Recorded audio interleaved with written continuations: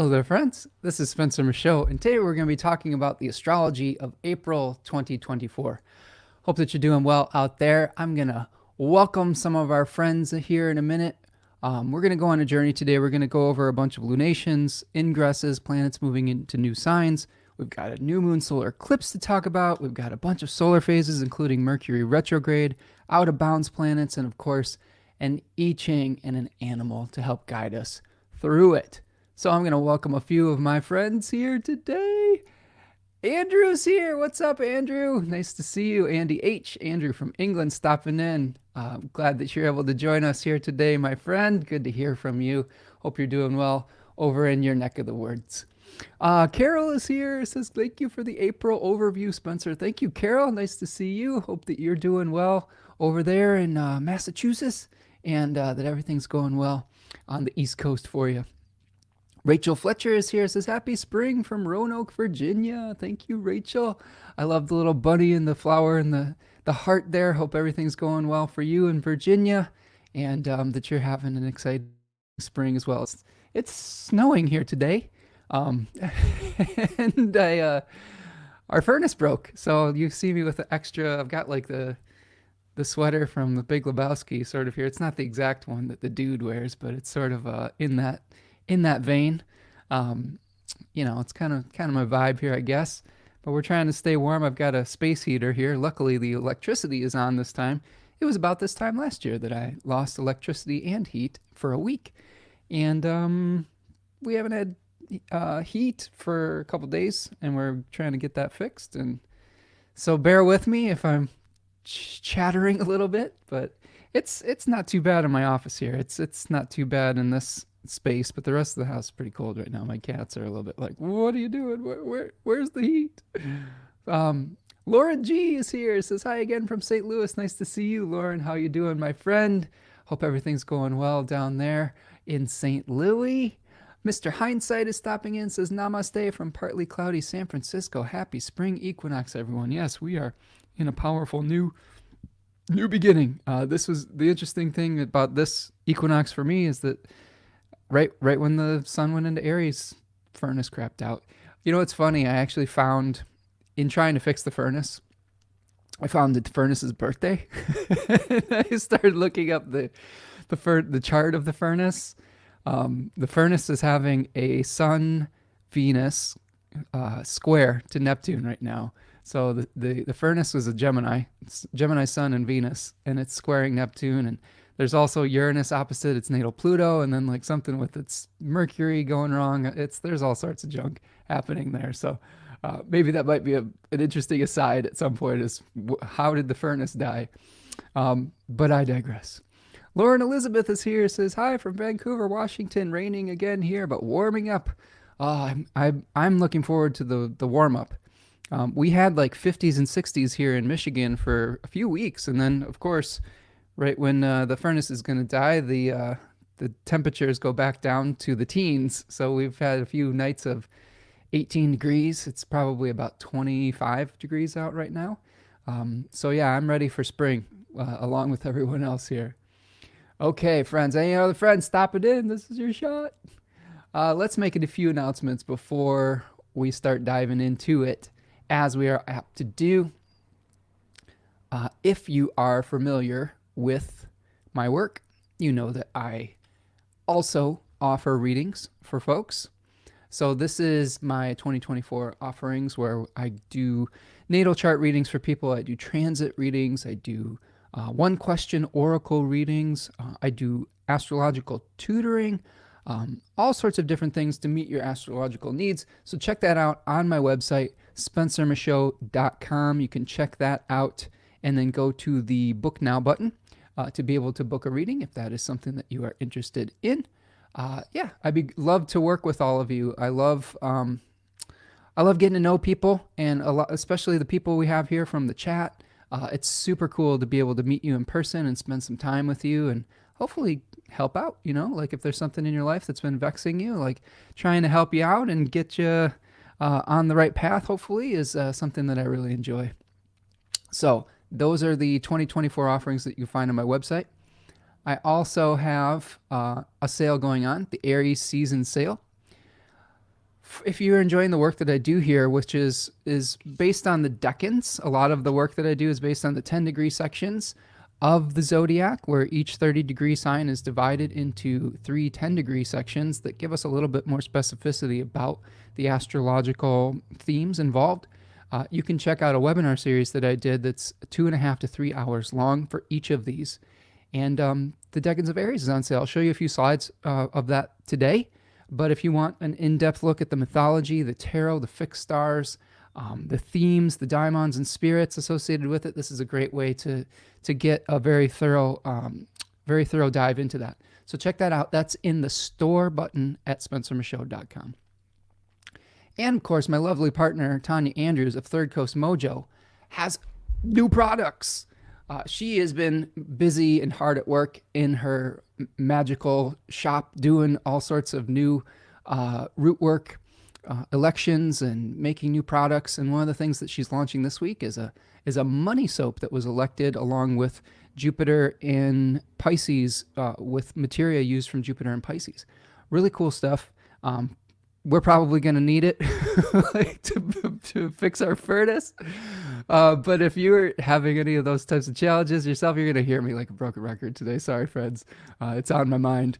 But yes, this could be a really good opportunity for you to have the wheel of fortune spin in your favor. So check that out at Third Coast Mojo, my partner's Etsy shop. Really cool stuff that she has over there. There's going to be new products coming as well. You can get updates on that if you sign up for my newsletter and for her newsletter as well, which is, there are links to that in the description of this video or this podcast. So check that out. Really great stuff. She is an amazing root worker and conjure practitioner. So please support her work. Okay, and then finally, if you are interested in supporting the work that I do today and contributing to the Fix a Furnace Fund, you can either buy me a super chat today in the broadcast today with the little $sign in the chat if you're listening live on YouTube, or you can buy me a coffee at buymeacoffee.com after the fact. It's a great platform that is very similar to Patreon, but it's sort of more of a one-off rather than a subscription. And all of those donations and gifts go a long way to helping me do the work that I'm doing, to pay our bills, to like maintain this really old house. We've got a late 1800s house that things have decided to start breaking in. So all of those things help just literally keep the lights on and the heat. So appreciate everyone who's been super generous in the past and has donated through Super Chat or Buy Me a Coffee. Really appreciate all of you. And I'm really grateful for this community and the people that are showing up. And the easiest thing you can do is like this video and subscribe to the channel and subscribe to the newsletter. But if you're in a position to do so and are able to make a material donation, it is always appreciated. So thank you, friends. Okay, those are the announcements. We've got a few people stopping in here. Rachel says, I hope your furnace gets fixed ASAP. Me too, Rachel. We've got someone coming on Monday to look at it. We tried to fix it ourselves yesterday, the day before. I can't remember time. What is time? Time is a flat circle at this point. We tried to fix the thermocouple, which is a common thing that goes wrong. The pilot light won't stay lit is the problem. So if anyone's out there as a furnace repair person and has any ideas, let me know. But the pilot light won't stay lit, and we tried to change the thermocouple, and that didn't work. And so now we're calling someone out. Maybe it's a broken gas valve. I don't know. That's out of my pay grade to change the gas valve. It's a 30-year-old Carrier furnace, and yeah, it might be. I'm hoping it's not time to replace the entire thing because can't really afford that. But yeah, I hope it gets fixed too, Rachel. But yes, we will soldier on today. Steven's here. Hello, friends. Hello, Steven. Nice to see you. How you doing, my friend? Stopping in from San Francisco. Dawn Fisher is here. Says hello, everyone from Mobile, Alabama. Hello, Dawn. Nice to see you. Hope you're doing well down south. Robin Nadira is here. Says hi, Spencer and community. Robin from Healdsburg, California. Looking forward to April. Yeah, we'll try to guide you through this April. Robin, I hope everything's going well your way. Hope everything's going well with your kitty. Robin has a kitty that is trying to heal up, and was just sending you love there, friend. We've got Corey stopping in from Iowa City. Says hello from snowy Iowa. So you're getting some snow over there too, my friend. Yeah, we've got like a inch to almost 3 inches possible today. I was hoping we wouldn't have to shovel or plow anymore, but them's the breaks, and that's the Midwest.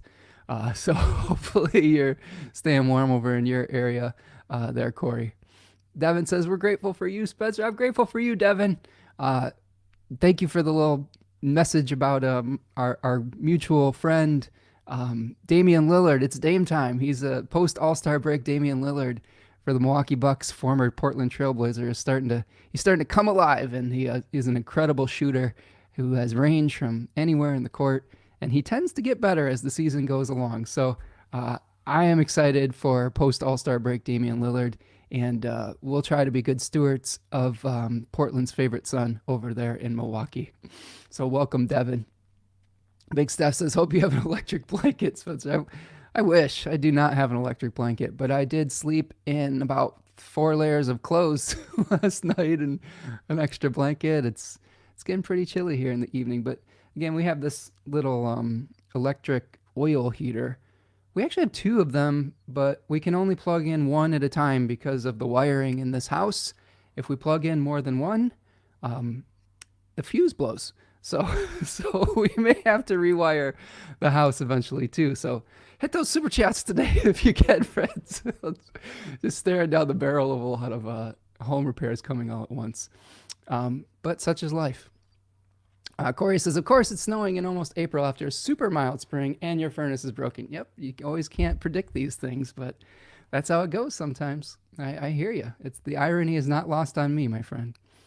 Susanna is here from Finland. How you doing, Susanna? Nice to see you, friend. Hope everything's going well your way. I enjoy following Susanna over on Instagram and seeing her beautiful kitty that looks like kind of like a Siamese type kitty, but with big fluffy patches behind its ears. He's a beautiful baby, and I'm so glad you're sharing him with us, Susanna. Corey says, P.S. we got 7 inches of snow over here. Oh my goodness, that's too many inches of snow, Corey. We've got probably 1 inch on the ground right now, but any is too much at this point. Stefan says, Big Steph says, get your dang Patreon going now. Yes, you know what, Big Steph, you're right, and that is probably something that's coming with the eclipse season for Spencer Michaud Astrology. So I'm going to try to figure that out, whether it's Patreon, YouTube membership, or expanding something through Buy Me a Coffee. But if you all have some suggestions about which platform you like and what kind of perks you might be willing to jump on board for, I'd be willing to community brain that as well. Because yes, it is past time for that. We invest a lot of time here on Spencer Michaud Astrology on the YouTube channel, and it's always a great way to support your content creators through something like Patreon, YouTube membership, etc. Maybe there's members-only Q&As that we can do, or ways that we can spend more time and connect together. I am totally open to that. And quite frankly, I kind of need to do that just for my own circumstance and being able to contribute to my family's resources and to be able to afford this old house that needs new stuff, to be able to survive. So good idea, Big Steph, and I am so grateful if you are able to jump on that once it gets going. Yes, Susanna gives the little kitty heart. Yes, we love your kitty, Susanna. Prudence is here. What's up, Prudence? Nice to see you, friend. I hope that you're doing well. You're away, I believe you join us from the Pacific Northwest, potentially. Hope that you're doing well, my friend. Always thinking about you. Let's see. All right, so friends, thank you so much for stopping in today and for spending your Friday afternoon with me. I will try to break this down in as much detail as I can. I'm going to try to keep it to about 3 hours. I know that sounds like a lot, but we tend to be long-winded here, but we've got a lot of ground to cover. And if I go too far past 5 p.m. Eastern time, I start to get tired and hungry, and the blood sugar gets low. I do have a little trail mix snack here today, so I'll try to chew away from the microphone if I need a blood sugar boost today. Okay, so friends, let's take a look at this. Let's look at some big picture thoughts for the month of April. The good news that we are experiencing today is that we have finally gotten past the malefic enclosure of Venus. As of last night, 7:09 Eastern Time, Venus escaped from the malefic enclosure of Saturn and Mars. with its conjunction to Saturn. It's been really tough for Venus-ruled things, especially for the Taurus and Libra-ruled areas of our chart. We've had a lot of movement in the Pisces area of our chart where we might have felt stuck and we've been trapped and banging our head against the brick wall. The good news is that part is over for now. The challenging news is that we actually have another malefic enclosure coming in April. And I found this as I was doing my notes. I have about 5 pages of notes here. We have a malefic enclosure of Jupiter coming at the end of the month, just as Jupiter is going to be conjoining Uranus. And I will break that down for you. I don't think it's going to be as painful as the malefic enclosure of Venus.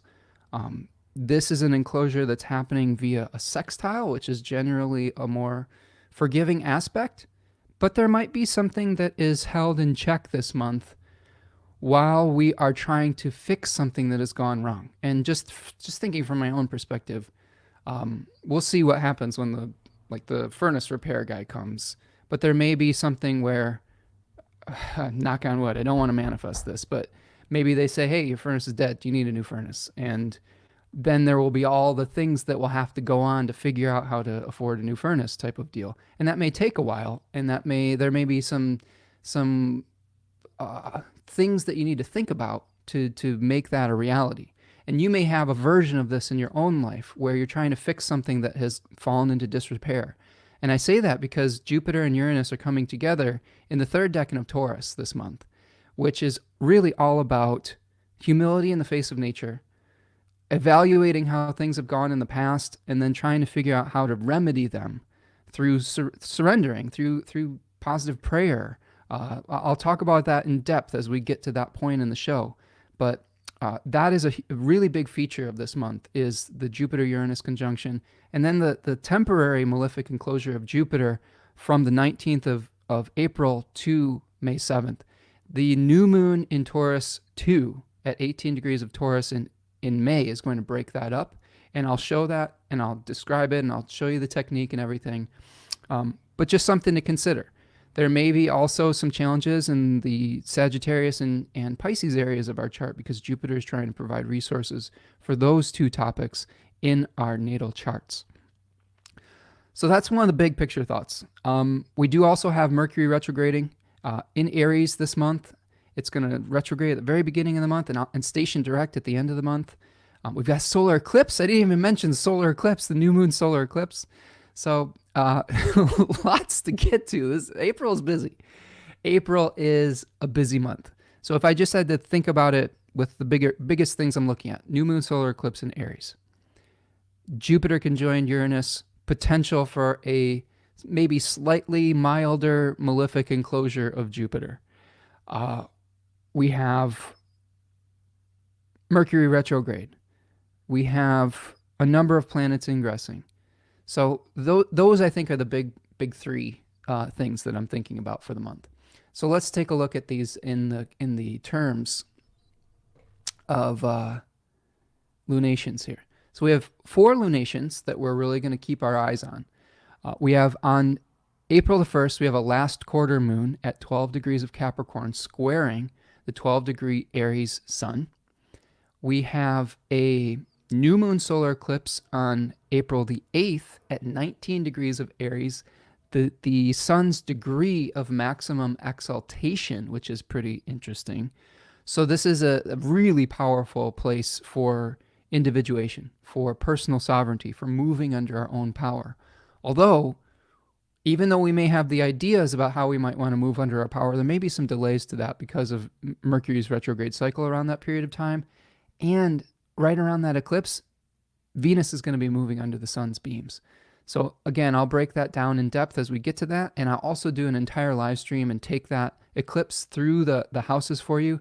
Maybe next week, maybe the week after. I'm trying to figure out if I should do if you'd be interested in a Mercury retrograde live stream, because that's going to be a big part of our month as well. So I'm going to try to figure out when the schedule would work with all of that.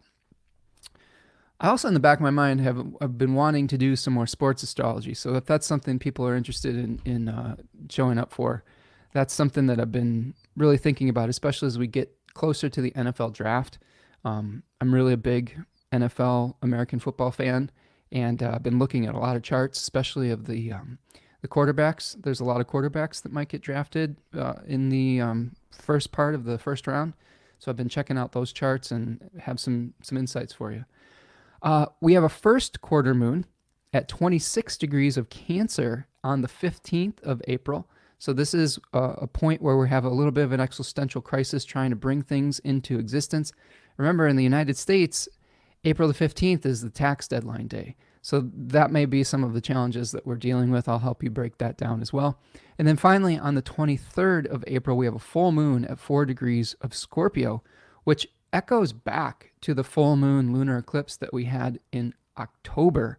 I remember personally, that eclipse was challenging for me because we got in a severe car accident around that period of time. This was around Halloween when we had that eclipse, and it basically totaled my car. And we're living with one vehicle now. We haven't been able to replace our second vehicle. So there may be some echo of that because it's in a similar degree, but in the opposite sign. So that's something to keep an eye on. So I'm just going to keep an eye on the chat here. Devin says, Jupiter and Uranus and my sun. We'll see how that goes. Well, hopefully Devin will be able to give you some guidance on that. I know you'll be able to survive it. You seem like a crafty dude and a survivor. So I'm not too worried about you, my friend. But yes, there's a lot of interesting things coming potentially. Steven says, yay, Sagittarius is my first house and Pisces is on my fourth house, busy taking care of home and body. Well, Steven, there might be a little bit of delays. There may be some things where we're having to repair something that has fallen into disrepair, especially with the fourth house. Maybe it's something with your home itself. If you're thinking about doing a renovation project, that might be something that comes up for you in April, and we'll take a look at that as well. Devin says, eclipse comet. Oh, that's right, Devin. There is a comet in the sky, isn't there? I'll have to think more about that. Comets are wild cards. So I believe the comet is green, question mark? I always look at the color of the comet and the area of the zodiac to think about what kind of thing we might see as a wild card. Devin, if you know the degrees that comet's going to be moving through, let me know. But if it is green, that tends to suggest a Venus style comet. So something that might be affecting us, of course, in maybe the Taurus area of our life with the Jupiter-Uranus conjunction and just some kind of wild card out of left field. Steven says, lunar eclipse at 5 degrees will conjunct my natal Uranus in the 11th. So something coming for you in the groups there, Steven. Mr. Hindsight says the sun will conjunct Chiron too. Yeah, that eclipse will break all those details down for you as we get to that part of the show at the new moon, Mr. Hindsight. So that's a good catch, though. Steven says the April 8th eclipse will hit my natal Mars with a 6-degree orb. Oh, no. Well, there will be some interesting martial significations that could pop up for you. Mariana Collins is here. Says, love the new features. Good to see your face in real time. Nice to see you, Mariana. Hope you're doing well, my friend. I miss your face. You should put your face in the chat here. If you update your avatar there, and then we'll get to kind of see each other's faces here. But I'm glad that you're here with us. Yeah, we've been working hard to update the aesthetics of the show. I'm using a program called StreamYard, and that has really helped me to share people's comments, to be able to label the things that I'm talking about so people are understanding the context of where we're at in the chat.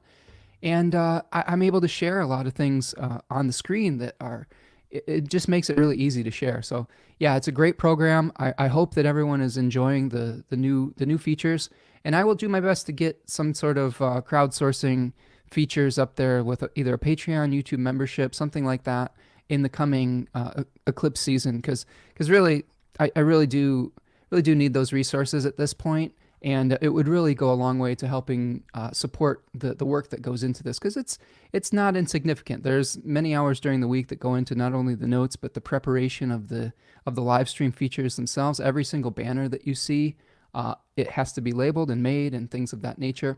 So it's just great to see you here, Mariana. Binoldel is here. Says, happy to be joining live this week. I'm not sure how to pronounce that, but BNLDEL. Nice to see you. Hope you're doing well, my friend. Candy Corn is here from Connecticut. I love that. I love that that screen name, friend. Nice to see you here as well. Okay, so those are our lunations. Ingresses.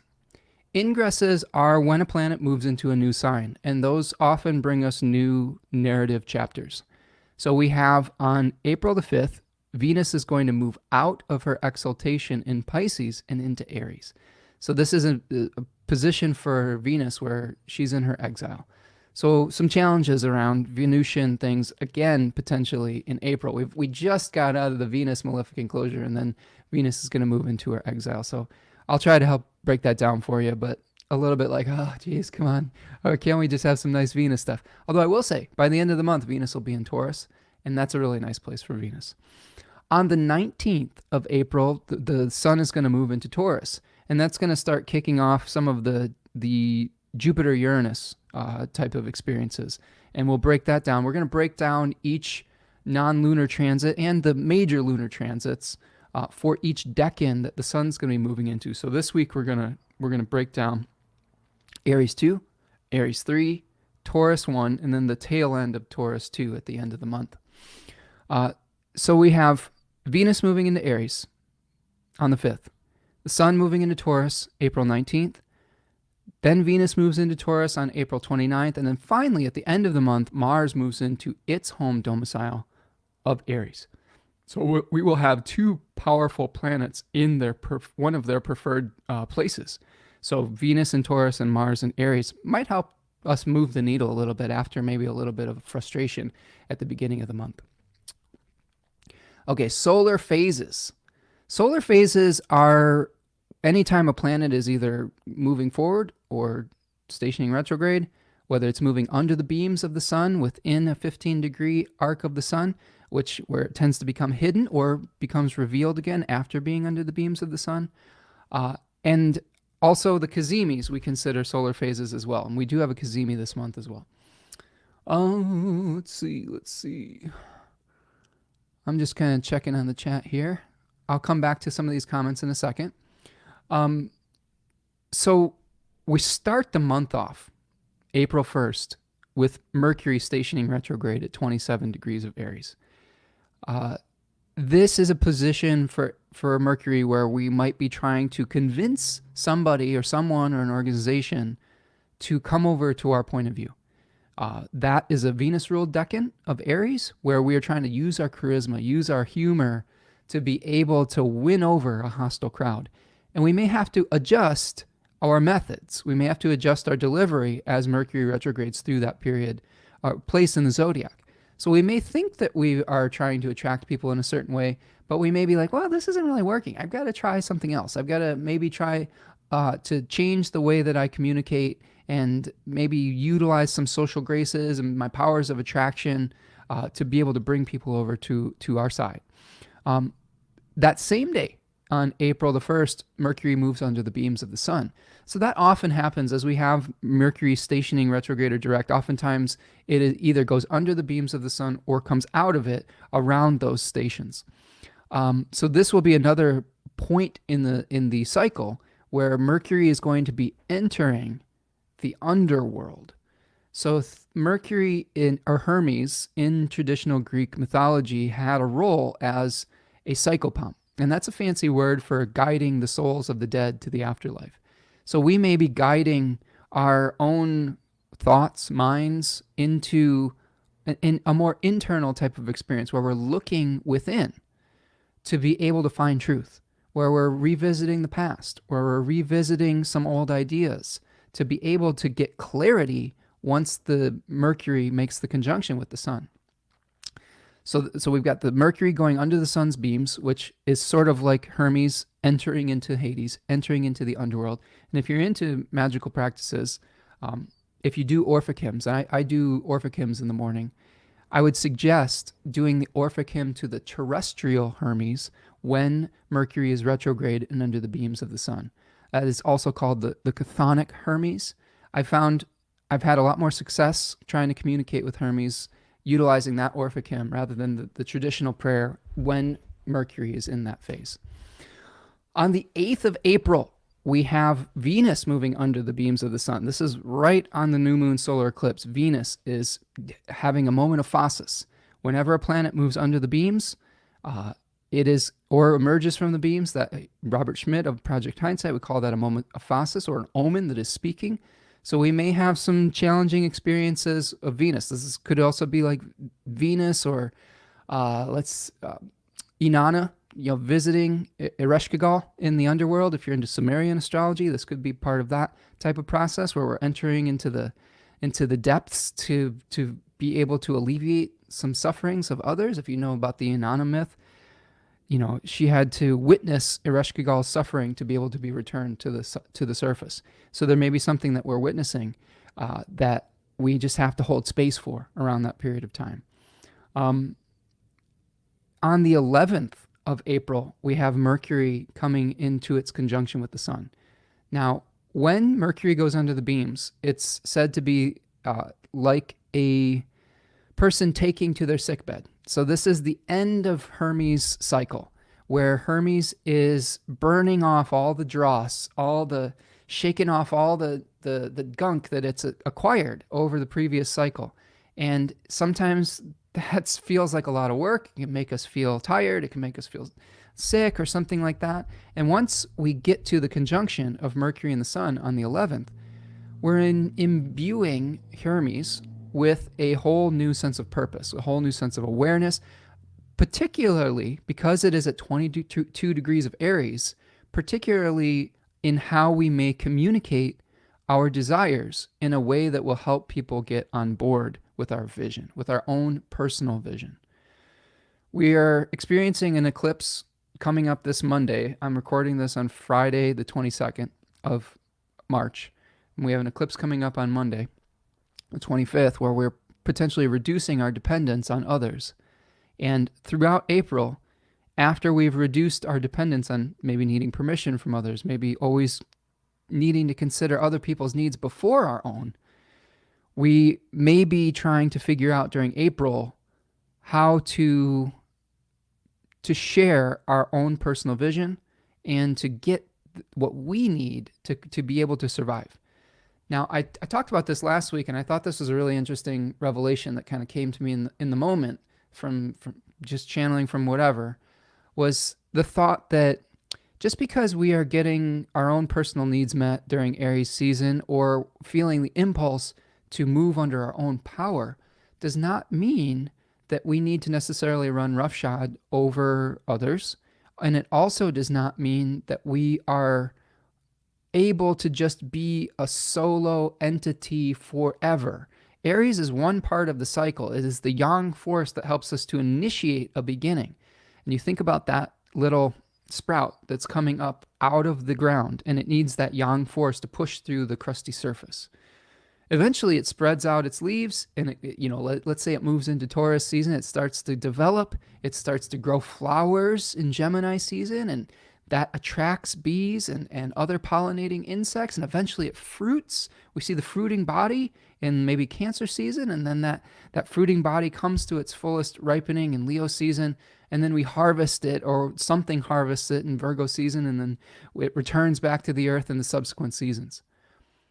That's a nature metaphor way of saying that the Aries season will allow us to be part of a communal structure, to be part of an ecosystem.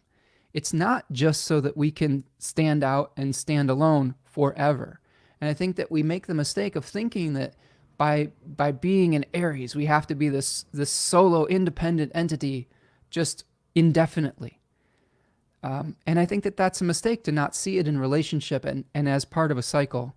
So that to me is something to really consider as we move into this month of April. But I do think April is particularly the seed trying to burst through the surface type of phase. On the 21st of April, Mercury will emerge as a morning star from under the beams at 16 degrees of Aries. So a lot of the realizations that we got at the Gazimi, we will start to be able to utilize them, and they will start to become visible in our everyday life. And then finally, on the 25th of April, Mercury will station direct at 15 degrees of Aries. So we might just see some of the themes starting to emerge on the 21st, and then we might see some motion forward within those themes, in being able to share our own personal vision when Mercury stations direct at 15 degrees of Aries. So those are the solar phases. And then finally, what we like to do on this channel is we talk about the out of bounds planets as well. We don't have any planets besides the moon out of bounds. So we will make sure that we shine a little spotlight on that. So we have the moon out of bounds from April the 1st to April the 3rd, April the 11th to April 16th, and then finally at the end of the month from April 25th to April 30th. And remember, moon out of bounds periods are when the moon is moving outside of the normal path or declination, north or south of the ecliptic, that the sun would normally take. And those periods can feel like a wild card. They can feel, in the case of the moon, we may be having emotions that are outside the norm. We may be feeling like we're pushing our bodies to an extreme. We may have some stresses in our life that make us extra tired. So giving yourself extra space for self-care and for allowing cathartic expressions of our emotions during those period of time could be really helpful. And it's sort of like releasing the steam valve. So if we're feeling like, oh, my body's just not feeling right, I'm feeling like really intense emotions, my dreams are intense, my memories are really flooding back, it could be potentially because of the moon out of bounds. Okay, those are the big picture thoughts that I have for the month of April. Let's start looking at it in depth. I'm going to go back to the chat and check in with all of you.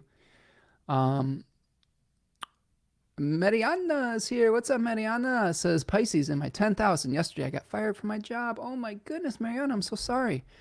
I used to work in the National Institute of Cinema, and it's part of a totalitarian government politics. I might be going abroad for new adventures. Love from Argentina. Argentina? What is the proper pronunciation down in Argentina there? Do Argentinians do the TH with their pronunciation? I know that might be a Spanish thing, like Spain, Barcelona. But I'm sorry to hear that, Mariana. I'm sorry to hear that you lost your job. But I hope that you're safe and that you're getting everything that you need. There is definitely political unrest in a lot of different areas of the world right now, and I'm sorry that you're going through that in your neck of the woods. And just wishing you peace and safety and the ability to get all the resources that you need. And maybe this is a new adventure for you, being able to go abroad, and maybe there's new opportunities in a place that might be more sympathetic just to your sense of self and to your vision. So sometimes good things come from these negative circumstances, but again, just I'm sorry to hear that, and I hope that you're able to land on your feet, friend. Yeah, Steven, sending you love too, friend. Corey says, I don't give a flap about the royal family, but it will be interesting to see if things fall apart. That is interesting, right? I really haven't been paying too much attention to what's going on over there. But an eclipse around the sun, yeah, you know, the degree of exaltation of the sun, I should say. There's always eclipses around the sun, right?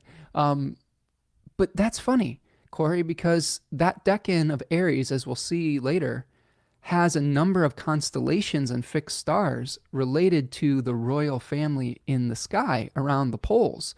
So we have Cassiopeia, we have Cephas, the king, we have Andromeda, the princess. These are all the royal family around the pole that show us different fixed stars around that 10 to 20 degrees of Aries place. And this is a lot of the reasons why we have significations around royalty in that decan in particular.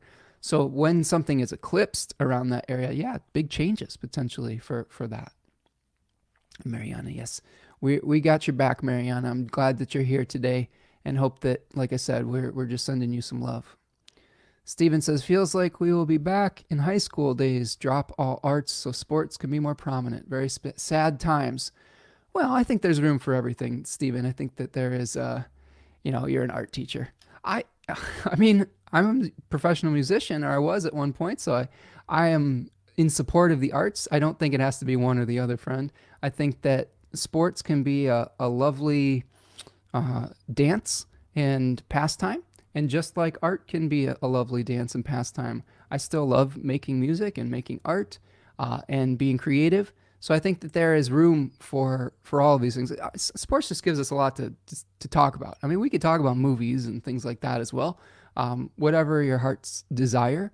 And as a Venus and Gemini native, I think I have an interest in a lot of different areas. But yeah, I think that it doesn't have to be either or, friend. Painted Turtle says, I need to know more about the comet. Hi, Spencer. Hi, all. Yeah, I haven't looked totally into the comment here, but Devin has our back here. So I'm gonna defer to Devin's comment here. This looks cool. Devin says the Devil comet is green and is going to be in tropical Aries, closer to the second half. It's swinging through Andromeda and will hold in the constellation of Pisces, late tropical Aries. Ooh, interesting. Okay, so Devil comet, that's interesting. I think, again, the color, what I've learned about comets is that they are wild cards, that they are shocks of bringing some new situation that we just couldn't foresee. The color is important to the ancients, and green traditionally associated with Venus, so Venusian influences. Having it be in tropical Aries, maybe there are challenges around leadership, around personal sovereignty. Maybe there is a burst of awareness that helps move us into a position of empowerment that we couldn't have foreseen. Oftentimes we get frustrated because we just can't see the answer on the other side of something. And as much as we try to understand things through the lens of astrology, life sometimes sends us surprises, and comets can be that. Comets can be these like, wow, I didn't see that coming, you know? So thank you, Devin, for helping us out and sharing this here. Yeah, Payne says, Devin, this is very interesting. Looking into the second Decanic Tarot of Aries. Just recently was looking into the relationship of Mars to the Sun. T. Susan Chang has a great look into it. Yeah, Susie Chang has an awesome book. I have it right next to me here, 36 Secrets, which is an exploration of the decans. It's a nice companion book to 36 Faces, which is Austin Coppock's classic work. I draw very heavily in the Decans webinars and the work that I do here in the live streams on both of those authors, so I want to make sure I continue to give them credit and shout out, as well as some just my own ideas around it. But yes, those are amazing authors to be able to draw upon. Mariana says, thank you. It's always nice to meet here. Well, I'm trying to create a safe space for everyone and a place, maybe an oasis, where even though we might be going through some challenging things, we're going through it together, and we can at least be witnessing to one another. Like, you lost your job this week, our furnace broke. I mean, there's all sorts of things that are happening to everyone in real time, and it's nice to be able to kind of support one another through those challenging times. Big Steph says, how about Green Fairy? That sounds like less frightening. It's just the fog of absinthe. Oh, that's funny. Well, I don't name them, Big Steph. I don't name them. But Devin says, yeah, I feel like it's highlighting crisis, Andromeda, and how to bring opposites together, Pisces.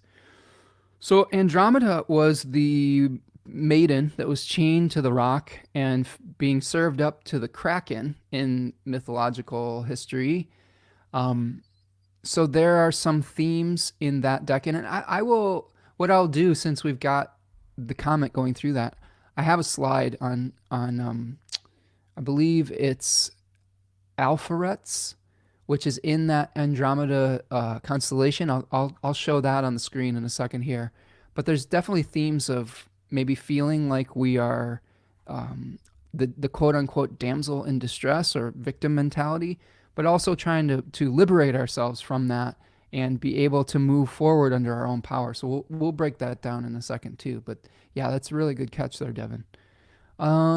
Susanna says an absinthe comet. Ooh, boy, that sounds like it's a little disorientating, potentially. Painted Turtle says, I'm thinking about the symbolic devil card in the tarot. Oh, that's a good catch. I like that.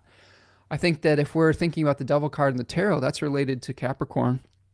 And maybe feeling overly attached to material reality and feeling bound to material reality. And that may work in tandem with the Jupiter-Uranus conjunction where we may have to surrender to forces that are greater than ourselves, like nature. I know a lot of the things that my partner Tanya and I have been talking about recently is how do we make our house more ecologically resilient to the effects of climate change.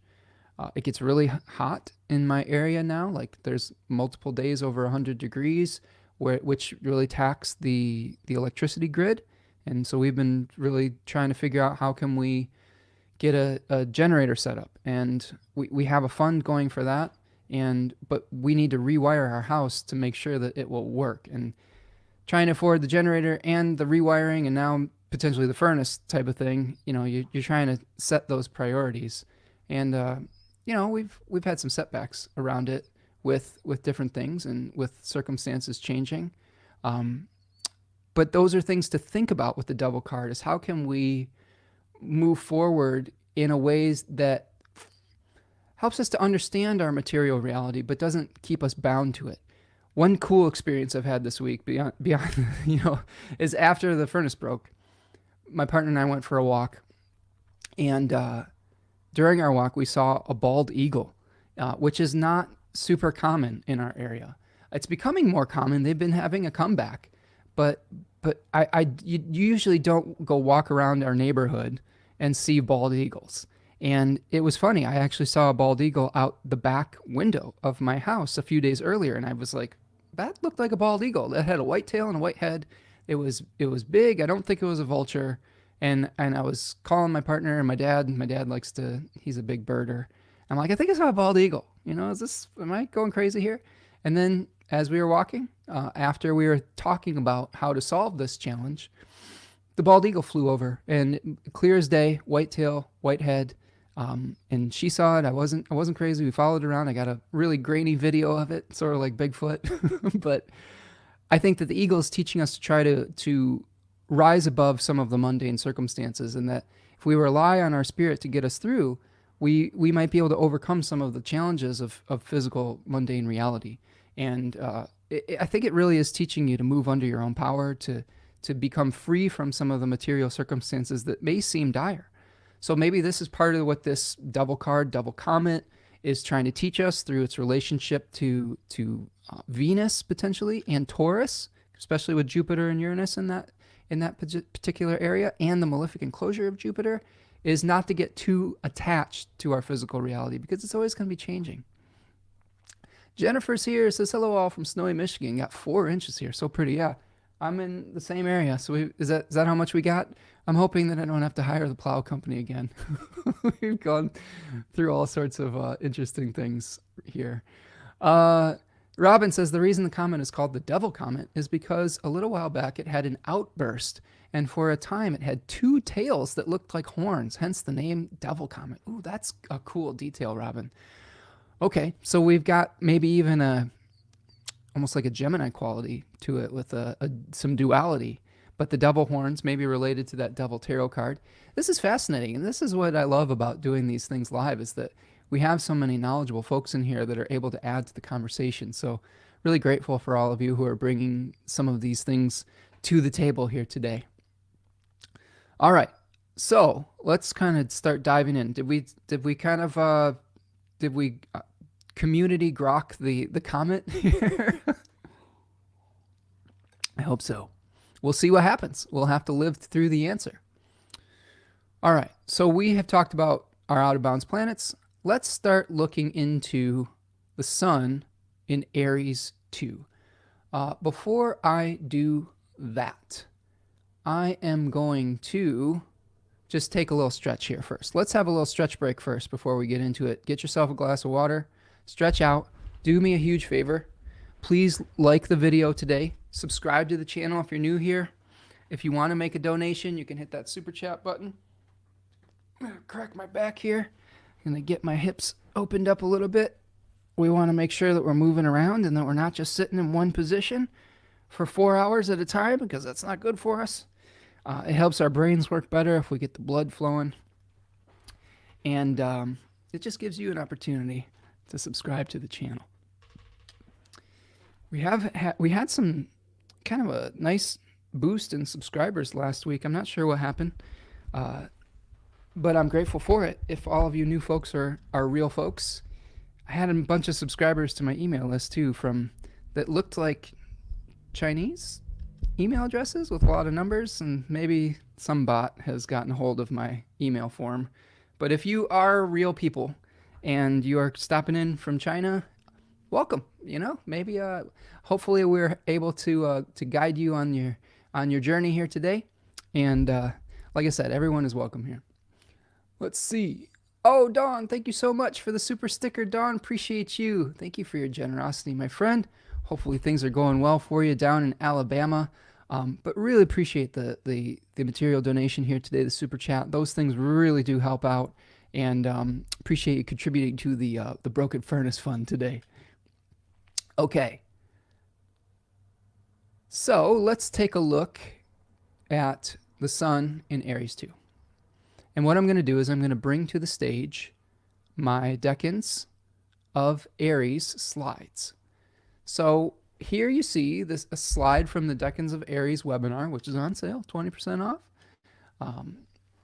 And we see the Three of Wands represented.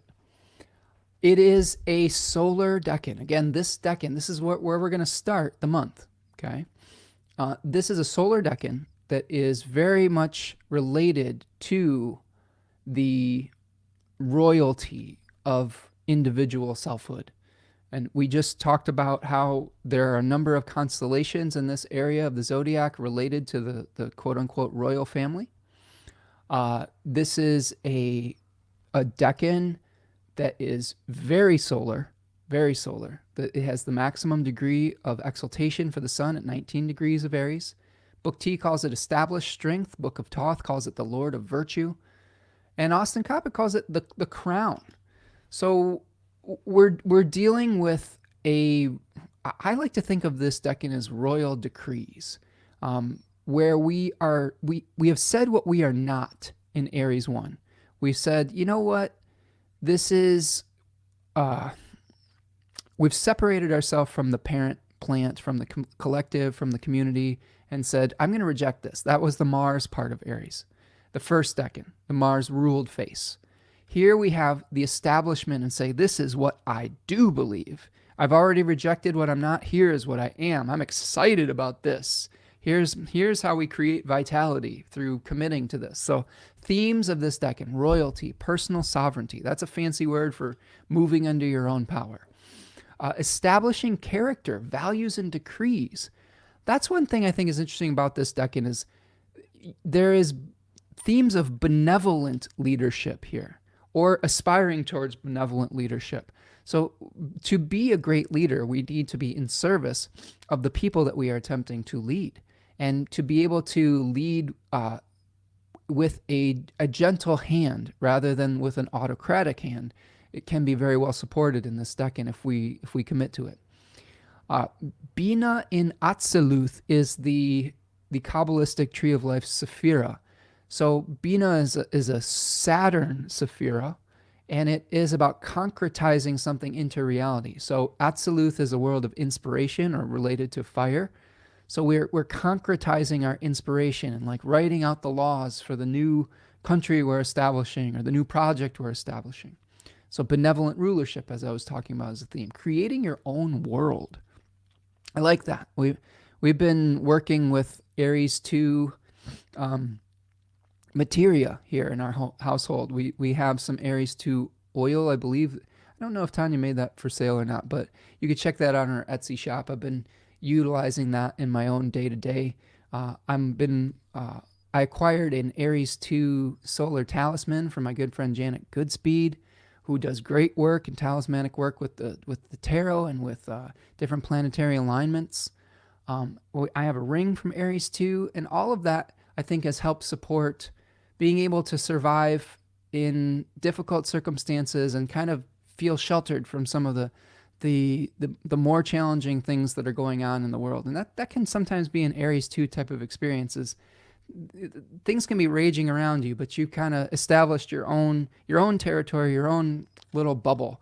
Now we have to be careful of that energy, that we don't get too lost in our own bubbles, that we aren't participating in society, or we aren't sticking up for people who need us, the oppressed, and things of that nature. But there are some times where this can be advantageous. Unfurling our leaves, a period of active growth could be a theme. Again, this is a very yang energy, a very active energy. So questions you can ask yourself during the Sun and Aries 1 period. How can you clarify or announce your values?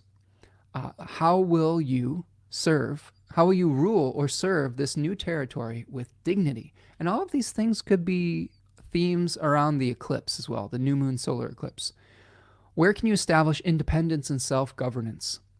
Where do you make your own rules? Remember, we are reducing our need for permission at this full moon eclipse coming up, maybe even through the legal system, right? Maybe there's a law that we're trying to enact that will help empower us. What skill set does healthy leadership require? You know, leaders are made. They're not always born. I mean, sometimes you're born with leadership skills, but you can learn those skills. And sometimes it's just through trial and error. So this is something that you can learn how to be a great leader. And finally, how do you take responsibility for your own power? You know, we talk about Spider-Man with this, right? With great power comes great responsibility. If you just wield your power selfishly, you can do a lot of damage. And eventually you can create the seed of your own undoing. This is something that I've had to learn this personally the hard way, and I've seen this a lot out in the collective. Is if you wield your power indiscriminately, you're really seeding the revolution against you, and you're seeding people to not want to support you. So even a leader who seems very powerful and seems like they're moving under their own power, they're always in relationship. So keep that in mind if you have strong Aries placements, is regardless of how strong you may feel, you're always relating to something. And it is helpful if you're able to relate in a benevolent fashion that also helps you get your needs met. Okay, so that is Aries 2. And I promised that I would show you the fixed stars here. So we've got Aldebaran related to Cepheus, the king. Okay, wise leadership, dignity, benevolent use of power. That's at 13 degrees of Aries, excuse me. And then we have Alpheretz, which is in the constellation Andromeda, where that comet apparently is going to be moving through. So we have Andromeda, the daughter of the king, the damsel in distress. Other fixed star scholars have related this fixed star to speed, freedom, and independence, and working well under pressure. You may have your fight or flight instincts activated. There may be also a desire to take risks and to have an adrenaline rush. But to avoid some of that, we have to avoid falling into a victim mentality, right? To wait for someone to rescue us. This fixed star is utilized well when we are able to say, you know what? The cavalry's not coming. I need to act under my own power if I want to fix this.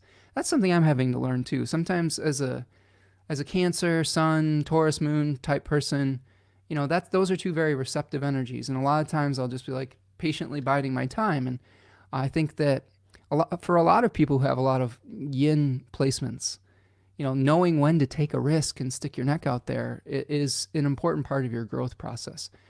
Knowing when to be patient too is important. So these are factors to balance out in our own life.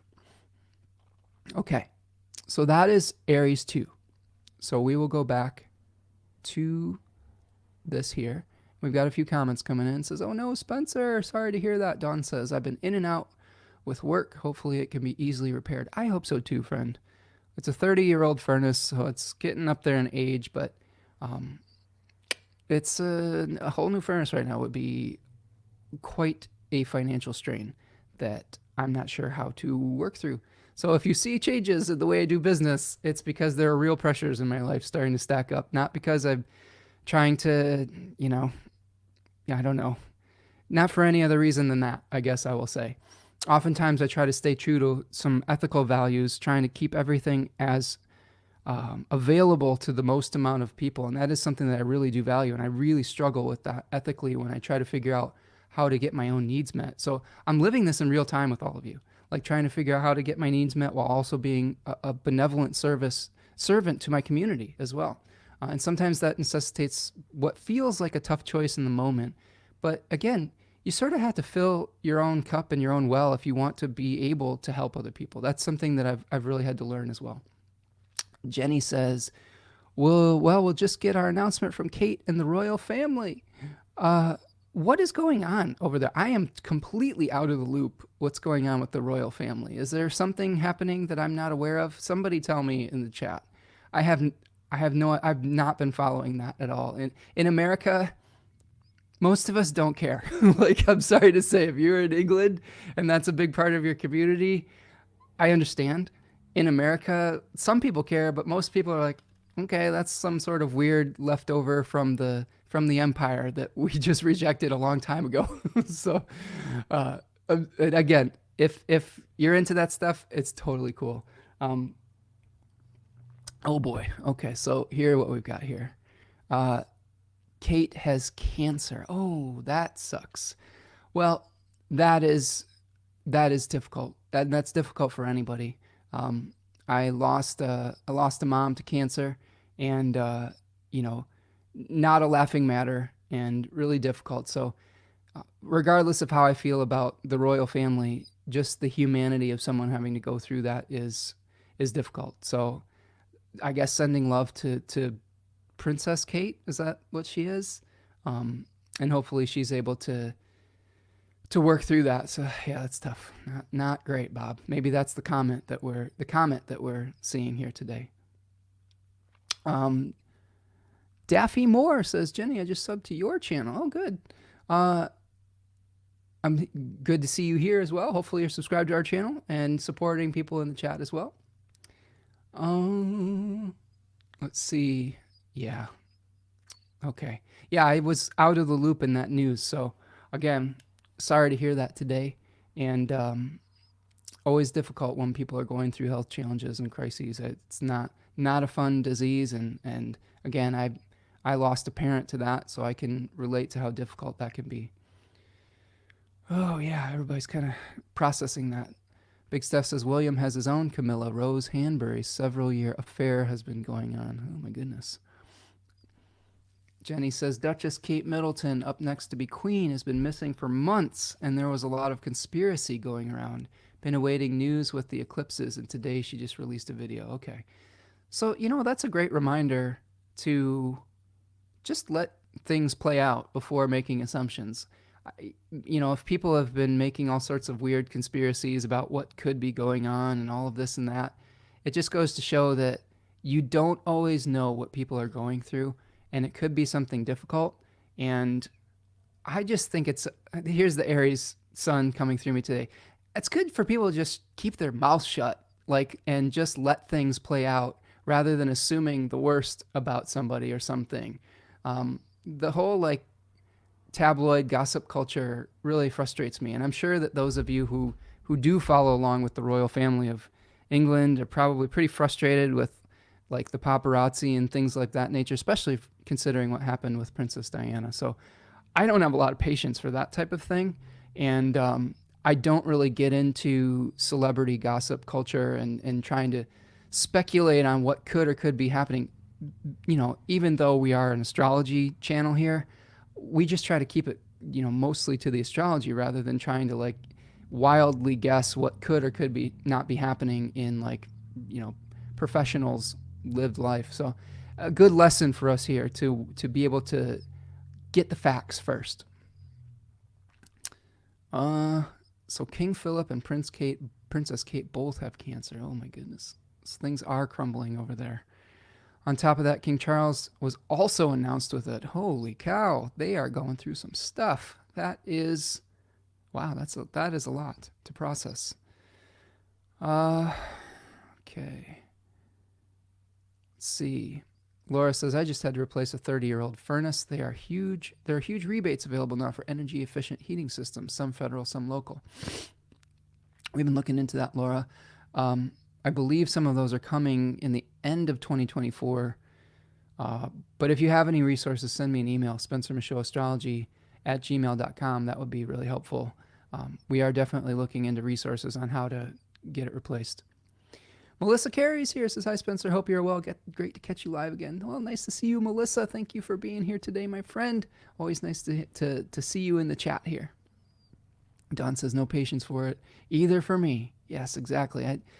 Again, certain things, we all have our things that we go to pass the time and to take our mind off of things.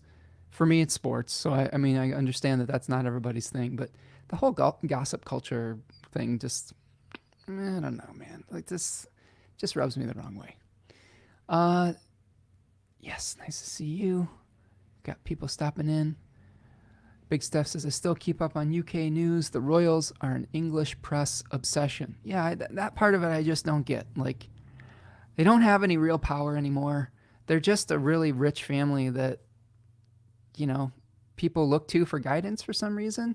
I don't really understand it. But again, I'm American. Like, I'm in the country that is descendant from the people that were like, screw you, we're not going to be paying your taxes anymore. We're going to dump your tea in the harbor, and we're going to go do our own thing. And we're not beholden to the empire anymore. So as an American, like, the whole royal family thing, just, it's ingrained in us maybe to be like, screw them. They kind of suck. And rich people like that, they shouldn't have that much power. I think that their power should be deracinated on some level. I'm not even sure that the quote unquote royal family should even exist anymore, to be honest with you. So that's my personal opinion on it. And it's coming through a much more community orientated American lens. So I'm not trying to offend anybody over in England if that's something that they're really interested in. But again, it's just not my thing. Steven says, gossip culture, thanks to Gossip Girls and Mean Girl movies. Yeah, that's classics. Deflects from Brexit and god-awful Tory government. That's a good point, Big Steph. I think that there are real issues that European parliaments like England's parliament are trying to deal with. And you're right, it's just a huge distraction. It's just a celebrity culture distraction from getting people the help and services that they actually need. It's a dog and pony show. So anyway, all right. Devin says, can't help talk about royals worth an exalted sun, with an exalted sun, I'm assuming. Yeah, that's true. I think that hopefully we're moving with Pluto and Aquarius. I really do think that that's starting to put pressure on the idea of royalty being in opposition to the Leo planets or the Leo house, where we're hopefully redistributing power and resources to the community, to the masses, rather than amassing it in one particular family or lineage. And I would say the same exact thing about the oligarchical billionaires in America and around the world. I think that that's a similar type of energy that we shouldn't have. Like, there shouldn't be billionaires, just like there shouldn't be kings. So I think that that's where I stand on that. Prudence says the U.S. traded up for celebrities. Yeah, I mean, we have celebrity culture here too, and I'm not super into that either. Well, I'd be happy to get rid of our American royalty too. Ours really suck because they do have the power. Yeah, the oligarchs, right? The billionaires. And they should probably be dismantled from their thrones as well. Astrologically speaking, Jenny says it's interesting because you can still watch the royal archetypes and the effects with transits. That's true. Even though we might want to dismantle some of the negative distractions and or challenges of autocratic power, it is still an archetype, and it still is something that shows up. So that's a good point. Big Steph says that's a problem. UK leaving the EU is insane. Yeah, I didn't really understand that one, and I don't want to get too distracted with that because I know that people have a lot of different opinions about that. But I think that from an outside perspective, with someone who doesn't completely understand all the ins and outs of it, it looked like a pretty difficult move that was rooted in xenophobia and racism. And anytime an action is taken with those things in mind, it's probably not going to work out very well. So I hope that they're able to repair things for a lot of my friends living in the UK that are kind of suffering from that decision. The Irish leader stood down yesterday. My goodness, we've got all sorts of things happening. My goodness. Do you know what part of the sky the comet will show up in? Yeah, Jennifer, Devin helped us with that. It should be moving through late Aries, early Pisces, potentially through the Andromeda constellation that we just kind of looked at Andromeda as a potential for fixed star types of things. And it's going to be green, so it might be related to maybe Venusian elements. Okay. Oh, yeah. Don't get me started on all of that, Big Steph. That's another quote unquote royal family that needs to be dethroned. So I'll leave it at that. Let's keep going. So let's start looking through we're getting spicy near eclipse season here at our full moon. I'm going to share my screen and we're going to start looking at the astrology. At the end of the day, friends, I understand that we need to contextualize all of this within our lived experience. I think that when we start going down too far down the rabbit hole of politics, celebrity culture, all of that, we run the risk of getting distracted and of coloring the astrology through a particular subjective lens that we may not need to do that necessarily. Those of you who follow my channel have a pretty good idea of where I stand ethically, and a lot of the people that disagree with my ethics aren't here anymore. And that's okay. Like, and if there's other people here that don't agree with like my political viewpoints, you know, if you're able to express your opinions with kindness and with logical reasoning, that's okay. But at the end of the day, I think it's easier on an astrology channel to keep it more about the astrological archetypes themselves. Although we have to sometimes contextualize these in our lived experiences. We may disagree about what the astrology is saying about those events, but as Jenny was pointing out, it is, it's undeniable that some of those themes are still speaking. And as Devin was saying, like about the royal themes related to an eclipse season where we have the exaltation of the sun. So great catches, folks. I'm not trying to dismiss anybody's viewpoint or opinion with all that. I'm just trying to stay focused as best I can. All right. And I want to keep this a safe space too. If we start getting too far down those rabbit holes, eventually that can lead to some spicy interactions that I hope to mostly avoid on this channel. And it's Aries season, so we're allowing a little bit of it. But yeah. So here we're looking at April 1st. The sun moving through Aries 2, which is going to be happening from March 30th to April the 9th. So the beginning of the month.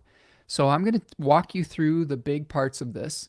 And really the biggest part that we're seeing on this particular day, and I need to pull something up. So what we're going to be seeing in this first day of the month is Mercury is going to station retrograde. So if I move forward a few hours, and that's going to mess up my thing here, but here is when Mercury is going to station retrograde. There it is. It's in red.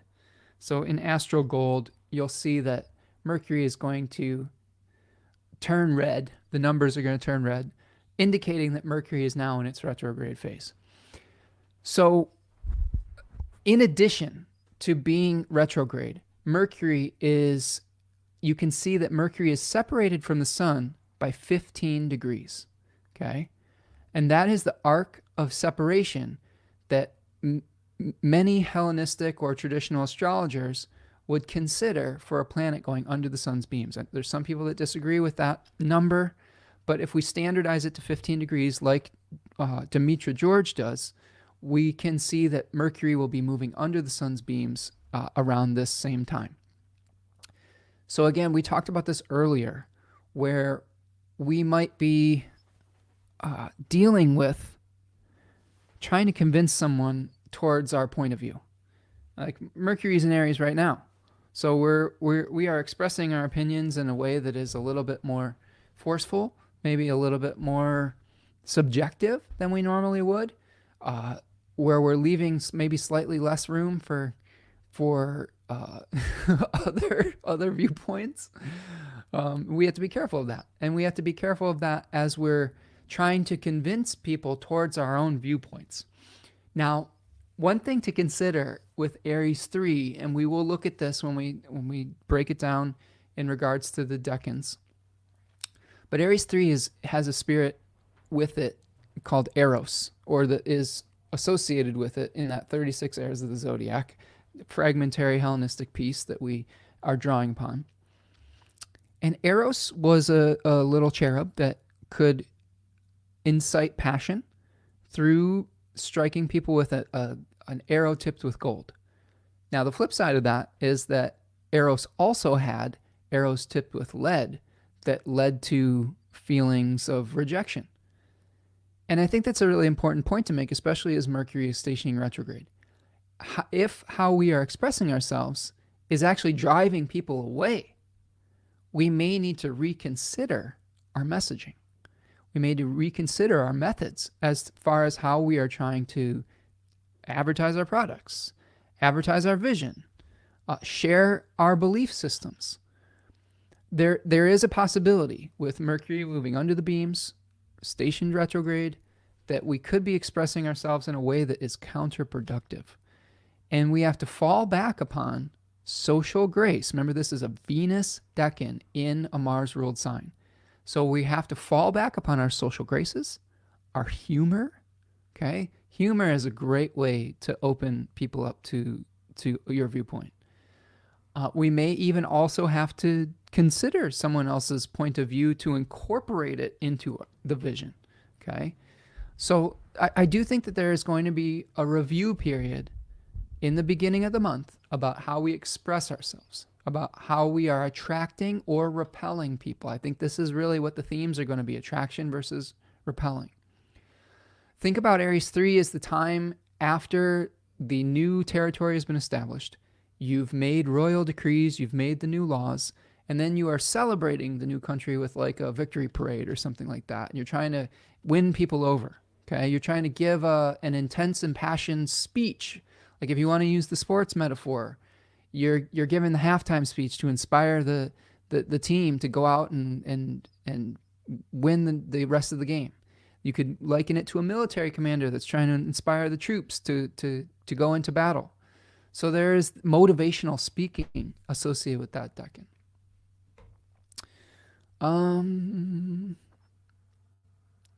Okay.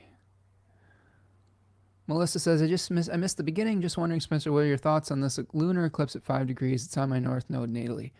Melissa, in the interest of time, I'm going to guide you back to last week's live stream where I broke down the full moon lunar eclipse through the signs. I spent about 3 hours on the lunar eclipse, and I did one for each individual rising sign as well. So I don't have a ton of time to go back and over that today. The gist of it, though, is the moon is going to be conjoining the south node opposite the sun in Aries.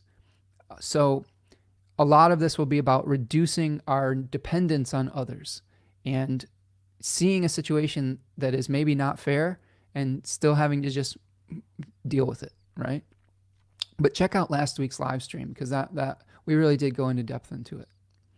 Prudence says, there's DBT, interpersonal effectiveness, for anyone who could use scripts for dealing with humans. I could use some scripts for dealing with humans. I think I do okay, but it can be a challenge sometimes. So thank you for those resources, Prudence. Jennifer says, Mercury retrograde will hit my sun in Cancer and Uranus and Leo and my Gemini ascendant. Oh my goodness. Yeah, I hear that. It will be squaring my natal Mercury, so I'll have a Mercury square during that. And sun square. It'll turn direct square my sun exactly. So we'll see how it all works out. We'll live into the answer together. So that Mercury retrograde at the beginning of the month, it's going to retrograde all the way back to 15 degrees of Aries. And it is going to station direct on the 25th of the month. So it will emerge as the morning star before it stations direct at 16 degrees of Aries on the 21st. So keep in mind, there's a cycle. We've got the retrograde on the 1st. We have the Cazimi on the 11th. And then we have it emerging as the morning star on the 21st, and then it stations direct on the 25th, if you're trying to think about the different stages of this. And again, we talked about Mercury as being a psychopomp, having to go deep within or underground or into the underworld or into the past to unearth some truth that can help us move forward. So you may have to go back and revisit how you may have communicated with someone in the past that may have driven them away. We may not realize sometimes how the way that we were in the past might have damaged our relationships. And this might be an opportunity to revisit some of that so that we can communicate in a healthier way moving forward. Melissa says, no worries, Spencer. I haven't been around lately. I will watch after this live. It's great catching up with you. Yeah, Melissa, no worries on your end. I mean, I'm totally not trying to blow off your question. I'm just, we have so much ground to cover here that we don't have time to really dive into that at great depth today, especially because we had it about 3 hours on it last week. So I do appreciate you being here, though, friend. And hopefully that will answer most of your questions. And send me an email at spencermichaudastrology@gmail.com if there's any more things that come up for you. Benel Dell says, my little Aries sun, moon, Uranus, and Mercury, all within that first 4 degrees. Birthday today. Happy birthday. Spent the last 2 days making Lego bows, crossbows, and slingshots. So that's perfect for the Aries stellium that you have. So happy birthday, friend. And I'm so glad that your birthday coincides with Venus escaping the malefic enclosure. So maybe that will be baked into your chart, or won't be baked into your chart. And I wish you luck for the solar year ahead, friend. Yeah, Steven says, cross those T's and dot those I's. Mercury retrograde time. Review, redo, revise. Yeah, and the types of things that we're going to be reviewing are how we communicate with others and communicate our own passion. Yes, we've got birthday wishes for you, friend. Okay, happy birthday. Happy birthday. Love it. You're kind, Melissa. Thank you for being here today. Okay. So that's our Mercury retrograde. The same day, the 1st, I'll make it a different color. Let's make it blue. That same day is our last quarter moon. So you can see here, we have a square between the sun and the moon with the moon in Capricorn. So if we think about this as, if we contextualize all of it together, okay, we can't just necessarily think of these things individually. They're happening in tandem with one another. So Mercury is stationing retrograde the same day that we're having a last quarter moon. Now, last quarter moons, according to Dane Rudhyar, are sort of like existential crises. And Dane Rudhyar has a lot of good books about the lunar cycle. Demetra George builds on that. The last quarter moon in Capricorn, we have the moon in its exile. This is not a comfortable place for the moon. The nurturing that we hope to receive, the Cancerian type nurturing, is hard to come by in a Saturnian sign. So we may feel like to be able to get the support that we need for our vision, the sun in Aries 2, okay, that we're just working within difficult territory, that resources aren't necessarily available. That decan of Capricorn, it's a Mars-ruled decan. It's like Mars is exalted in Capricorn. Mars is a difficult planet in relationship to the moon. There's just a lot of hard work and toil associated with that. And there's also hubristic visions. So what I would caution you against is having too much of maybe having too difficult of a dream that you're trying to achieve. Maybe you're trying to climb a mountain that's slightly too high, and be a little bit more realistic about, your own needs and vision. You may also find that the environment or your body aren't necessarily up to the task of what your spirit is trying to achieve. Like the spirit is exalted in Aries, right? If we think of sun as spirit, but the moon is the body, and the moon is tired. And especially in a waning moon, the body could be just like, man, I've been grinding. I really want to start this new project, but I've been grinding away. So at the beginning of the month, reconsider your passion, reconsider how you're communicating, give yourself a little bit of space and time. Remember, Aries is a cardinal fire sign. That means it's great for initiating something in a passionate way, but it is not a sign that's known for sustaining energy over time, which Capricorn is. So there may be an existential crisis about, how do I sustain this passion over time? How do I not exhaust myself in this new project that I'm trying to commit to? So those are some questions that we'll be asking ourselves on the 1st as well. Okay, let's keep going. All right. Shed and release, Jennifer says, that last quarter moon. Absolutely. Maybe there's some responsibilities that you need to shed so that you can make a new start at that eclipse. See, this is another way to think about that. Getting rid of hubristic visions so that we can make a new start at the new moon eclipse. So that's a great point. Oh, let's see. Benel Dell says, my baby is now 12. Got to start being the CEO of my own life soon. Yeah, I feel you on that, friend. My baby is 20, and I'm trying to become the CEO of my own life again. It's hard. It's tough to have a shift in consciousness, but after trying to find your way through the dark a little bit, I think we eventually start reconnecting to the things that we felt that were just us, right? Instead of just having to live for our children on some level. It's not healthy just to live for your children. It's good to be good, providers and teachers and stewards for your children, but to just make them your only purpose in life, then when they move out and start living their own lives, then where does that leave us, right? It leaves us feeling a little bit lost sometimes. So, but it's a process, friend. So Melissa says, wow, Spencer, I feel like you're reading my mind. I'm a Capricorn sun and Leo moon, Aquarius rising. Pretty much done for, really. Well, I hope that at least we're guiding you along the path right now. Capricorn sun, Leo moon, all sorts of great combos out there. That's similar to my daughter who has a Cap sun and a Sag moon. Okay, let's keep rolling, friends. Let's keep on rolling. Rolling, rawhide. So we go forward to the 3rd. And keep in mind that the other thing I didn't mention about the beginning of the month is that the moon will be out of bounds from the 1st to the 3rd. So the beginning of the month, that last quarter moon, Mercury retrograde, it might just all be a little bit much on our bodies, on our emotions, and we might be feeling tired and a little bit extra emotional. Okay. So now we've gotten to the point where Venus and Neptune are coming together. Oh, look at all of you supporting one another. Feeling that too. It says Jennifer, getting ready to retire and figure out what's next. Absolutely.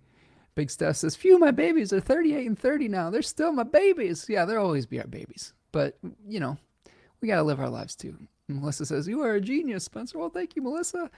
I try my best. I don't know about that, but I try my best. And hopefully people are getting something out of my musings here today. But I'm just grateful you're here today, friend. Mr. Hindsight says, but I've always felt once you have offspring, life isn't about you anymore. Yes and no, Mr. Hindsight. I think that sacrifice is a part of parenting, but sacrificing everything for parenting, I don't think it's healthy. I think that puts too much pressure on a child. And I think that when you make everything in your life about that child, you have lost a part of yourself that's really important. I think that just like any relationship isn't about sacrificing all of your individuality for your partner, the same goes true for your children. The children are always watching you, and they're always watching and learning from you.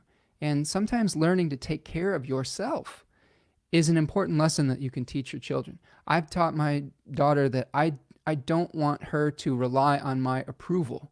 Like, there's going to become a time when I'm not there. And if she's always seeking out my permission, approval, etc., there will be a time where she'll be lost and won't be able to move under her own power. So a lot of empowering our children is through setting an example of self-care as well. But again, it's a balance. You don't want to make your entire life about your children. You also don't want to make your life entirely about you, because children need you. And this is going to happen in stages, friends. there's going to be time when you have a tiny little baby where most of your life is going to revolve around that kid's needs. But once they become teenagers, a lot of the time they start wanting to live their own life and start to separate from you. And then you have to find some of your own interests once again. And then once they go off to school, college, whatever, that becomes even more the case. Very happily not in the active mom phase, Big Stuff says. They're both fabulous women and I love living alone. There you go, Big Stuff, you're doing it. Prudence says it's important to model how to stay dedicated to hobbies and goals, etc. for kids. Absolutely, Prudence. Yeah, that's you took the words right out of my mouth, friends. I mean, yes, if we show kids that they should sacrifice every part of their individuality for some other person, that could lead them potentially into getting into dysfunctional relationships, whether it's with a partner or with their own children. So again, I think balance is the key. Mr. Hines says, you're right, you must continue, but they are a priority. Absolutely. I totally agree with that. And I made a lot of sacrifices for my daughter. And there will be times when their needs outweigh your own. I agree with that 100%. I don't even think we're in disagreement on that. Don says, are those children moving along if they are successful? So who will I be then? Absolutely. Yeah, sometimes those are tough questions. Mr. Hines says, no, I don't mean that kind of attachment. Yeah, it's important to clarify those things too, right? Sometimes the message can get confused when we're just talking online and stuff, but I didn't think you had any negative connotations. I just wanted to make sure that I gave the both perspectives on that. Let's see. Yes, I love these comments. Yep, try to be a model. Try to model. That's benevolent leadership, absolutely. Stephen says, helicopter parents are never a good idea. I don't have children of my own, but as a teacher, they need to learn on their own. I agree with that, Stephen. I agree. And as a teacher myself, I've seen, that happen as well. I've been a helicopter parent in the past too. I've been someone who was very involved in my child's life and then learned the challenges of that. For those of you who haven't gone to, I won't spend too much time on this, but I really learned some tough lessons when my daughter had a change of custody where she came and lived with me at age 14. I had a co-parenting situation up until that point, and then had a really difficult situation where she was in a really negative situation at her other house and had to kind of step up and be the sole parent for a number of years. And I tried my best to help her and to create structure for her, and we got involved in competitive swimming, and I wanted her to feel confidence around that, but I pushed her really hard too, and maybe even too hard in some level. And we had some reckonings around that, and I learned a lot of lessons. There were just all admitted vulnerability here, but there was a time where Spencer, the helicopter swim parent, got kicked out of swim practice because he got a little bit too passionate about how he felt that practice was not going the way that he thought it should. So there wasn't very good leadership on her high school swim team, and I got pretty frustrated about that and said as much, and then wasn't allowed at swim practice anymore. So I understand that, and that was a good lesson for me about how to not feel overly involved in certain things that aren't my business. Does that make sense? So we're always learning as we go. Devin says, this fiery Mercury today is really active in the chat. You're absolutely right, Devin. It is a fiery Mercury today. Oh, yeah. Melissa says, it's tough starting off with children, especially when you're young yourself, in my opinion. No rule books at the time, unfortunately. Yeah, Melissa, preaching to the choir here. I was 23 when my daughter was born, so absolutely made all sorts of mistakes along the way. But I am proud of my daughter, and I hope that she's doing well out there. She's studying at school. She got I will say she did get a full ride scholarship to college, and she's studying to be a librarian, and that's pretty cool, and I'm really excited about that for her. Aries in my fifth house, Stephen says, Chiron and Mars reside there. I'm fair with children, yet stern. Absolutely. I think it's important to have boundaries, especially with our children, and I believe in tough love within reason, right? Tough, and with emphasis on the love part, with boundaries, right? Boundaries, and healthy boundaries that are consistent. If we're going to take this parenting thing to its logical conclusion here, the best parenting advice I ever got was to never give a consequence that you don't follow through on. And I stuck to that, because children need to know what to expect. And they also need to know why you're giving a consequence and what the behavior that you expect from them and how it fits in socially. Why are we trying to learn this thing? And why is the failure to execute that a problem? So you have to be communicative. You have to tell people why you're doing something. You have to, if you constantly are backing off of a boundary and a consequence that you've set, then your kids won't learn to respect it, and then there'll just be chaos. So I'm a firm believer in firm but loving parenting, Stephen. And same thing. Prudence giving us love here. Sending love to you, Prudence. Messages is laughing at me. Big Steph says we're just preparing them for life and give them lots of love and teach them to think. Absolutely. Dawn says other cultures get it better. It takes a village to raise a child. Yeah, I agree with that too. Like, I think that we do tend to isolate a little bit too much here in the United States. Jennifer says, nice that Venus conjunct Neptune will conjoin my son. Oh, that is a nice aspect. Thanks for helping trying to get me back on track there, Jennifer. Melissa says, I'm sure she is proud of her dad also. I hope so. I hope so. I love that sentence, Spencer. Oh, thanks, Melissa. Trying my best here. I wasn't the perfect parent, but I did love my daughter, and I really tried to give her a chance. She had some really difficult circumstances as an early teenager, and we had to go through some tough stuff together. But I think that she came from an environment that lacked any structure. So I had to provide that for her, and finding the right balance for that is always a difficult line. And I made mistakes, and she made mistakes, but I think that we still love each other. We still have a relationship, and like I said, I think she's doing pretty well right now, and she's on track to have a successful life if she's I don't know, to do whatever she wants to do eventually. Oh yeah, I know that, Stephen. And you and me both. Stephen's talking about having sensitivity with Venus and Pisces. I think that, like I said, it's a balance. If you are too authoritarian, you see the seed of your own revolution. Okay, so if you can't be too autocratic. I've had moments as a Leo rising, Stephen. I have Sun. Honestly, friends, I have Sun squared Pluto. So there are times where I've kind of had a my way or the highway type of thing, and it didn't work out very well for me or for anyone. So we learn as we go.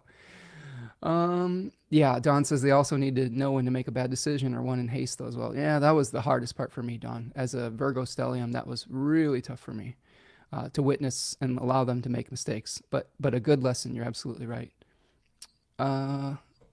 Thanks, Melissa. Appreciate you. Okay, let's get back on track. We're talking about Venus and Neptune coming together at Venus's degree of exaltation on April the 3rd. So the moon will be coming out of its out of bounds phase on the 3rd. We're coming off of the last quarter moon, moving into the balsamic phase. Okay, we're going to be heading into that balsamic phase where we're the darkening of the light, releasing the old cycle. And our good friend Venus is hitting its maximum degree of exaltation at 28 degrees of Pisces and conjoining Neptune at the same exact time, which is really incredible, I think, for compassion, for the manifestation of a dream, whether it's realistic or not. Austin Coppock talks about the manifestation of luxurious desires potentially. But we do have to be careful about sacrifice in that decan. All of the things that we've been talking about with sacrificing for a child, for a family member, etc. We can look to Pisces 3, the third decan of Pisces, which is a Mars-ruled decan in a Jupiter-ruled sign with the exaltation of Venus. We can look at that as a place in the zodiac where we have potential wild swings of emotion and where we are willing to sacrifice anything to achieve a dream. Now, Venus sometimes is a planet that brings things to us. I really like Venus at the degree of exaltation for artistic matters. The greatest example I can think of this is the composer John Williams. John Williams has Venus at 28 degrees of Pisces, the degree of exaltation. And I'll tell you what, that guy's a genius. And there's some days where I just throw on John Williams soundtrack radio on Pandora, and I know I'm dating myself. I listen to Pandora still. But but it just puts me in an exalted mood. It's just so dramatic. Like my partner is like, how many times are we gonna listen to the Indiana Jones theme, which is a running joke. But for me, like when I hear it's like, yeah, I'm going on a journey today. I'm inspired, and I think that if you ever try to watch like Star Wars, Indiana Jones, Jurassic Park, I mean the list goes on and on and on. These are the epic stories. Epic is a great word. The epic stories of our life through theater. If you try to listen to those without the sound on, it's a completely different experience. I mean, the music just takes you into a new dimension and into a new level. So think about this. This might be a type of experience where we could be at the height of our artistic powers, where we are be able to dissolve the boundaries between worlds, between our creative visual imagination and its manifestation in the physical world. So it could be an opportunity to take advantage of that and to do some sort of creative project. It might be a great time to go watch a movie, to engage with an artistic project or some sort of creative thing, whether it's cooking or drawing or needlepoint, whatever it is that floats your boat. So yes, yeah, Rachel's like, yes, John Williams was the soundtrack of my childhood. You and me both, Rachel. Like, how lucky were we, Rachel, that in our formative years, we had John Williams music just like pinging around everywhere, where we're just like, whoa, that is some of the most epic music ever created. And you think about the classical musicians of the past, Mozart, Beethoven, etc. John Williams is in that class. As far as classical musicians are concerned, I think that we'll look back on this time and period of time and be like, wow, John Williams, he was like one of the great classical composers of any time period. So it just very fortunate to have experienced that as a kid. Yeah, the list goes on. I believe he did E.T., Close Encounters of the Third Kind, Indiana Jones, all the Star Wars films. Did he do Harry Potter? Like, I mean, like the list goes on. Maybe he wasn't Harry Potter, but like, I think he was Harry Potter. Okay, so like, it's just so incredible. Like his career has been really amazing. Jennifer says, how does Mars and Pisces ruling the planets in Aries in this decan affect delineating? That's a great question, Jennifer. So as we're experiencing the exaltation of Venus, Mars is moving through Pisces, trying to provide resources to the Aries planets. Okay. And the challenge that we have, yeah, and Rachel says, yes, Harry Potter too. Yep. Crazy, right? So the challenge that we have with the Mars in Pisces is it is not able to witness the Aries planets. In traditional astrology, there are two places on either side, and either side of an opposition to a particular sign that allow us to either witness or not witness a planet. So here on either side of Aries, hold on a second, I'm gonna demonstrate this. So here's Aries, and then Taurus and Pisces are in aversion. Okay, that's called being in aversion to it. And then here, the opposition is Libra, and then Virgo and Scorpio are in aversion. These are places that we can't see. Think about just blind spots in your mirror. Like there's blind spots behind you, there's blind spots in your peripheral vision, and that makes it difficult for Mars to provide resources to those Aries planets. Now, for the Sun, that might not be as big of a deal because there are traditional astrologers that believe that if a planet's in its exaltation, it has its own power that it's moving under. It doesn't need the resources of the domicile master. And that would be great if that's true, because I have the moon in Taurus and an exaltation in aversion to its ruling planet Venus. And hopefully I'm still able to do lunar things. I mean, we're doing that right now with Venus on the midheaven of my own chart, interacting with the public. And I feel like I like interacting with the public, and I feel like mostly effective doing so. So I do think, though, that it is still important to think about the themes that Mars may desire, even though it can't provide it, if that makes sense. So think about the themes of the Pisces decans, and we'll talk about this more as we get to the eclipse. But we'll break down what Mars may want, but may have difficulty getting. So again, I think just to sum that up, Mars may be desiring to bring a dream into reality, to bridge the gap between reality and imagination. But it may have difficulty doing so. It may have difficulty providing that to the Aries planets. Yes, in aversion, absolutely. Message just says, my dad caused us to listen to James Bond theme song over and over. That's funny. Yeah. And Steven says, Bugs Bunny was the soundtrack of my childhood. Yes, John Williams did Hedwig's theme from Harry Potter. Absolutely. Good stuff, right? And then Jennifer says, yes, okay, so in aversion. Absolutely. Yep. And then, yes, there's a modern semi-sextile might be another way to think about it in a modern parlance of our times, right? I was wearing my dude sweater. It got too hot actually in here. I have the heater in my office, and it's doing its job, which I'm grateful for. Jennifer says, so resources can be unique. Yeah, I mean, the resources are going to change because of the area that the resourcing planet is moving through. So it's not just providing martial energy. It's providing from the house that it is in. So Mars can only work with Jupiter's resources when it's moving through Pisces. So that's why we have those like long chains of association. Like Jupiter's trying to provide for Mars. Mars is trying to provide for the sun. And it's this loop-de-loop.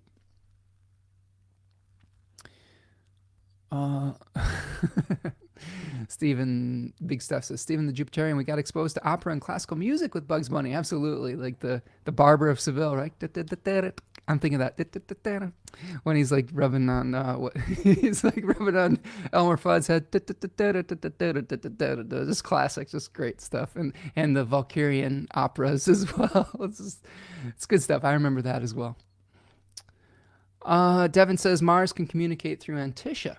So, right, Devin, you've been kind of Johnny on the spot with that. When we've been seeing that we have aversions between planets, and we talked about this last week with the aversion between Mars and the Libra planets, which I believe was, I always get confused which one's Antisha and counter Antisha.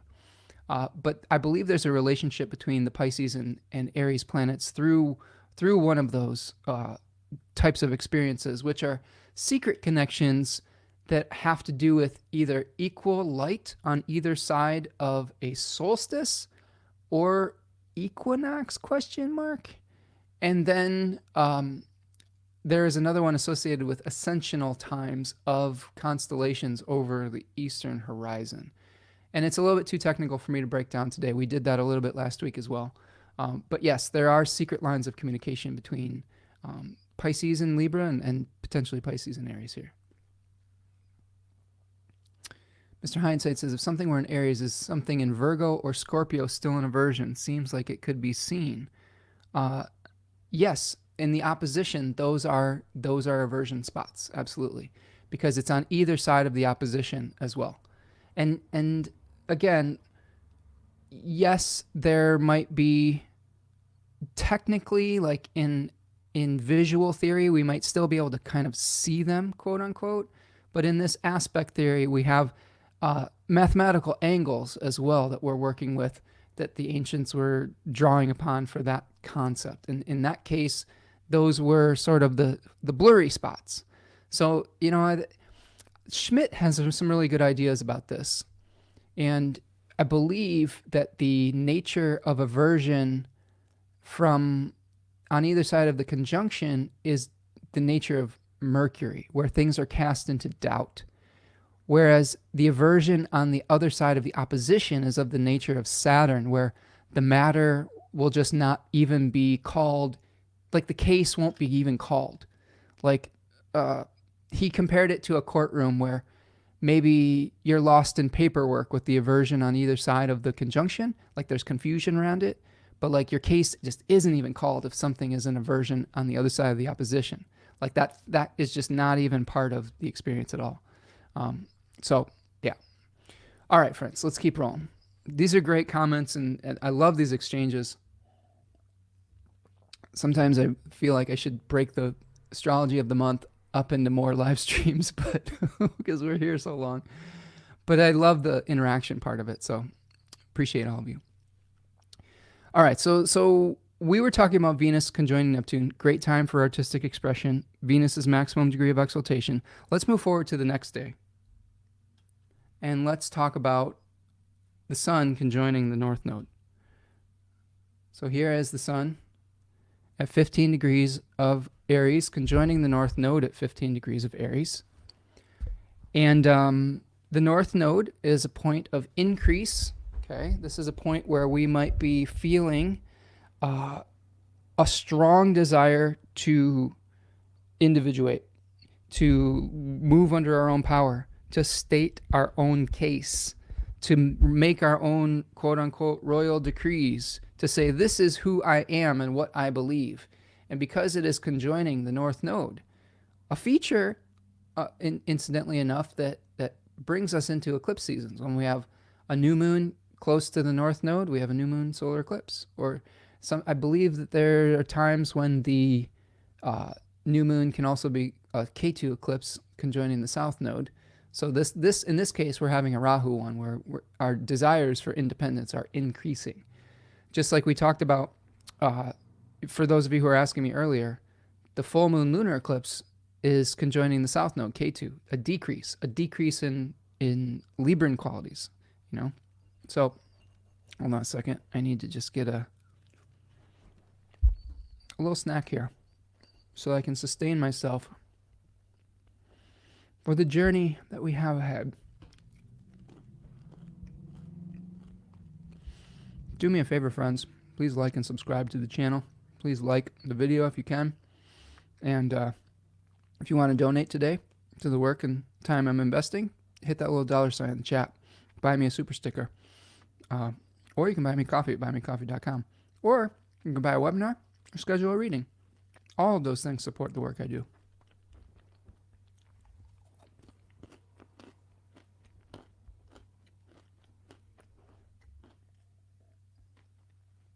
Thank you for your patience, friends. Trying to eat away from the microphone for a second.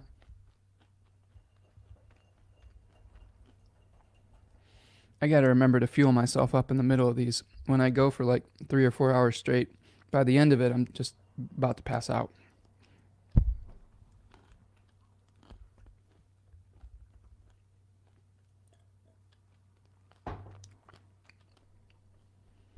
Okay.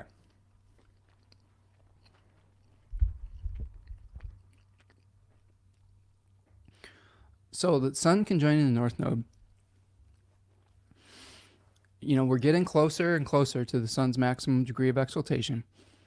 We are increasing our desires to move under our own power, to increase our leadership potential. Really important time period for trailblazing, for starting something new. This could be a really great time to make a new start. And, you know, I would say also, the impulse to make a new start is going to be strong. I will say that as the Sun conjoins the North Node, though, we're still in the balsamic moon phase. So if you can ride those feelings for another few days, you'll get to the new moon solar eclipse that will be a very important new chapter. Now, the day of the eclipse isn't always easy. You know, sometimes there are astrologers that thought that the nodes would disrupt the house that they were in and make things chaotic. And I have found that sometimes to be true. So they're just, the way I look at eclipses though, they're fated events. They're things that are big turnings of the page, where we have events that are introduced that say, all right, this situation's about to change, whether you like it or not. You know, they may be a result of the actions that you took over time. It may be not your fault at all. It's just that it's saying, okay, here's something new that you need to deal with. Or here's something old that you need to let go of. That happens at a lot of the time at the full moon eclipses. Sometimes when we have new moon solar eclipses conjoin the south node, this says this is the beginning of an ending. All right. And I think we had one of those last fall when we had a new moon solar eclipse in Libra, if I'm remembering this correctly. It was the beginning of an ending. What I'm telling you now, friends, is we have a supercharged beginning with this new moon solar eclipse conjoin the north node in Aries at the maximum degree of exaltation of the sun. Like, this is like new, big time new. And you may not even completely understand what that new start is yet. And that's okay. We have to live into the answer sometimes. We have to listen to our lives and let it guide us. Melissa says, I am reading her thoughts again. Oh, well, I'm doing my best. Maybe the astrology is reading your thoughts. But like, I think that when we connect with the symbols, we really can start seeing our lives within it. And the more we gain knowledge of the symbols, the more I think that we're able to apply the lived experience into the symbolic language. And that's what makes astrology just such a magical art. Okay. So that's our north node conjoining the sun. When we get to the 5th, of April, here we have Venus moving into Aries. So here is now Venus, fresh off of her conjunction with Neptune. Some beautiful, dreamy rainbow moment, right? I'm referring to the rainbow in the Ten of Cups. Some idealized vision. Now Venus moves into Aries, and it is going to immediately sextile Pluto, right? It's going to immediately sextile Pluto in the days ahead. So you can see that it's making that sextile to Pluto at about 1 to 2 degrees of Aries and Aquarius, right? So what kind of experience are we talking about here? First of all, when we see Venus moving from Pisces, a water sign, a mutable water sign, the end of winter in the northern hemisphere, to the beginning of spring, the cardinal fire sign, we are moving from a domicile of Jupiter to a domicile of Mars. So it's a way to think about this if you want to think like a Hellenistic astrologer. This is really important. Like, I try to model how we should think as astrologers rather than just telling you this is what's going to happen, because I'm not always right about what's going to happen. It has many different manifestations. But if we learn to think like an astrologer, we can start to make these connections. Venus is leaving Jupiter's temple, his castle, his house, his land, okay? Like, we went from the land of Jupiterian, Piscean, like Jupiter was, this is the oceanic underwater city of Atlantis, okay? But Venus was like having this beautiful underwater adventure. There was mermaids, there were, King Triton was there, Zeus, like, and, Sebastian was singing Under the Sea, and there was, an octopus playing a trumpet and all this and that. It's just fantasy, right? And now Venus is leaving that, growing legs, and walking on the beach again. And this is a really interesting metaphor because it does seem to echo that Little Mermaid type story. And she was, when she gained legs through desire. I'm just laughing at this was not a metaphor that I planned on talking about, but I'm just kind of marveling at how perfect it is for this transition.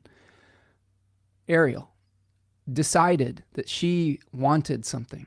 She saw an object of desire, Prince Eric, on that ship. And she wanted that so bad that instead of letting it come to her, she said, I am going to do whatever it takes to be a part of that world that isn't necessarily the one that I'm from. And she makes basically a deal with the devil. She loses her fins, gains her legs, and is in exile on land. She's a mermaid on land. She's in a foreign place that she doesn't know how to, she loses her voice. She doesn't know how to speak the language. She doesn't know the customs. And she's trying to figure it out with very little skills. And this is an important point, she has a timer. She has a timer where she has to make that prince fall in love with her or she turns into sea foam. And in the original theme, she doesn't. She loses and she turns back into sea foam. Okay? Like, spoiler alert.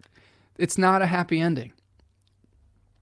So I think that this is a really interesting way to see the transition from Venus in Pisces to Venus in Aries. And we can see it as we're in a foreign place where we're not comfortable. It is in its exile. It's literally opposite its home domicile of Libra. We are pursuing something that generally functions better when we let it come to us. And we may be under the gun. We may want something really bad that we just have no patience at all. We're like, we need this or we're going to die, literally or metaphorically. So what do we do about that? This is a Mars-ruled face. This is an especially difficult place for Venus because it's in a place that is very aggressive, very much bulldozing our way through, right?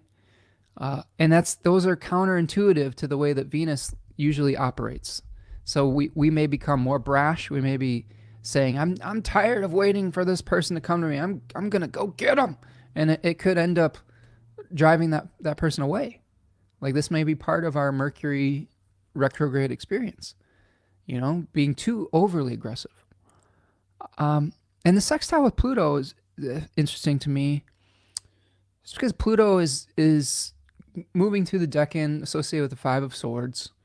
It is a area of the zodiac where we are going off into exile after maybe experiencing a disillusionment, a disappointment, a defeat, and we are trying to find beauty. It's a Venus decan in Aquarius in the fringe. So we may be aggressively pursuing something outside the norm. We may be seeing this aggressive voicing of personal sovereignty. Maybe this is something that this is just a potential prediction. Maybe there is an issue with women's rights that starts coming out with Venus moving into Aries, where the women that have been oppressed through people trying to create laws on their bodies are kind of sick of it and say, screw it. This is what we want. We want it now. Do you know what I'm saying? Like, that could be the type of thing where you see maybe people, like, I'm thinking about the march, the Women's March a few years ago, where people were like, hey, we're here and we need to be respected and we should have to be able to work under our own power. So when you see a planet that's hitting a collective transcendental planet like Pluto, and it's in Aquarius, think about the types of structures and the ideas that create society. I also think that even though it's a sextile, this could be exposing some corruption within the system, especially when it's related to feminine movements or something of that nature. Okay, so that's Venus moving into Aries. Steven says, wow, Mars at 29 Aquarius and my sinuses are not cooperating. Oh no, Steven. Spring in my nose did not get along. Steven says, love the analogy with the Little Mermaid. It seems to fit, doesn't it? Like I said, that was one that just kind of came off the top of my head, but it really does make a lot of sense with moving from your exaltation under the ocean as the princess of the mermaid clan or whatever, and then you're going off and choosing to go off into this exiled land because of this passion, right? And all the challenges that arise from that. Jennifer says, will Venus be a morning star then, having to become the warrior? Yeah, Venus is already the morning star, if I'm just kind of looking at it, because here, I'll show you how this works. This is good question. And you're right. When we have Venus as a morning star, we will be seeing a need for Venus to be more of that warrior type consciousness. So I'm putting the sun and Venus on the ascendant or near the ascendant, so you can see what we're referencing here. Here we have literally the eastern horizon in my northern hemisphere location. That's what the ascendant represents. And you can see that Venus is rising before the sun. These planets are rising in a clockwise motion, which is called primary motion. And they emerge from the ascendant and they rise to the midheaven, and then they set at the descendant. Okay? So Venus is the morning star because it is rising before the sun. So Venus is the morning star right now. She will become even more of a warrior moving into Aries. But one thing to keep in mind is as we move closer to the eclipse, Venus is actually going to be going under the beams of the sun. So we'll get to that in a second.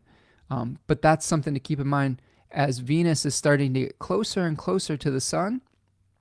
She's getting ready for eventually her own Cazimi moment. I'm not exactly sure where Venus's Cazimi is. I didn't look that far ahead yet, but I guess I could find out right now. Let's look at it because that's what we're getting set up for.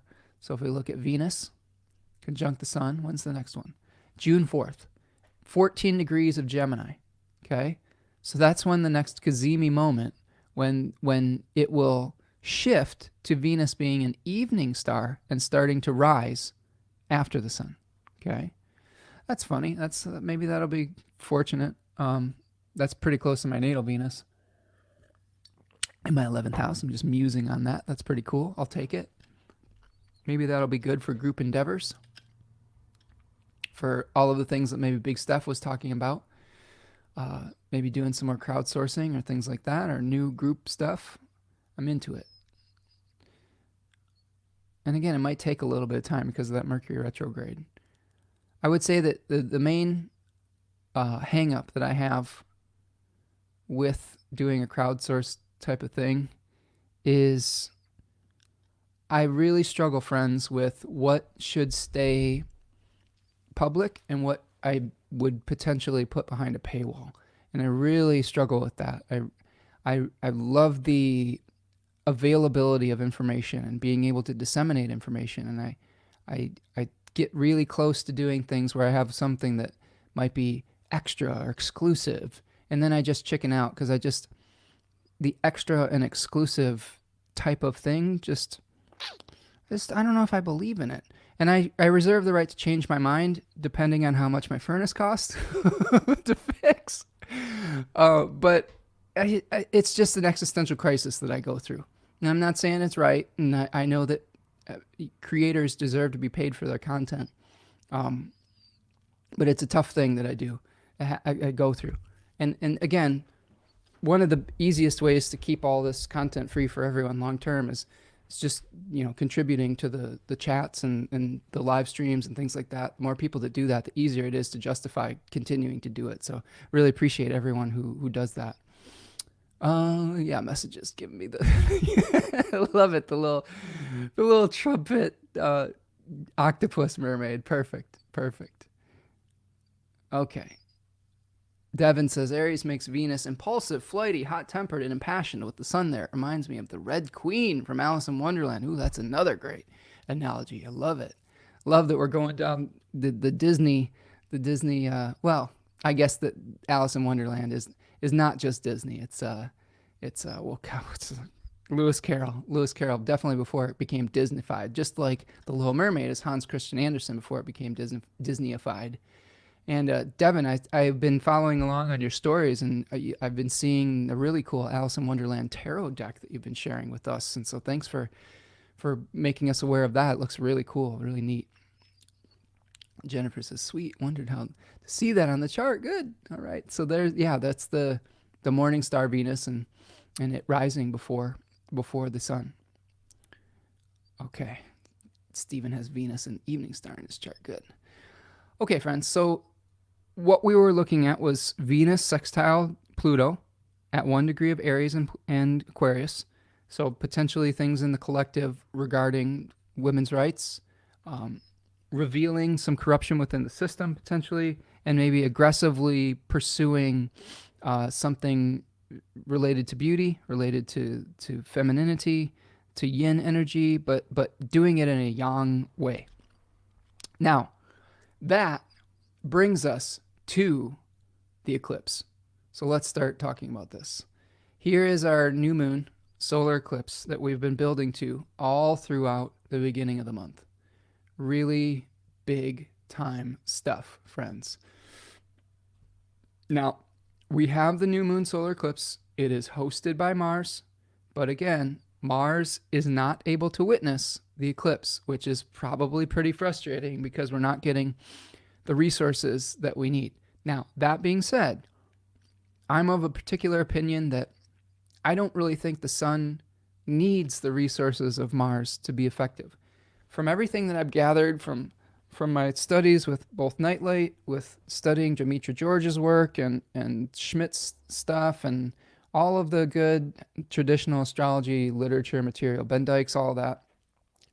The way that I think Demetra George in particular outlines this in her Ancient Astrology and Theory and Practice, really great textbooks, probably the best one in my opinion.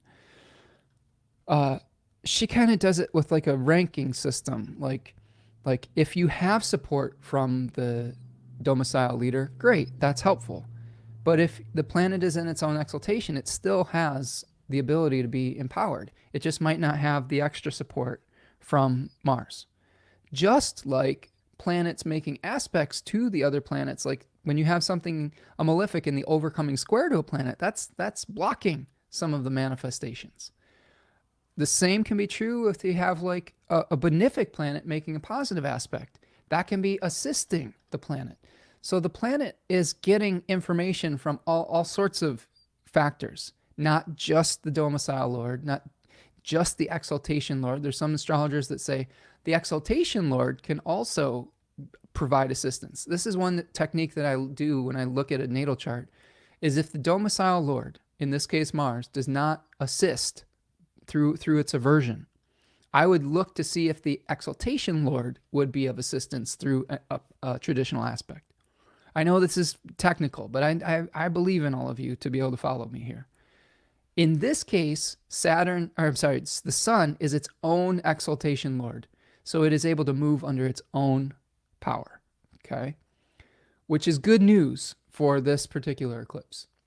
Now, a few factors that we have to understand about this eclipse. The first thing is that Mercury retrograde is co-present.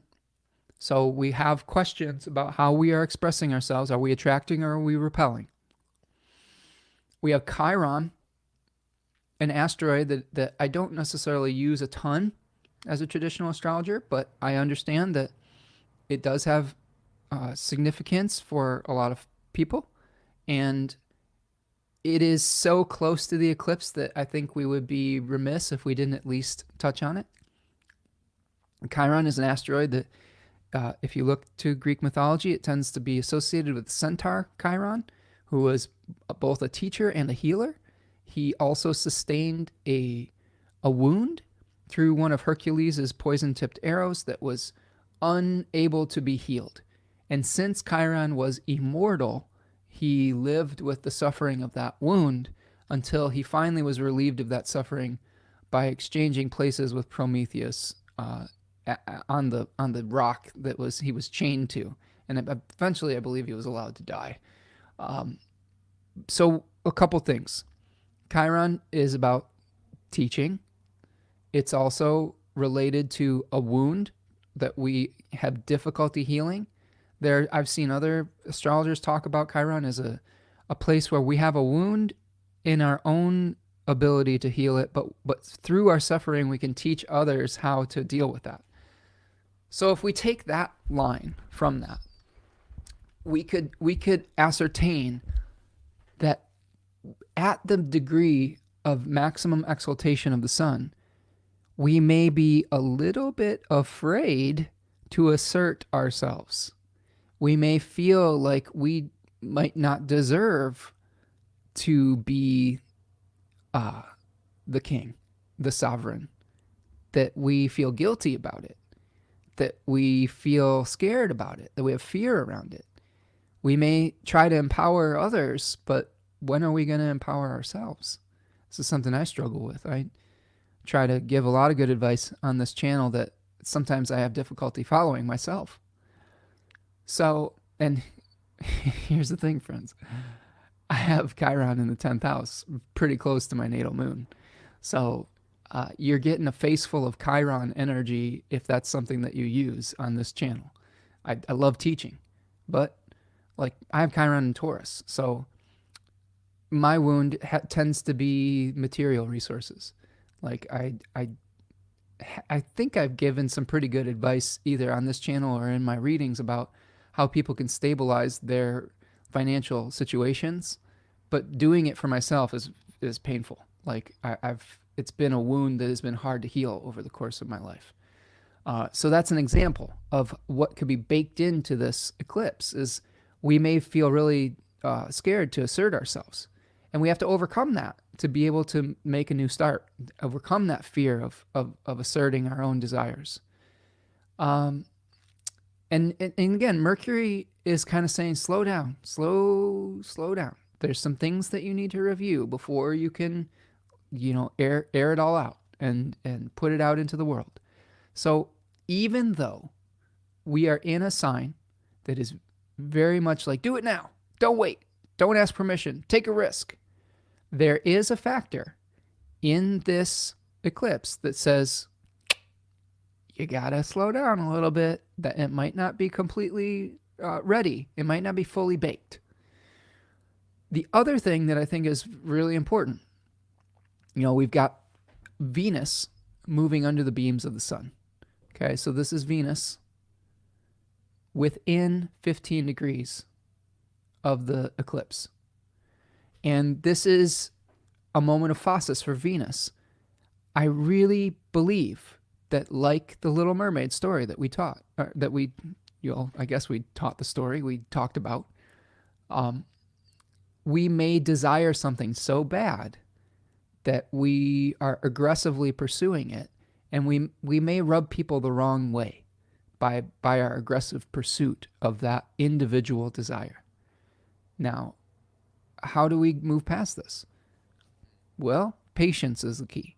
I think that one other factor that should be acknowledged is that Jupiter is going to be applying to Uranus. It's going to be within 3 degrees. That's called, I believe it's called kalesis in ancient Greek, where those two planets are starting to really interact with one another. Now, I know I'm applying an ancient Greek Hellenistic technique to a modern planet, but we're integrative here, right? I think that this conjunction of Jupiter and Uranus, I'll talk about this more as we get into the next decan, but there are a lot of themes in Taurus 3 surrounding remedying mistakes of the past.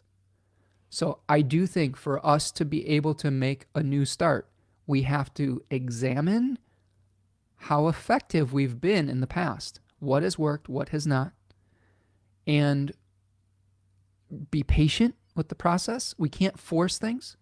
We have to respect the natural processes. This is something that Taurus 3 really teaches us. Humility in the face of nature. The thing that's punished in that decan is hubris. So if we think that we're greater than nature and that we can rush things past a natural cycle of time, that's when we experience the downfall that 8 experiences. 8 translates to ruin. And the themes of Taurus 3 surround being able to surrender to the litai. The litai, where it is a manifestation of repentant prayer. So we may have some repentance that we have to go through to be able to make a new start, and it might be painful. Maybe we've asserted ourselves falsely in the past. Maybe we've asserted ourselves too aggressively, too selfishly, etc. And we have to examine our old behavior so that we can make a really positive new start. Now, that doesn't mean that you just roll over and, beat yourself to hell. Like, this is what I think you should avoid. Oftentimes when we're trying to advocate for our own needs, if we are sensitive and we are examining our past, we tend to like self-eviscerate. And I think that that is something that we should look to avoid during this eclipse. Everybody makes mistakes. Everybody is doing the best that they can with the knowledge that they had at the time. And sometimes we have to laugh at our previous incarnations. I'm thinking about coyote medicine with this, right? Coyote, it goes on and on to greater and greater folly in indigenous mythology. And it's trickster. So I do think that there might be a little bit of a trickster energy to this eclipse as well, where we're going to have to overcome our self-doubt. We're going to have to overcome our own wounds around asserting ourselves. These things come from real places, friends. A lot of the times the fear that we have from asserting ourselves comes from trying to do so in some circumstance in the past and being shamed for it. And this comes from our families, this comes from our communities, this comes from our jobs, this comes from our partners, comes from our children. Like it can be heavy. And I think that when we allow ourselves grace and we understand that the moment that we're facing now is not the same moment as where the trauma was created, that can help us to move forward through that. I think that's super, super important. You have to deal with the problem that's in front of you now and the solutions that were survival instincts in the past. So let's say, for example, we've got a lot of Libra friends in our chat, in my classes, etc. Let's say that we, as a defense mechanism, were people pleasers because we were never allowed to assert our own desires with a very domineering parent. And we realized that to assuage a either violent or angry or selfish parent, we always had to kind of do the song and dance of what do you want? What do you want? Right? We always had to ask permission for everything. That's a trauma response. And that is something that when we try to bring that energy forward into a situation that requires us to take a risk, to assert our own desires, we can feel really lost and really like, oh no, if I assert my own desires, I'm going to set somebody off. I'm going to set mom, dad, whoever off, and I'm going to feel the pain that I felt when I was 6, 10, 15, 25, whatever. And in this moment now, this situation might be very different. And Jennifer says, got to forgive your own foibles at the start, or follies. I never know how to pronounce that word. Yeah, exactly. And just because that survival instinct got us through a difficult period of time does not mean that it is necessary at different phases of our life. The same could be said for like experiences that let's if I'm just thinking of my own experience with Chiron and Taurus, I have a wound around money. I have a wound that was created from witnessing, first of all, without making it too much about myself, but just very briefly, I had one set of parents that was one side of my family that was very excessive with their not insignificant wealth. And then I had another very, very conservative, financially, not necessarily politically, but a very conservative financially family that was constantly complaining about the other family and being like, ugh, look at this flaunting of their wealth. And coming from parents that were divorced, I was stuck in the middle of one set of grandparents being like, go into the store or go get whatever you want. And the other set of grandparents or parents being like, how dare you accept that gift? It was excessive. Did you manipulate them into giving you this? That's terrible. You can't be that bad person if you get this stuff. Do you see what I'm saying? And then also witnessing that other side of the family, the affluent side, do a bunch of terrible things in service of capitalism and destroy their relationships. So that's a wound that I have in Taurus, Chiron in Taurus, that says, if you have money, you're a bad person. It's not true, but it's a wound that I reacted to saying, Well, I guess if I'm going to be a good person, I just need to stay poor. I just need to stay humble and poor. And that's been there's been some advantages to that, and there's been some huge disadvantages to that mindset. And that's a wound that needs to be healed over time, because that's not the reality that I'm living now. The reality I'm living now is I have responsibilities. That you're not a bad person to try to pay your mortgage or fix your furnace or contribute to your household. That doesn't make you a bad person. That doesn't necessarily even make you excessive. So the same can be said for this eclipse when we talk about the Chiron part of it, where we need to forgive ourselves for our own needs, wants, and desires, of just wanting to be ourselves, of just living our own truth. And that's really what this area of the zodiac is trying to do. We're trying to live in our own authentic truth without necessarily having to need permission to be that. And again, when you get to the Jupiter-Uranus place, you may have to examine the past and atone for maybe a mistake, but that's okay. You're still worthy of love. Okay? I'm going to check in on the chat here. Melissa says, if making a big decision, Spencer, how long should you give to be sure that you are doing the right thing, especially in the interest for the whole family future, but down to only your decision? That makes sense. Okay, yes. First of all, when we're dealing with eclipses, Melissa, there's meta cycles involved. It's not just a regular new moon. It is a meta cycle where we have 6 months that are going to unfold in that series. We also have a meta cycle of, like, I believe 18 years where that's going to unfold. So I do think that living into the answer, examining what has worked for you in the past, and grounding it in context. We can make equally as big a mistake trying to do only what worked in the past that we get brought us success if we don't examine the situation and the context that was our life at the time. I think that this is a reason businesses fail, is they try to keep doing the same thing that was successful when society has changed and the needs of their milieu and their customer base has changed. And if you don't keep changing, you will be left behind. So I think that understanding what brought you success in the past, what was challenging, and then I would say for me, Melissa, I don't think I'd make any major decision until the Mercury stations direct and emerges from the beams, number one, and I'll give you the timing on that.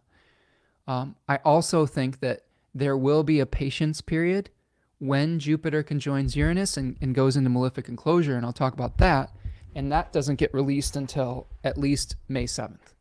So I think that there is, after this eclipse, there's a smaller cycle of patience that we need to live into the answer until the beginning of May, and there might be a longer term answer where we might see these results by the fall potentially, and where it harkens back to this particular moment. Yeah, Jennifer says reality now versus reality then. It's super important. It's hard too because we're creatures of habit. I'm more a creature of habit than almost anybody that I know. I'm a Taurus moon. Honestly, folks, I've had a really difficult week this week with the heat going out. Like when I'm uncomfortable, when I'm cold, and yes, I'm warm in this room at this moment, which is good. It's helping me get through this. But the rest of the house is like 40 degrees right now. It sucks. And it just throws you off of all your routines. Sleeping is a little bit different. And you have to adjust. You have to adjust your expectations about how you're going to get your work done. There's the added responsibility of trying to talk to someone to get it repaired, etc. I was fortunate that I was able to do a lot of work yesterday after being very distracted the first couple days of the week. I powered through and it worked out, and here we are. But being able to do the best you can within the circumstances is super important. And your best is going to be different on different days. This is what I love about that Don Miguel Ruiz, the 4 agreements. Always do your best, but your best the bar changes. It does based on the circumstances. Okay. Melissa says, thanks a million for your explanation. It was such a relief. Thank you so much. Thank you, Melissa. Love that you're here with us today. Steven says, Mercury will be out of its shadow period after May 13th. I believe will be the best time to move forward with decisions. I can get on board with that, Steven. I think that, yes, after Mercury's direct, after we have the Jupiter released from the malefic enclosure, and then maybe when we're out into new territory with Mercury, yeah, I can definitely be on board with that as far as timing goes.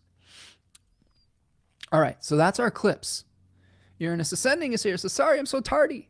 No worries, friend. We just got done talking about the Aries eclipse and being able to forgive ourselves for past things that maybe aren't applicable for our current understanding. So forgive yourself for your tardiness. Maybe there was some circumstance in your life today that was pulling you away from spending 4 hours on a live stream with Spencer Michaud doing astrology in it. I'll forgive you this one time for not spending your entire afternoon here with some random guy on the internet that is talking about astrology.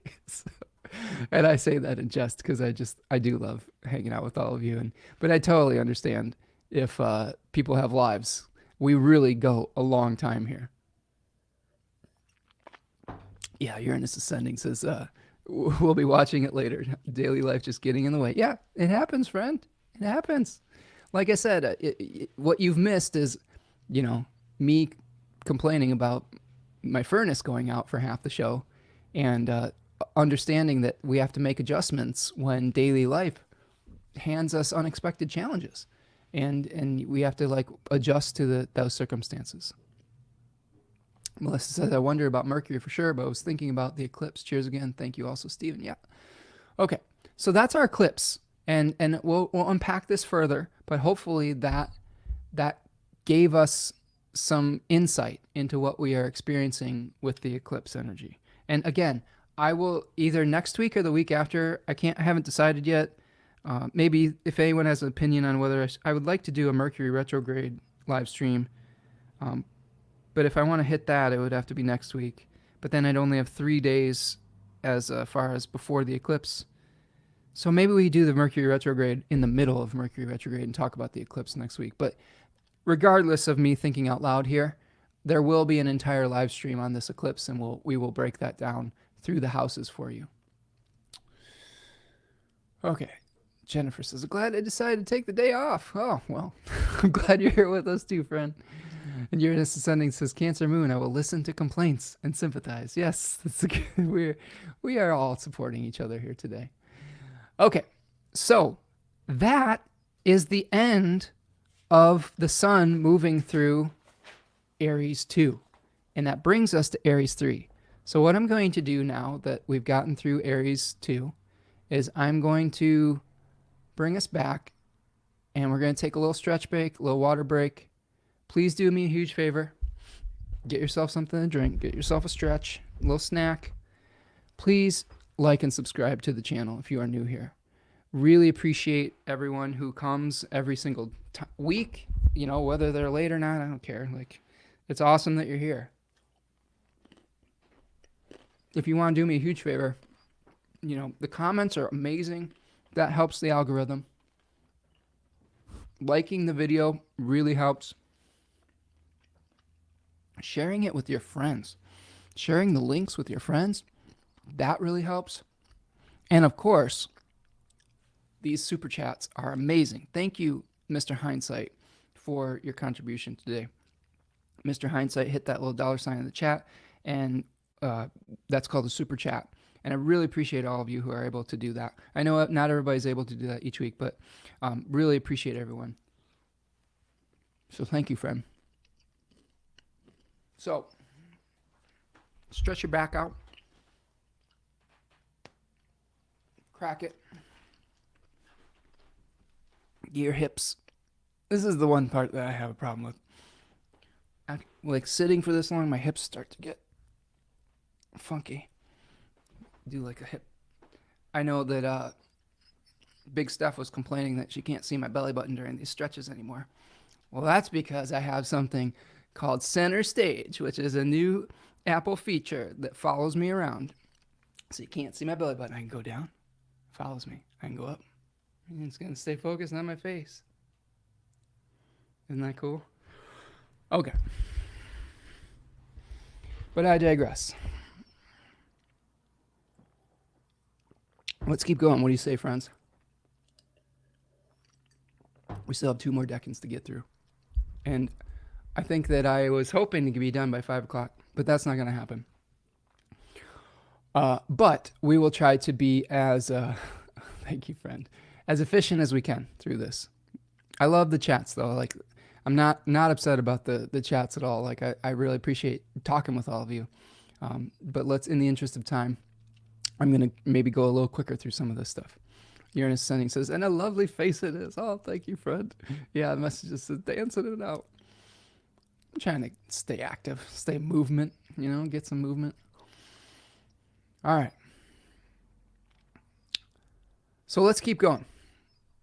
Let's start talking about the Sun in Aries 3. All right. I missed out on all of these little banners, but just to review, Sun in Aries 2, Mercury retrograde, the Venus ingress into Aries, the new moon solar eclipse in Aries 2 at 19 degrees. Now, that moves us into the Sun in Aries 3, April 9th through April the 19th. So what are we going to be dealing with when we see this happening? So we're going to go to the 9th, and we're going to bring our chart back up, and we'll place it where we want it. There we go. So here you see April 9th.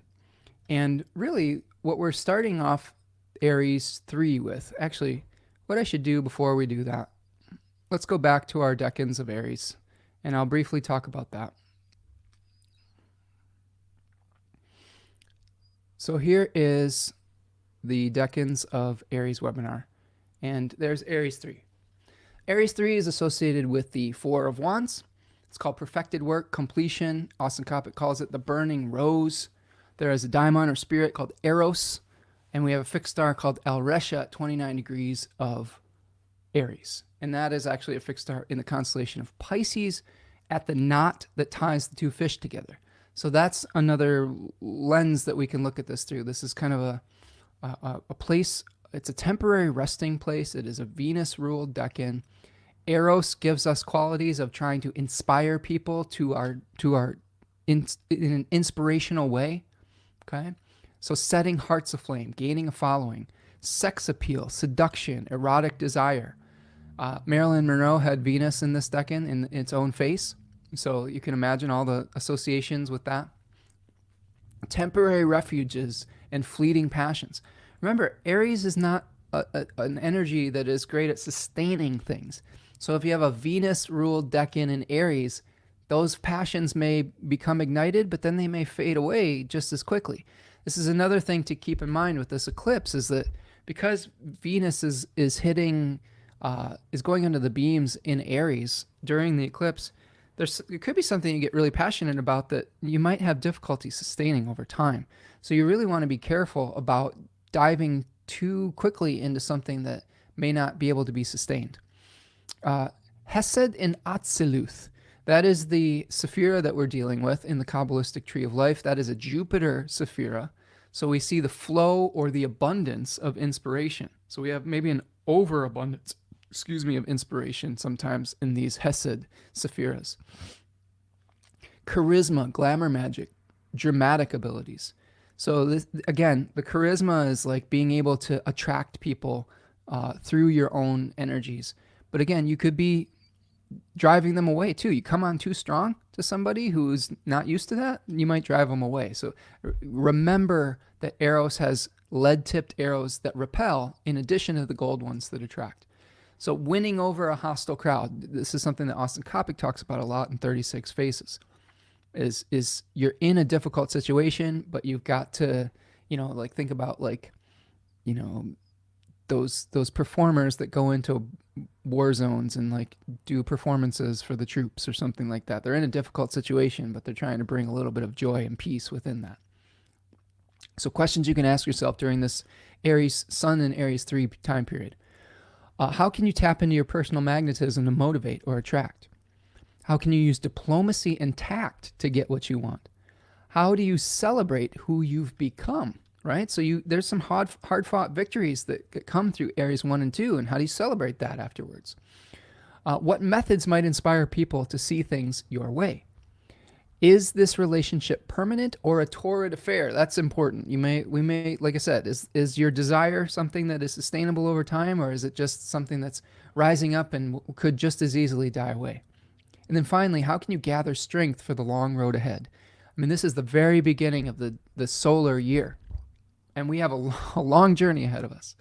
So this is one thing that is a lesson for Aries archetypes, is how do you sustain energy over time? It's a great first beginning, but what happens when you just run out of enthusiasm? I've experienced this myself. I get really fired up about things and then I change my mind, and that's okay sometimes, but it's important to be able to see things through if you want to build trust with people. Okay. Devin says, I have Mercury conjoined Alresha. It's the star of metaphor and meaning. Oh, that's cool. Yeah, I mean, I would say, Devin, even with Mercury, if I think about Alresha as the knot, right? Maybe you, with Mercury, are somebody who is able to bring people together. You know, maybe you have the ability to express in a way that binds people of different backgrounds, things of that nature, and that may work well with your Libra rising as well. So that's kind of neat, and maybe you can confirm or deny that. But I think you have a really interesting way of tying everything together here in the chat too. Uranus ascending has natal south node in Aries 3. So with the south node in Aries 3, Uranus ascending, there may be a situation where maybe you're having to increase your ability to be a place of calm within chaos with Libra 3 North Node, and reducing your passions, right? And reducing your desire to try to convince everyone, and maybe the increase the ability to see things from multiple perspectives and to be a balancing force. To sometimes that there's a nemesis is the daimon in Libra 3, which is the goddess that restored right proportion. So maybe you're someone who restores right proportion to situations where you are increasing that which is lacking, but decreasing that which is excessive. So that's kind of cool. Yeah, and Stephen's got natal Mars in Aries 3, so really powerful place for Mars, Stephen. So maybe a lot of your martial energy goes towards your charismatic expression.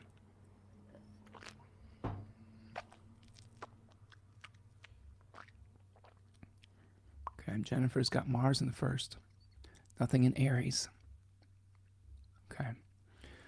Okay, so let's start diving into the chart and see what kind of things we're going to be experiencing during Aries 3.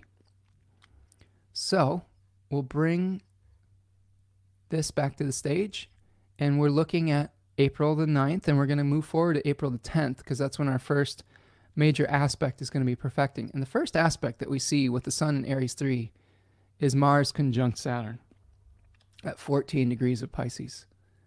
So there it is, right there. The two malefic planets coming together in the decan associated with overestimating your abilities. So my notes that I wrote down after just briefly reflecting on this is that, first of all, what I didn't mention about the eclipse is that the first aspect that the moon makes after it escapes the bond is the sextile with Mars and then Saturn. Okay. So we need to be careful after this eclipse of overestimating our abilities. Pisces 2, with the malefics there in particular, could lead to a downfall, like this daimonic spirit, or one of the metaphorical spirits of that decan, who's called Phaethon. The actual spirit is Dolos, who was the apprentice to Prometheus, who, while Prometheus the master was away, Dolos the apprentice tried to craft humanity out of the remaining clay, but ran out of clay at the feet. And his version was fired in the kiln because Prometheus was still impressed by his acumen into falsehood. And Aletheia, Prometheus' version, Aletheia, was truth. So pseudo-logos, that's what I was trying to bring into my brain. Pseudo-logos is falsehood. That's what Dolos created. And the other spirit that echoes that is Phaethon, who, because of there's a fixed star in this decan, it's called a Churnar. It's very close to this 14 degrees, 14, 15 degrees of Pisces. And a Churnar is the river, in the river, the Uranus, the constellation that goes, that Orion stepped foot in to eventually travel into wisdom to become the Hercules. I don't know if that's necessarily like point A to point B, like Orion is Hercules, but there is definitely a case to be made that Orion was the brute that eventually became the wise, the kneeling one, the one who surrendered to life rather than just clubbing it over the head.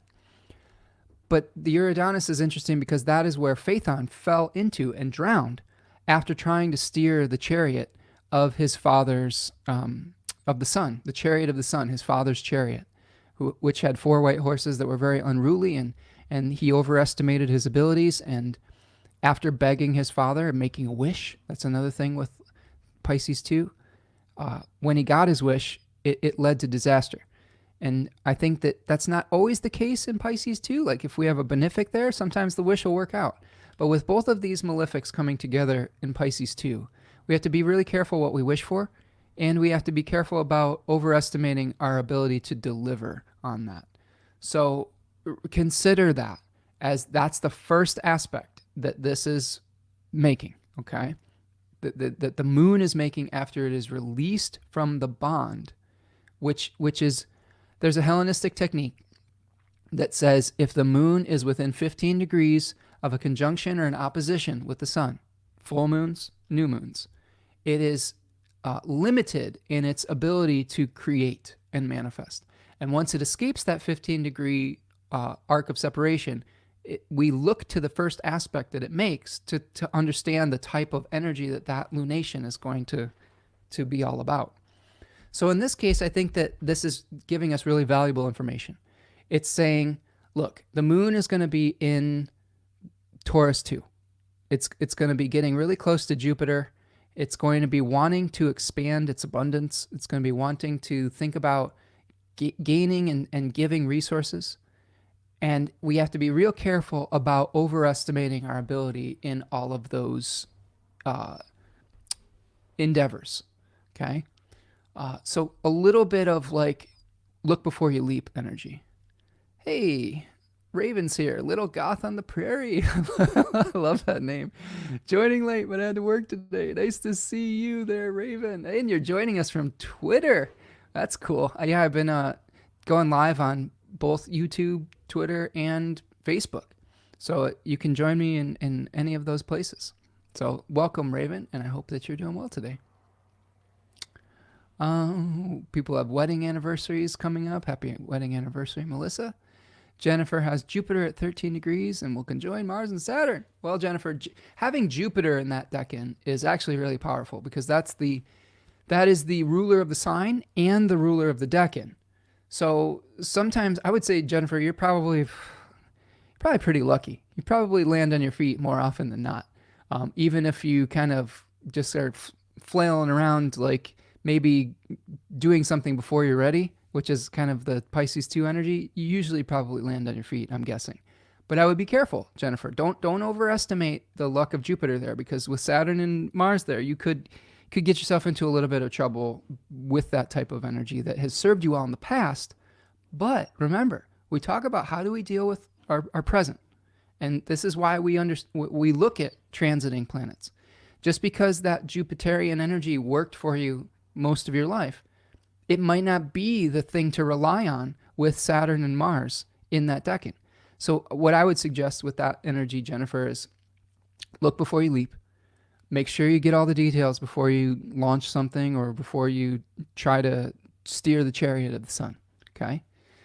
And whatever house that's in for you, I don't remember. I believe you're Gemini rising, I think. I can't remember. So in that case, it would be 10th house, right? Am I thinking of this right? Yeah. So maybe look before you leap in a job if I'm remembering this correctly.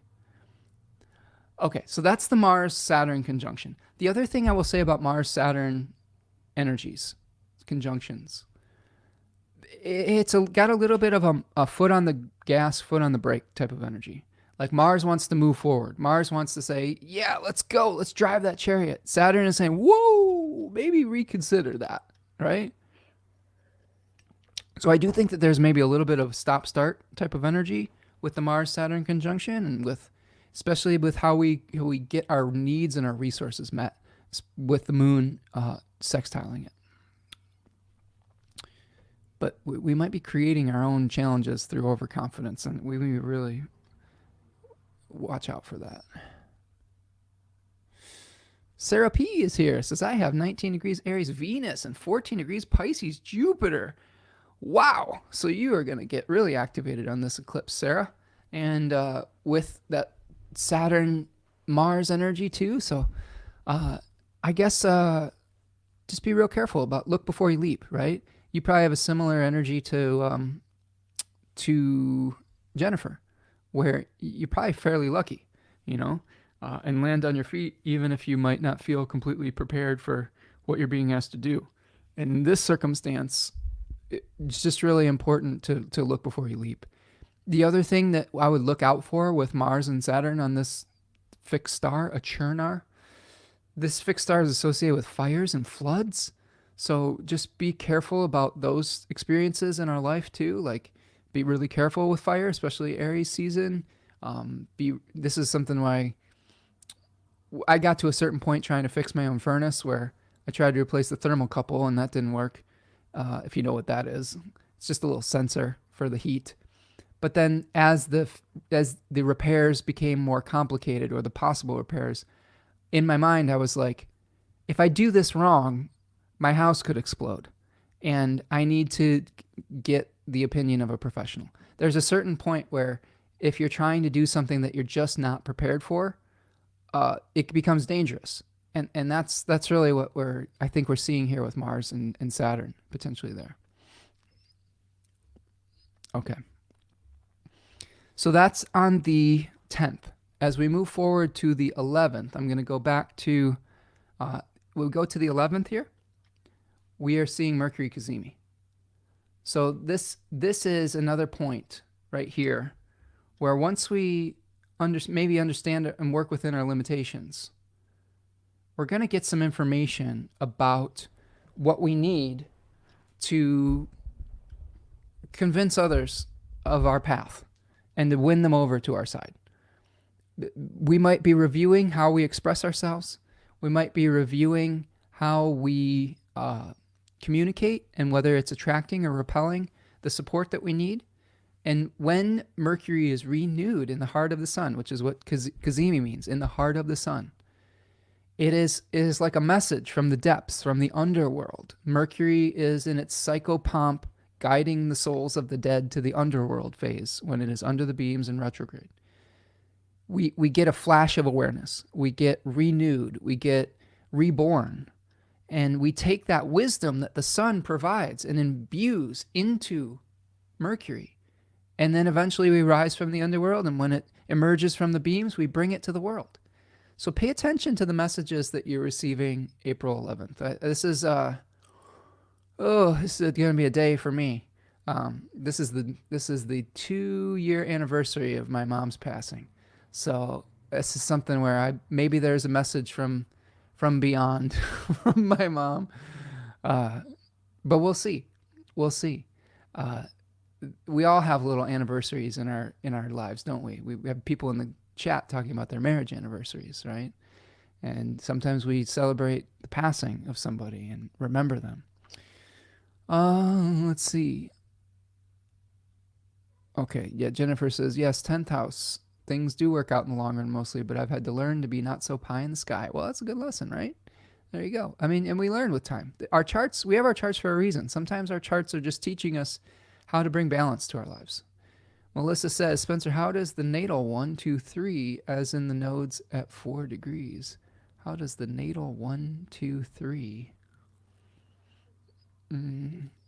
I don't completely understand that question, Melissa. Could you clarify that in the chart for me? and thank you messages for your condolences.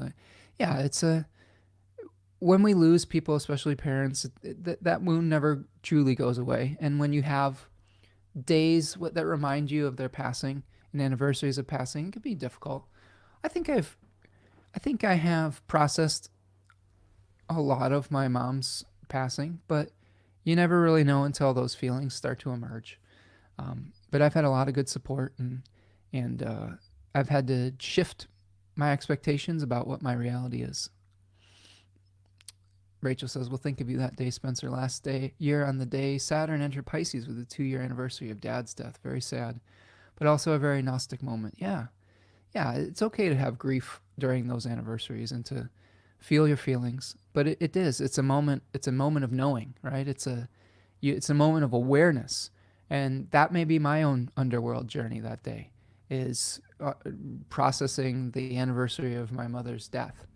And it could be something similar to for all of you. Like, it doesn't have to be that dramatic, but it could be just you're processing something. And if I was to reflect on just maybe some themes around that, we inherit the way that we communicate from our parents, oftentimes. And my mom's a Gemini sun, and just I realize a lot of my communication style echoes her communication style. My passion for learning, my passion for reading, and also the passion for like one topic and then throwing myself into it completely and then changing my mind to a new topic a few months, weeks later. That's also something. And maybe that's a ripe area for reflection on that day. How do we pursue our passions? So I'm just giving you an example of some type of thing you might experience on the Mercury Cazimi, depending on what that means for you in your chart. Big Steph says 2 years isn't very long when you're grieving. Spencer's still raw in a lot's way. Yeah, absolutely. And it was kind of unexpected, to be honest with you. She was sick, and she was convalescing from having a stroke after having breast surgery cancer for having breast cancer. She had a mastectomy and then had a brain aneurysm with a blood clot about a couple days after her surgery, and ended up being very disabled for a few years, and then just really going downhill quickly during COVID, and then passing away at age 62. 62? Yeah. Wow, it's so young. But yeah, we all process in different ways and takes different periods of time. Devin says the underworld of Aries is filled with fallen heroes, martyr both the victorious and failed endeavors. Yeah, that's interesting to think about too, right? Like reflecting on those that we lionized in the past, and understanding that in the context of our lives today. Mel J. Cast 31 says, "Hi Spencer, new here. Welcome, friend." Says, "I have Sun at 11 degrees, Venus at 19, South Node at 25, and Mercury at 26, all in Aries' 6th house, and my Mars in Pisces. I should probably get a reading." Great insight. Oh, wow. Mel. Wow. That is, maybe you should. I would love to work with you, Mel. If you think that would be helpful, reach out and maybe we can go over some of those themes in your chart together. But, this is probably going to be a big month for you. And especially having all of those things activated by the eclipse, 6th house issues have to deal with health. They have to do with work that we're doing that we may not get a lot of credit for. And I would be happy to guide you through all of that if you so choose. And welcome. I'm just glad that you're here in the chat too. So really glad to see new faces. And please, friends, if you're here in the chat, I know a lot of you are just kind of lurking, and that's totally cool. I'm totally fine with that. But I love just even seeing you're here. Even if you don't want to completely participate in the conversation the whole time, just let me know that you're here. I just love seeing that. I had a really nice interaction with someone in the chat this past week who is a lurker, and that really got to know them through working with them, and it was just super cool to get to know them better and work with them, and just giving them some love today and wishing them luck. Let's see. So that's our Mercury Cazimi, renewal in the heart of the sun. I want you to keep in mind that this also affects your Gemini and your Virgo topics. So look at the top, like in this very arbitrary Leo rising chart that I have on the screen here. Mercury is also the ruler of the 2nd and the 11th house. So for Leo risings, the Mercury Cazimi could be some really important insights about how you attract or repel people in your group regarding your resources. So you're literally speaking to a Leo rising here. And what have I been talking about today? Like how maybe how I might start a new crowdsourcing thing to help pay for my life, like, right? And the responsibilities that are coming up. And who knows, maybe I'm repelling people that would support me right now. Maybe I'll have to re-examine how I would put this out there. Maybe we have to go through some trial and error to figure out what the right balance of, selling your wares versus chatting with people or something like that. I don't know. Like, this is just one example.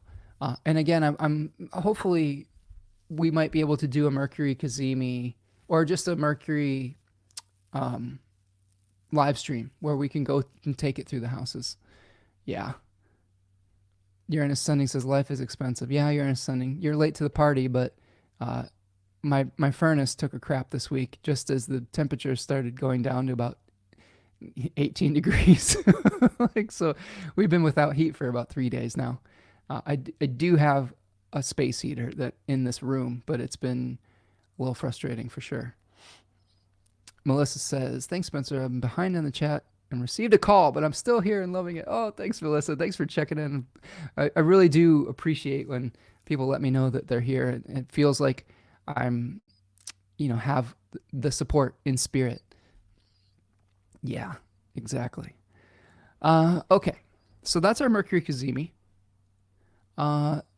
Yeah, Jennifer says I'm 61, and yes, it's too young. I'm sure that she is so proud of what you are doing for your community. Oh, thanks, Jennifer. I appreciate that.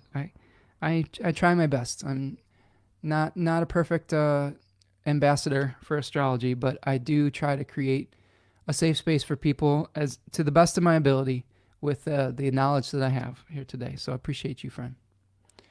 Okay, so that is our Mercury Cazimi. Let's move forward to the 15th. Okay. And guess what the 15th is, friends? In America, 15th is tax day. I'm still dealing with my taxes from last year. I got audited last year, and I'm still dealing with that. It's a really slow process and very frustrating, and you need to send them all sorts of stuff, and it's not awesome. So I'm just kind of heavy sighing about this. So tax day comes at let me get rid of this here because it's not Mercury Cazimi anymore. We're still dealing with the sun in Aries 3. There we go. This is the first quarter moon, and the first quarter moon is generally an existential crisis about bringing something into fruition. It is something where you are trying to birth something from that new moon, but the energy brings you some obstacles to overcome. So in this case, the sun, we're dealing with the solar lunar cycle that is related to the new moon solar eclipse in Aries. And we have the sun now moved into Aries 3, right? Where we are aware of what we are trying to convince other people, or with our passion and the way that we communicate those passions. And then the moon's going to be in the third decan of Cancer.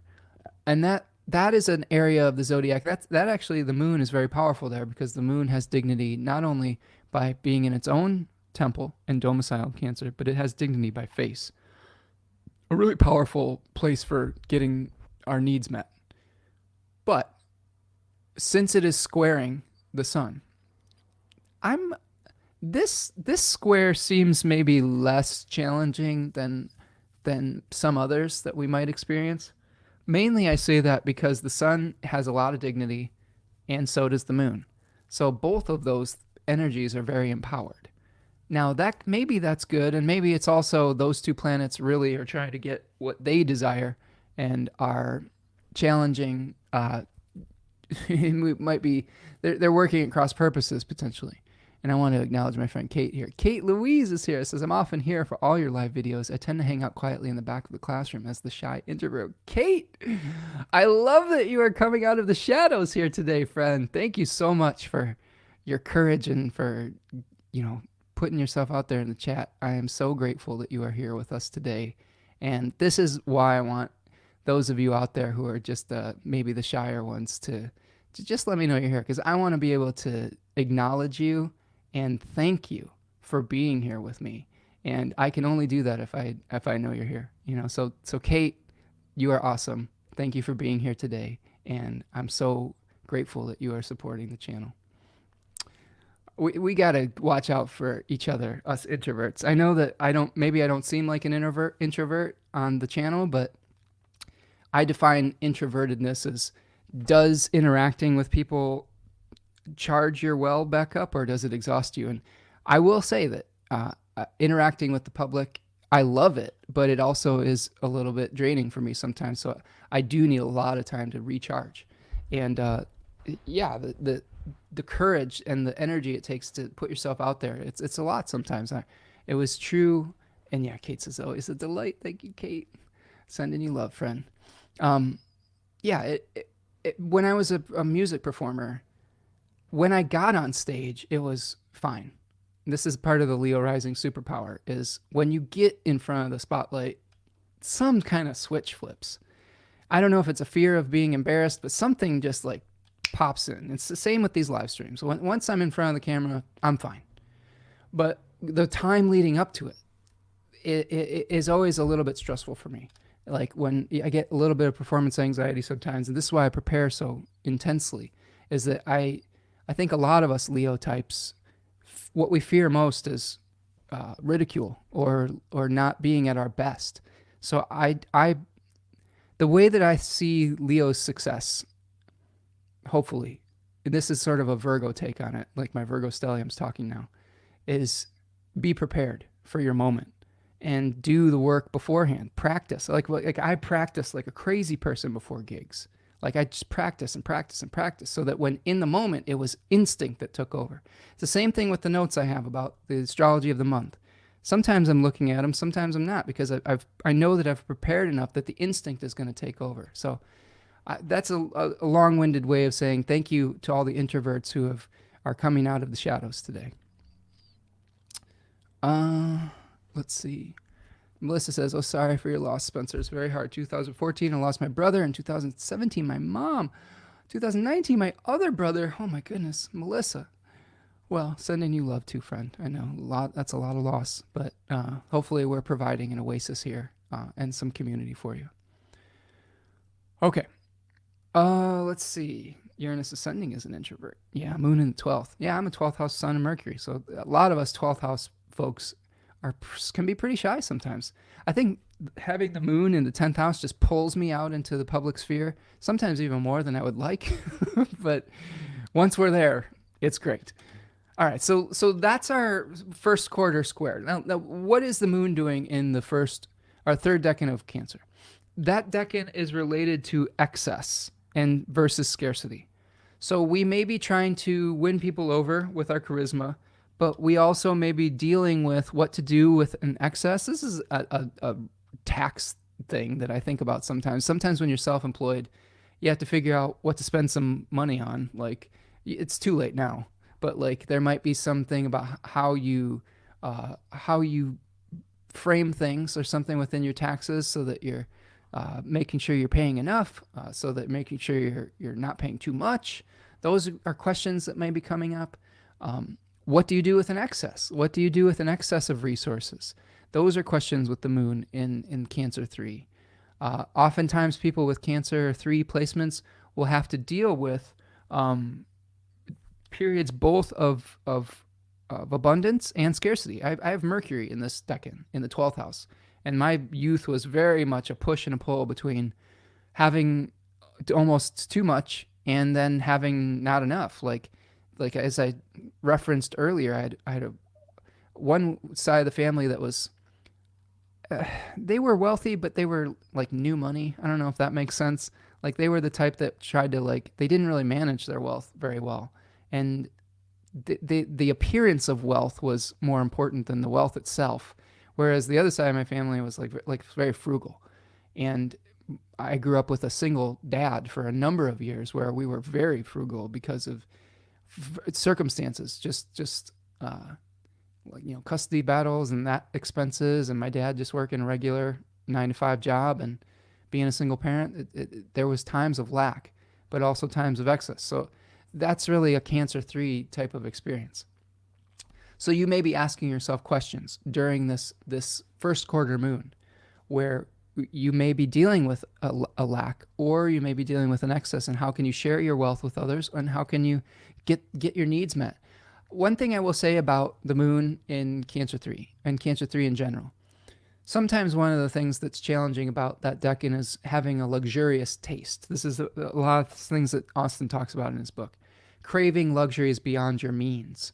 And that might be a problem with this first quarter moon, is there might be something really expensive that we want, but we're looking at the tax bill and we're like, oh shit, I probably shouldn't get this. And, oh, maybe my return will come, or whatever. Like there could be issues around that as well, or something of that nature. Okay.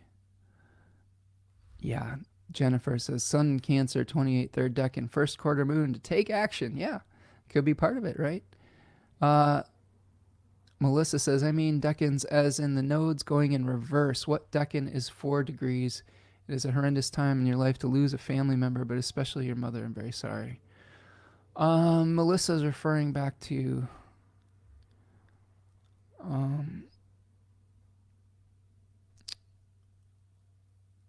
says Spencer, how does the natal 1, 2, 3 as the nodes work at 4 degrees?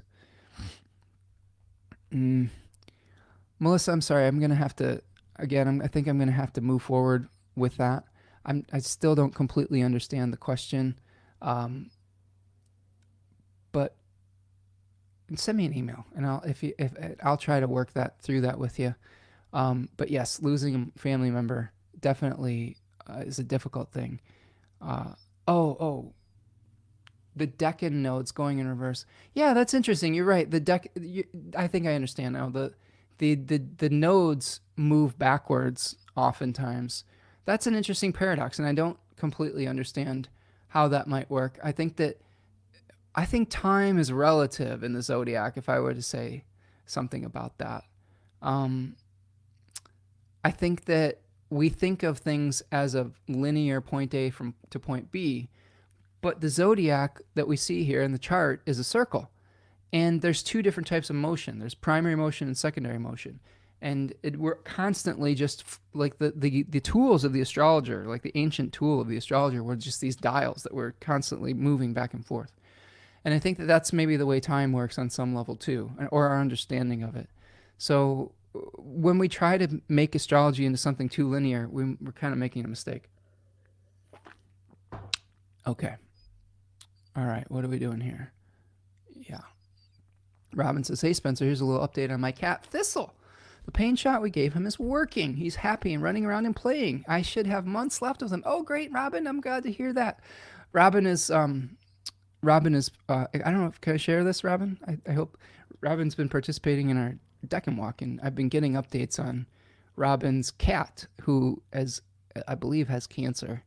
And we talked a lot about that, the challenges of having a fur baby, having a really difficult time. So I'm super happy to hear that, Robin, and I hope and pray for Thistle and sending him love, and I hope you get as much time as you deserve with little Thistle. And I love my fur baby so much, so I understand how challenging that can be.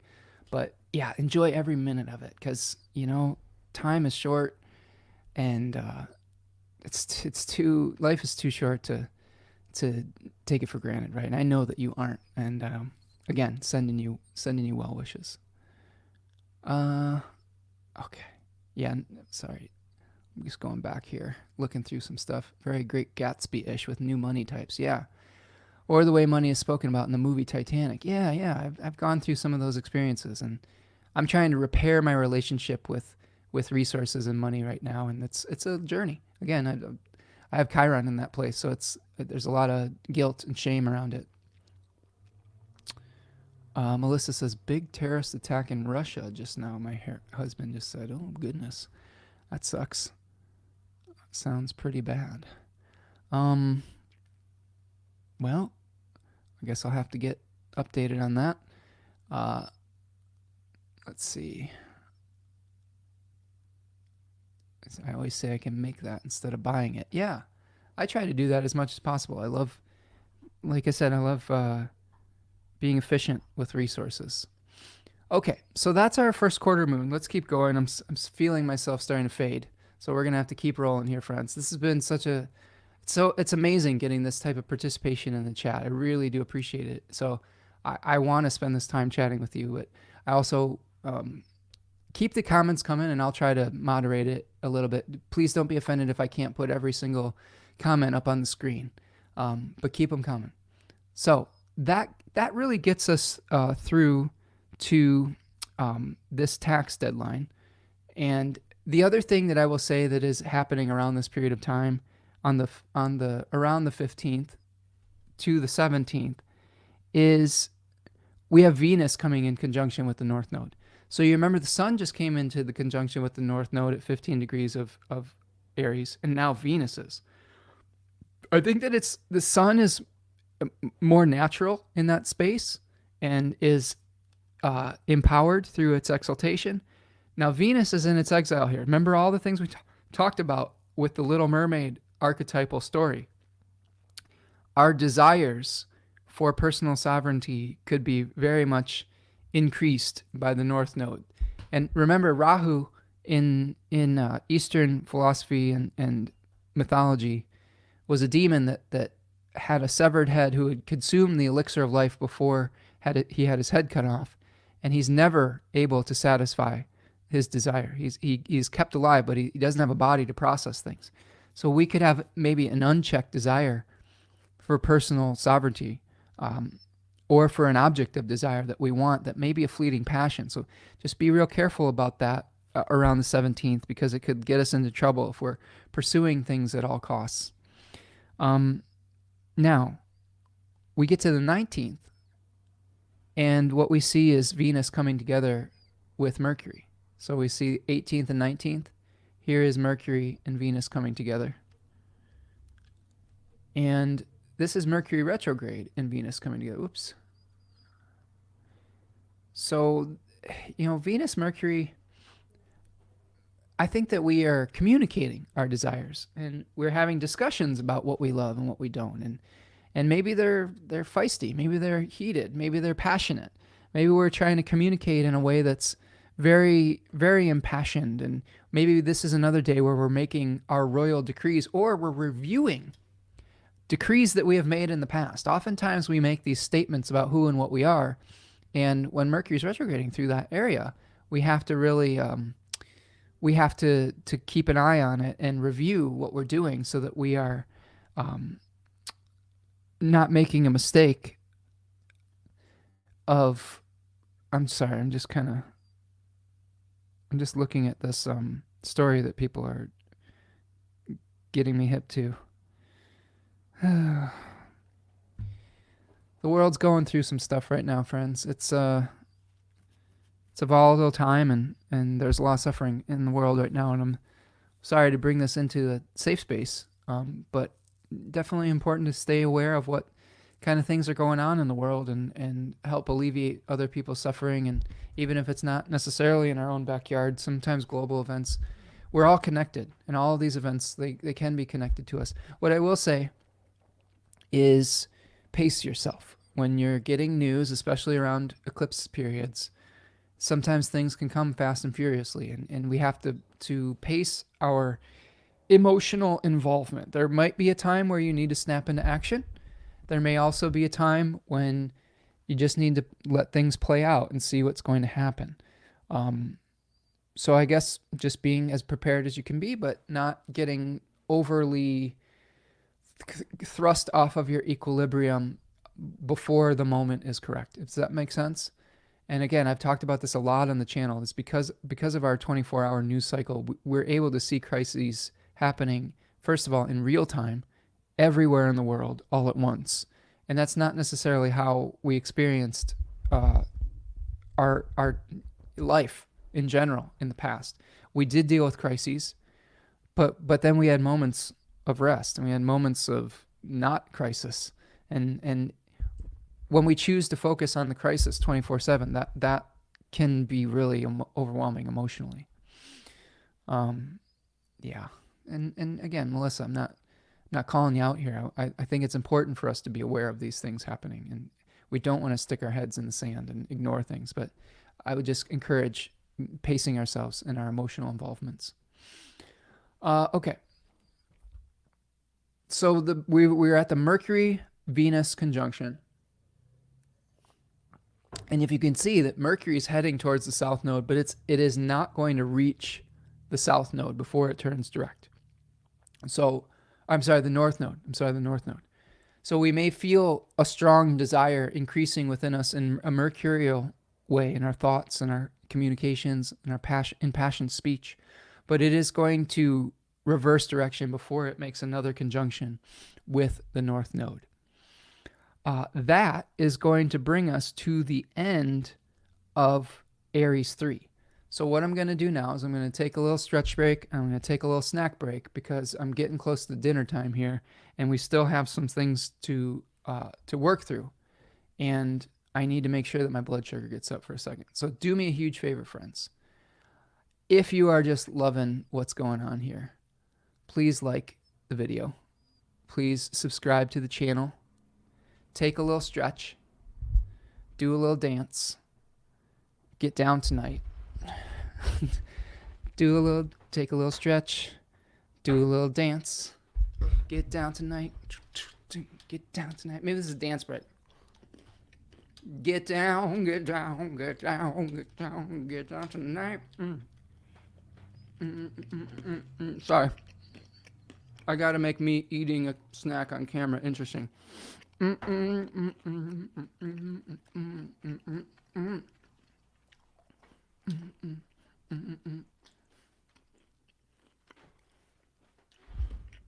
All right. Thank you, friends.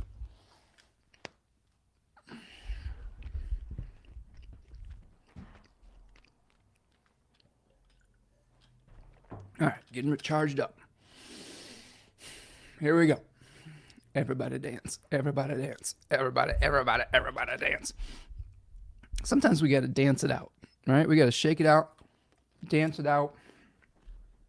There's so much pain and suffering in the world. We just giving ourselves a few moments of joy and peace. And I hope that that's what you're coming here for. But also support, also honesty, and dealing with life as it is, rather than only how we want it to be. Super important. A lot of the suffering we experience in the world is because we won't accept reality the way that it is. And I think that is a mistake. I try to be positive and hopeful, but I also consider myself a realist. And when we don't acknowledge the pain in life and we repress it, it just is going to explode in other ways. So I think it's definitely okay to acknowledge some of our trauma and pain, whether it's collective or individual, but also balancing that out with our joy, balancing out with our gratitude, and balancing it out with our peacefulness and our aspiration to kindness and to helping one another. There's a guy on Instagram that I really like, or TikTok, I don't know where the hell he is, but you probably know him. He's what's his name? Old Time Hockey, one of my favorite dudes on all of the internet. And he lives in like a cedar swamp up in the UP of Michigan. And he lives in like a trailer with his 2 dogs. And he cooks and plays video games. And he has this really soothing voice that is... Sorry, I'm just getting my hair all... I got Leo rising for a minute. he cooks and plays video games, and he's just got this soothing voice, and he serves you up a nice plate of something delicious. He's like, "Here you go, buddy." I just wish that's the guy I aspire to be on the internet. Just make a comforting meal. Let's play a video game. Let's look at some astrology, and be a little bit of an oasis from all this stuff that we get bombarded with every single day. All right, let's keep going. So, friends, we have gotten to the point in the show where we are in Taurus season. The sun in Taurus 1, April 19th through the 29th. And what I'm going to do is I'm going to bring to the stage a little bit about the Taurus decans. And here you see the 5, 6, and 7 of Pentacles. And we're moving from a fire sign to an earth sign. We are now in the domicile of Venus. We've shifted the sun's host from Mars to Venus.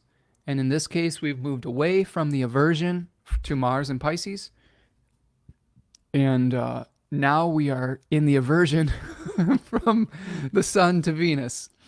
So I wish there was better news for, being able to have its host providing. Although I will say this. The exaltation lord of Taurus is the moon. So you can track the moon as far as being able to provide additional resources, in my opinion, throughout its cycle. And sometimes it may be more difficult with squares and oppositions. Sometimes it may be easier with trines.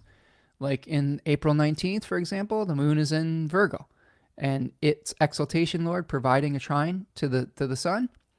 Maybe that's a great day to get organized. Those are ways to think about it. Let's see. Mr. Hindsight says, let's do a potluck. Oh, yeah. Absolutely. That'd be fun. I love potlucks.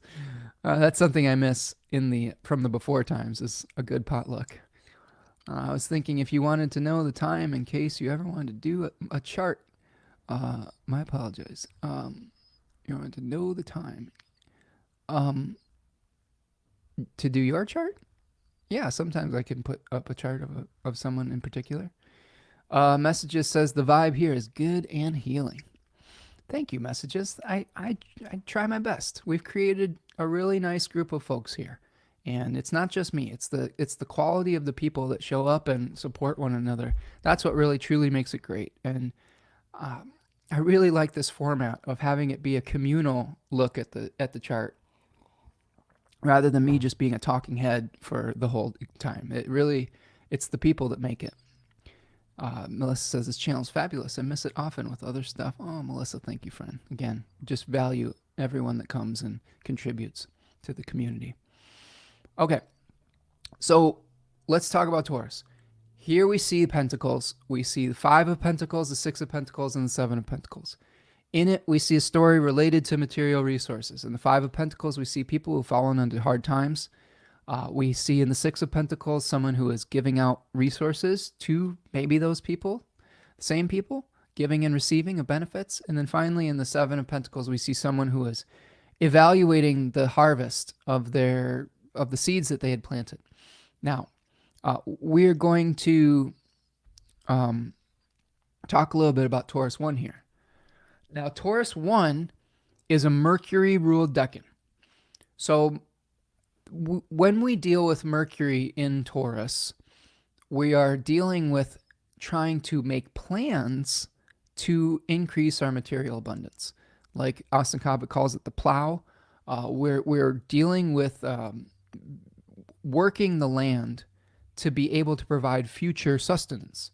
So themes include plowing the fields, cultivating the land. Gevura in Asya. A Gevura is a limiting factor in the Kabbalistic tree of life related to Mars. So we can also assert that there could be material limitations in Taurus 1, or the fear of having material limitations that gets us moving and planning for a more secure future. I know a lot of people with placements in Taurus 1 that are worried about money constantly, but oftentimes that leads them to take actions to create security. I'm thinking about my beautiful partner who has the moon in Taurus 1, which is very close to its degree of exaltation. She worries about resources all the time, but she works her butt off to try to create a secure future, not only for herself, but for us as a family. And she does a lot of great work in that regard.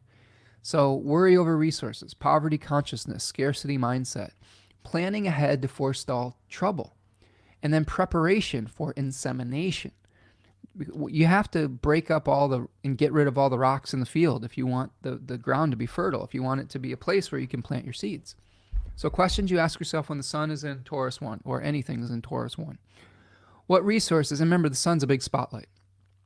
What resources do you possess? What plans do you need to make? How can you turn anxiety into action? This is a great one, right? We're worried about money. Get up off your ass and start doing something to bring resources in. And it's not always that easy. I totally understand that. But inertia is something that we associate with Taurus, like the inability to get moving. I know that myself being a Taurus moon, there's nothing that gets me moving like being afraid that I'm not going to be able to pay a bill. Like that gets my ass moving. So maybe some of you Taurus folks can relate. And how can you create new opportunities? This is another thing, just getting outside your comfort zone, getting outside your ruts, right? Establishing new habits and routines. That most of that comes in the second decan of Taurus, but we should start thinking about that here. How can you overcome inertia and idleness? And then finally, where do you need to cultivate your common sense? Again, this is another thing that we try to cultivate here on this channel. Common sense, the moon in Taurus, practical wisdom. Like I said, I'm an aspirational person, but I also am a realist. And it is, I rail against too much pie in the sky thinking. I really think that it can be just as destructive as people that never think about positively about anything. I think both of those extremes can be equally demoralizing and equally destructive if we, like I know a lot of you have heard me talk about Steven Universe.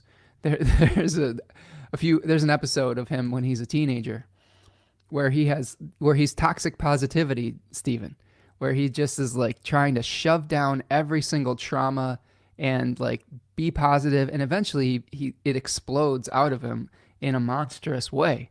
Like literally, I believe he becomes a monster at one point. So it can do damage not only to other people but to ourselves, when we are overly toxically positive. So balance that out with this Taurus placement. All right. Benel Dell, happy birthday again, says, how does Mars retrograde in Virgo deal with Aries 3? Could that also be some of the healing of the retrograde hitting Chiron? How does Mars retrograde in Virgo deal with Aries 3? So are you talking about your natal Mars retrograde in Virgo? Well, I have Mars in Virgo. It's not retrograde, but I think that, let me see. Oh, so so it's your birthday today. So you're an Aries sun. And if you have Mars retrograde in Virgo, that's providing resources for Aries. So I'm just trying to parse all this out. I think that when Mars is providing for a sun from Virgo, it's easy to get focused on the minutia of things, where those energies are not always super complementary. And I say that because Aries really functions well when they're taking decent amount of risks, and when they're just acting without overthinking something. And Mars Virgo, retrograde in Virgo, sometimes can overthink things to the point where the process has to be perfect before they take the leap. So I think that one of the things you could try to focus on is saying, well, how can I be meticulous about my process, but not to the point where it paralyzes me into taking any action or any risk? This is something I struggle with Mars and Virgo, is sometimes I feel like the process has to be perfect before I can take action on it. And oftentimes I just need to get started and get my ass moving, and then the answers will come to me. I can't figure out everything that could go wrong before I take the first step. So I would recommend, Benel Dell, take the first step. You'll figure out the answer as you go. I know that's scary and that get you some anxiety, but we do have to take risks every once in a while, within reason, right? Yeah, waxing gibbous moon, evaluate, redefine, develop. Yep. So let's see. Let's go back to the chart. So that's Taurus 1, and we're going to go back to our chart here. And again, just recognize that Venus is in aversion to the sun, challenging, resources that aren't going to be provided very easily. We'll look to the moon for assistance. Recognize now that the sun is co-present with Jupiter, which is nice. Having Jupiter even in the same sign, even if it's not super close, is beneficial for the sun. But also recognize that Taurus 1, the sun in Taurus 1 in 2024, is very much characterized by the Jupiter-Uranus conjunction. Okay? And we'll break that down here. So here we have, this thing is bothering me right now. So here is Mars at 21 degrees of Pisces, and it is making a sextile on the 19th to Jupiter at 21 degrees of Taurus. Once that happens, once that aspect perfects, then Mars is, follow my logic here, okay? Let's say we go a day forward, okay?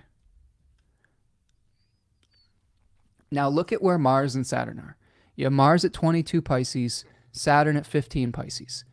They are both casting their rays. This is how I'm interpreting this malefic enclosure. Saturn is casting its ray on this side of Jupiter. Mars is casting its ray on this side of Jupiter, enclosing it in this box of sextile rays. You see how that works? I'm frustrated at this, not only because Jupiter is my time lord, but because we just went through the malefic enclosure of Venus. So I'm a little bit annoyed that this is happening, but again, as realists, we have to accept things as they come. Now, two things that I can think about with this. When you look at a malefic enclosure, you're looking for planets that could break it up. Like, so if there was another planet casting its ray in between these degrees, it would be breaking it up.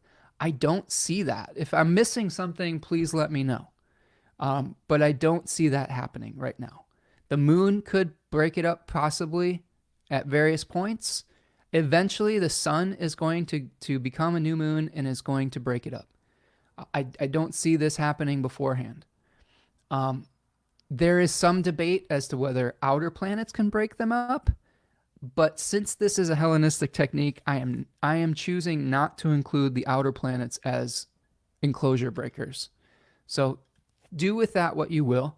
My word is not the final word. This is just the way that I'm unpacking this. Oh, let's see. Yeah, Mr. Hindsight says, I learned while studying architecture that you can't solve everything in your head. You must get it out and down so you can edit. Yeah, I mean, that's a great way to deal with Mars in Virgo on some level. Let's keep talking about this Jupiter-Uranus conjunction. So Mars is going to sextile Jupiter. Mars is in its own face. Remember, we talked about Jupiter in Taurus 3 has to do with remedying old mistakes, potentially. Humility in the face of nature. So we may have some situation where we have to make a sacrifice that will help us to remedy a mistake that has been made in the past. Okay? So we're dealing with this here. Here's the Jupiter-Uranus conjunction. And once the sextile to Jupiter happens, Mars is going to sextile Uranus. Okay, so there might also be some kind of innovative solution that we need to come up with. And then we have the enclosure happening all the way till May the 7th. Now, here's one thing that I'm trying to parse out in my brain, questions I have about it. First of all, I was talking about this with my friend Hannah Kuhari, who is another great astrologer that I want to shout out here. And we were kind of talking about this the other day. Uh, we both feel that this will be potentially less disruptive than the Venus enclosure, because the Venus enclosure was with Mars and Saturn on each side of the planet itself, which is called a bodily enclosure, right? Whereas in this case, it's enclosed by a sextile ray. So even though it is enclosed, those two planets are making a positive aspect to the planet.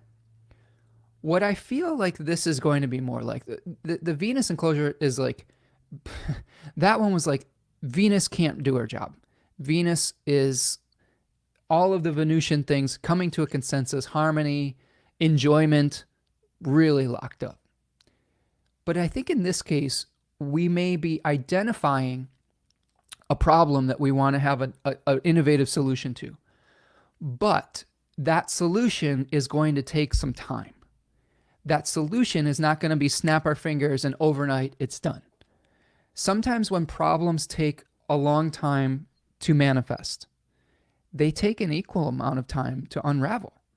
Okay? Like, you didn't get into this predicament like overnight, and you might not be able to just like undo it right away. So what I think is being called for with this malefic enclosure of Jupiter and the Jupiter-Uranus conjunction, first of all, innovative solutions to problems, and especially problems related to humility in the face of nature. Now, in my case, as has been the theme of the day, this is Furnace Talk 2024. Maybe this is something, and I hope not, knock on wood, but maybe we get some word on Monday during the eclipse that the furnace is dead, that you need a new furnace. Well, in my particular situation, I don't have $10,000, $15,000 just laying around to get a new furnace. Like, I may have to figure out that solution over time and figure out what we're going to do next.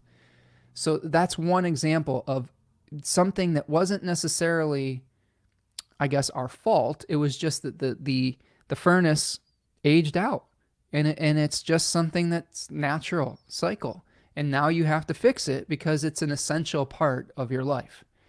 And there may be something in your life, in the Taurus area of your chart, that is fallen into disrepair. Like literally, like I literally have an example of something in disrepair, just not due to anybody's mismanagement, just due to like, it's an old furnace.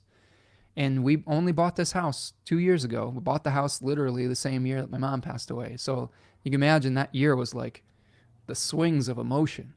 And at the end of the day, Tanya and I got left holding the bag on an old house that needed a lot of repairs. And you have to kind of dole that out one at a time, you know, like there's, when you have a 140-year-old house, that's how old this house is.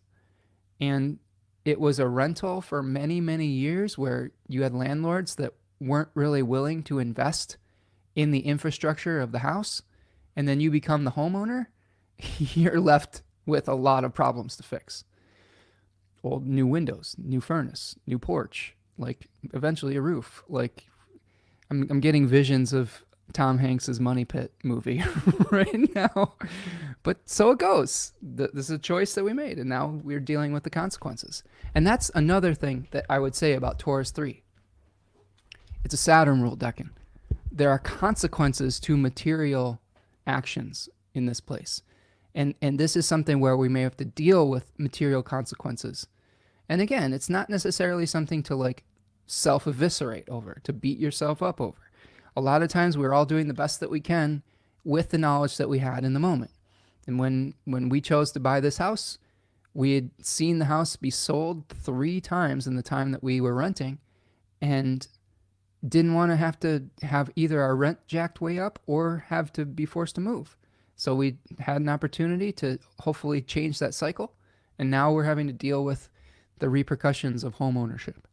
So your mileage may vary with this, but I do think that there is an innovative solution that it will come if you are open to it.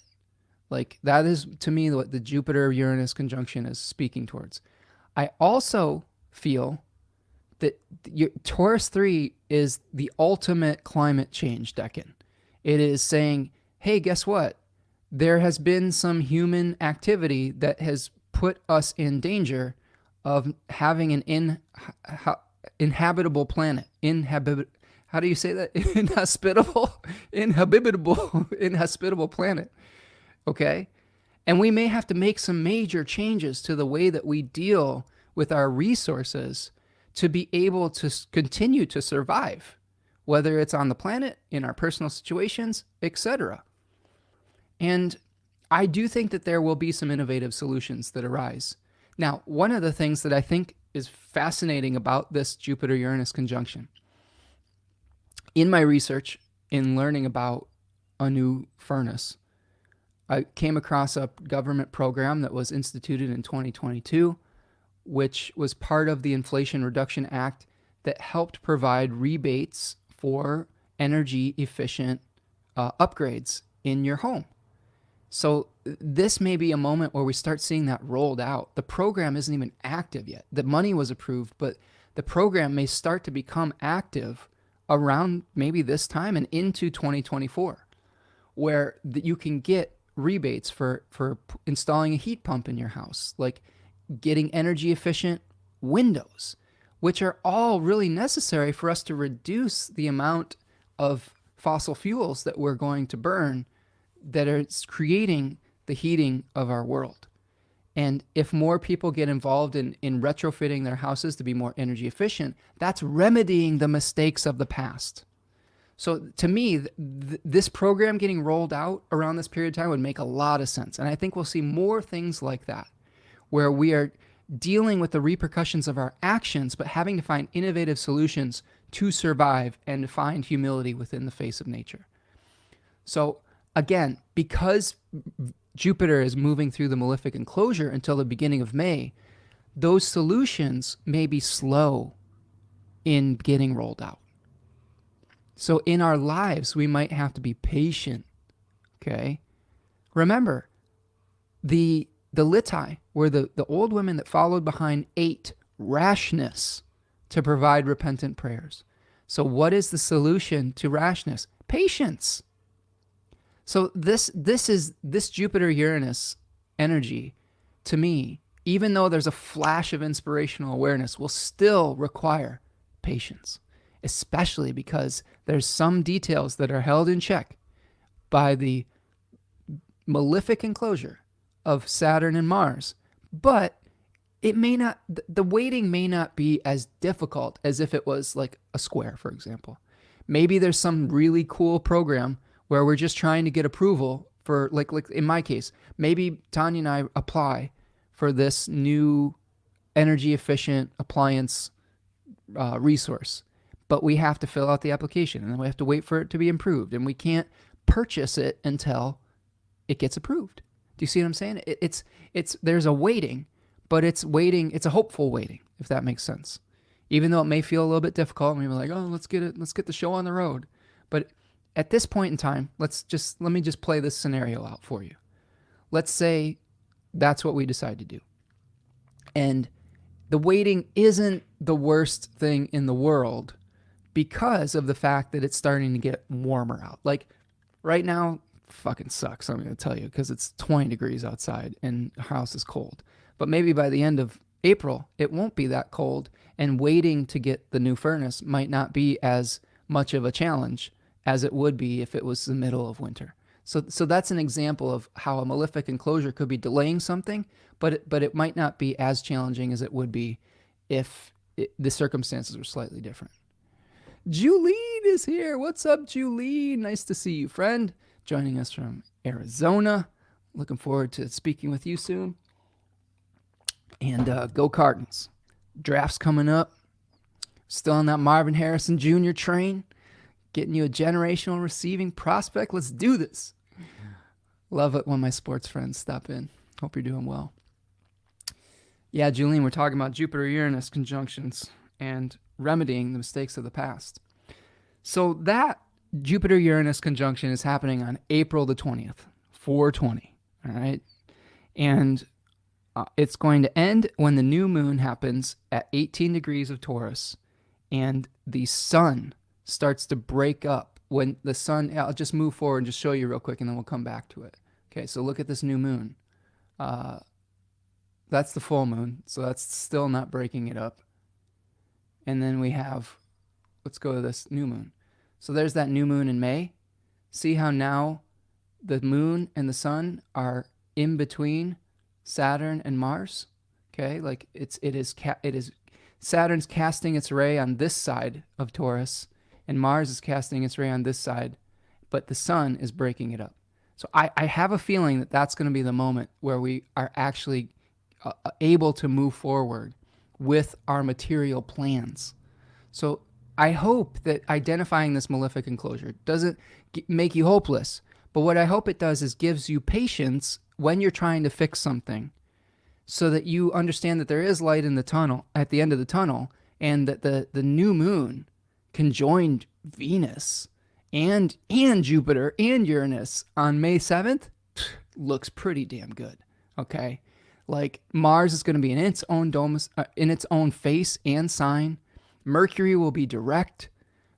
I do think that this May 7th date is going to be really powerful. And as Stephen was pointing out, Mercury exits its shadow on May the 13th.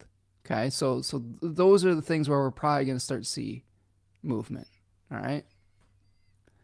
So let me see if I can get my program working here again. Let's go back. We're going to go back to April 20th. And on the 21st, this is another powerful time for Mercury. As we talked about earlier, Mercury is emerging. Let's make it green, like green means go, right? Mercury is emerging from under the beams. So you can see now there's an arc of separation of roughly 15 degrees between Mercury and the sun. This is Mercury emerging as the morning star. And it is not direct yet. So we're going to have some revelation still while Mercury is stationing and still retrograde and about to station direct. But this might be a time when we see some charismatic speeches, when we see people trying to make decrees, royal decrees about things that maybe even have to be reviewed. And maybe it's even rhetoric, all right, in the public sphere. And I say that because right as Mercury is emerging from the beams, the sun is squaring Pluto. So to me, this could be fiery rhetoric from people in leadership, or, we're in election season too. So this could be like campaign speeches and things of that nature, all those things that could, where people are just like putting themselves out there on that level. Julene says, yes, it might happen. Looking forward to it as well. Yes, absolutely. I'll take it. My Saturn return hits May 4th. Kerplunk. Oh my goodness, Julene. We'll try to help work through that as well. Mr. Hindsight says, does a malefic STI cast a ray if it's in aversion? Does a malefic still cast a ray if it's in aversion? All right, and I think you're asking that because of Mars moving into Aries, right? I think it does. Like that is a good question. Is if Mars is changing signs, is it still in that enclosure? But I think it does, because yes, Mars is still casting a ray no matter what. And we allowed it to be over signs for Venus. So I think that in this case, yes, it will be. And to me, it makes sense, Mr. Hindsight. It makes sense because we're trying to fix something. We're having to be patient with the solution. There's multiple things, testimonies that are speaking to this. The Jupiter-Uranus conjunction, honestly, there's a lot of pop astrology out there right now. They're like, this is the most amazing thing for money and all of these things. I don't see it that way. Yes, that could be related to resources, but from my study of the decans, this is about fixing something that has fallen into disrepair, whether it's publicly or communally or personally or whatnot. And it makes sense to me that the solution isn't instantaneous when it's in Taurus 3, and that we have to get to the new moon in Taurus to finally implement it. So to me, that is really, I think that's part of it. Yeah. And that's, so again, I reserve the right to be wrong. And I know that we're splitting hairs with a lot of this stuff, but some of these things are, I mean, it's important to try to rationalize it and to think of it philosophically. It's great to think that way. It's also good to be able to have some of it up for debate, because guess what? the material that taught us how to do this is over 2,000 years old. And some of that gets lost in translation. And we're trying to piece that together. And it's not an exact science. So I welcome the debate around it for sure. Prudence says solar return is on April 22nd. Oh my goodness, Prudence. So you're going to be getting, you are going to be having Mercury emerging as the morning star baked into your chart. The Sun-Pluto square. We'll help you break it down, friend. It's going to be okay. Yeah, you've got a full moon coming up, and we'll break that down for you as well. So one thing that I'm looking at with this, let's keep going, friends. So we've talked about Jupiter malefic enclosure, Jupiter conjunct Uranus, and we're also seeing this happening with Mercury emerging from the beams, okay? And then what we're dealing with as well is the Sun square Pluto. Now, remember everything that I talked about with this, the fear associated with lacking resources. And this is something that we see with the Sun moving through Taurus 1, squaring Pluto, is we may have some collective fear about a lack of resources that gets us to making plans, okay? And really says, hey, you know what?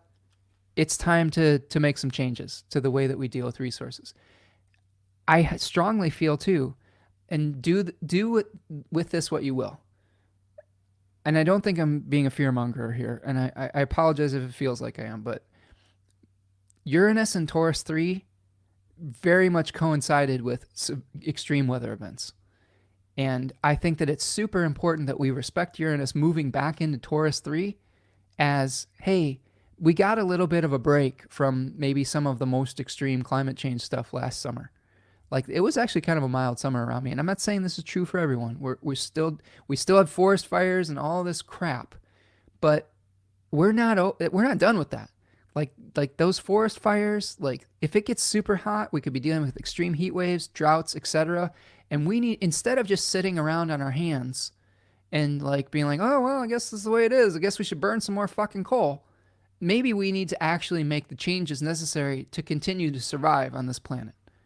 And I think that to be able to do that, sometimes we have to feel the pinch of that and say, and demand a change. And unfortunately, and I say this with all the love in my heart, I think all of us need to start making preparations for a changing planet and the changing environment. And this is something that's going on in our house, the discussion that's starting to become very louder as we go along, is, talking about like getting a new furnace, but also like, how do we protect ourselves from the changing climate? How do we make sure that if the power goes out in 100-degree heat wave, that we're able to have a backup? If we're able to rewire the house to support a generator, you know what I'm saying? Those are the types of questions that you should be asking yourself. What are your emergency plans? That doesn't mean that you get so, afraid that you just can't function on the day to day, but it would be irresponsible at this point to not have a climate emergency plan, to know what you would do if a severe storm hits you, to know what to do in a tornado, to know what to do if your power goes out. I'm speaking from experience, folks. Last year at this time, our power went out and the grid went down for an entire week. We didn't have heat or power for a week. And we're still dealing with the ramifications of that, And we had, I don't know about all of you, but in my area, the storms have gotten way worse during the spring, during the fall. And we're having to really look at the trees around us. We have some trees that have some dead branches and that are close to our house. And it could be with the winds increasing, those could fall on your house. Those are things that, if you know that that's a possibility, dealing with it is actually the smartest thing that you can do. That's just being prepared. And that is not fear-mongering. That's just like adjusting to the reality that you're seeing. Like the other thing that we did last summer, when there were forest fires, when we could barely breathe going outside, we got air filters for our house so that we could breathe inside. Little things like that will help your resiliency. I think that this Jupiter-Uranus conjunction is about building in resiliency into our systems. Okay? All right. Rachel says, I love you're making connection with Taurus 3 because I'm using the conjunction to join Ashley Ellenboss's Herbal Apprenticeship program. Oh, that's cool. Yeah, she does great work over there. I love the way that they combine astrology and herbal medicine and things like that. And again, studying herbalism is a way to increase your resiliency. So I that's awesome, man. So let's see. Jennifer has a son whose birthday is April 22nd. Cool. CG Young says we don't change until we have to. I believe that. And it's never been more in our faces when I'm actually quite disappointed at how difficult it is for human beings to change. If I had any just real, just disappointed in the human race that we are so stubborn that we are allowing all these ecological tragedies to continue to happen, and still like the people in power are still just trying to like act like nothing's happening, and like even trying to question our reality to the point being like, that's not happening. That blah, blah, blah, blah, blah. That's how I think they sound. Blah, blah, blah, blah. That's not happening. Yeah, it's fucking happening. You can literally see it in the air. You can literally see it with the storms that are destroying people's houses, with the heat waves that are melting the blacktop, and killing people. So I will stop there and try to calm myself down. But this is the thing that gets me fired up. I feel an intense passion about protecting the earth and the environment and the ecosystem. And I get real frustrated when I see people working at cross purposes to that. So long story short, Jupiter, Uranus, be prepared, be humble in the face of nature, which means that you are not more powerful than nature. It means that you have to respect nature and prepare accordingly. Okay? And if you do that, you can utilize the energy of this Jupiter-Uranus conjunction to its highest potential, of remedying a mistake in the past that will help provide security if you are patient. Okay, so that is our Sun-Pluto conjunction. Sun-Pluto square, Jupiter-Uranus conjunction. And that moves us, okay, to the full moon. So here's the full moon. Now, this full moon, let me make sure my thing's working here. Full moon, April 23rd. Happy birthday to my friend Dustin, who is a professor of religious studies at Michigan State and Western Michigan University, and a good friend and a drummer who I used to teach at a music store with. Happy birthday, bud. Here's our full moon in Scorpio, opposing the 4-degree Taurus sun. And the moon is in its fall. This is a tough place for the moon. This is a place that is associated with the 5 of Cups and with grief. Okay, this is something that I'll pull up here we go here, just so you can see this. Here's our full moon, Scorpio 1, 4 degrees Scorpio. I think that it's possible that after the Jupiter-Uranus conjunction, there is some kind of weather climate event that brings us some grief. And I don't know if it's an earthquake or if it's a storm, whatever.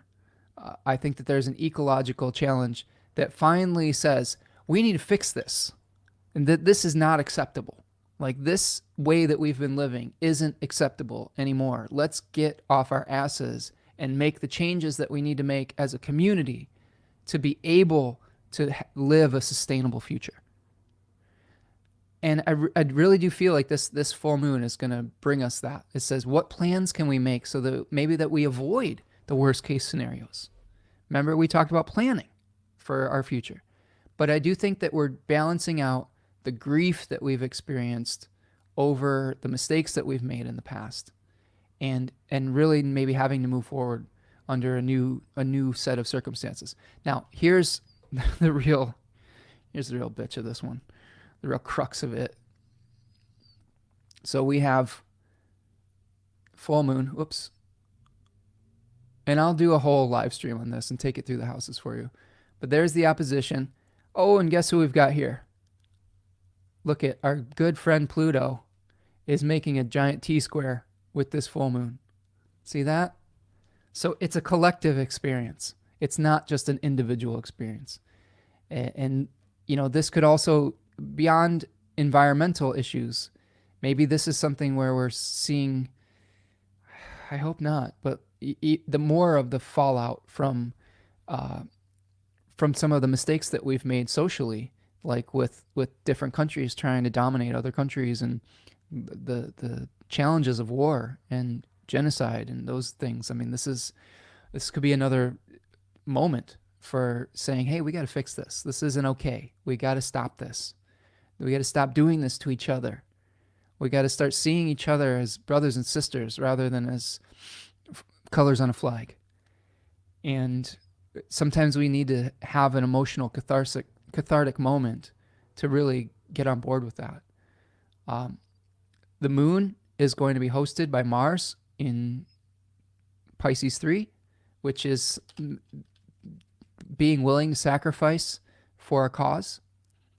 Mars is coming together with Neptune. Mercury is stationing direct 2 days after this full moon, while the moon is out of bounds. And we're going to have this Mars-Neptune conjunction where we may be sacrificing anything for the dream. There's a religious zeal around it. I'm both nervous and about that and maybe potentially excited, but I don't know. Like, there's been things lately that's been tough to get excited about. The sun is being hosted by Venus in Aries 3, but again, it's in inversion. So the only thing that we'll be witnessing the lunation is Pluto and the two malefics here, right? We have everything else in inversion.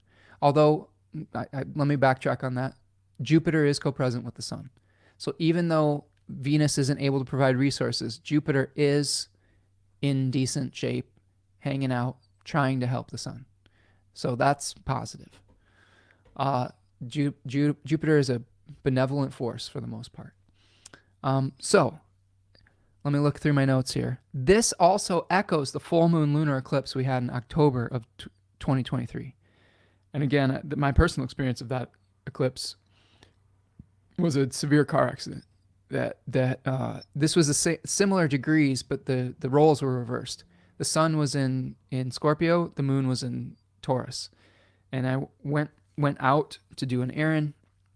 We ended up getting sidetracked and having to go to a different location to get the errand done.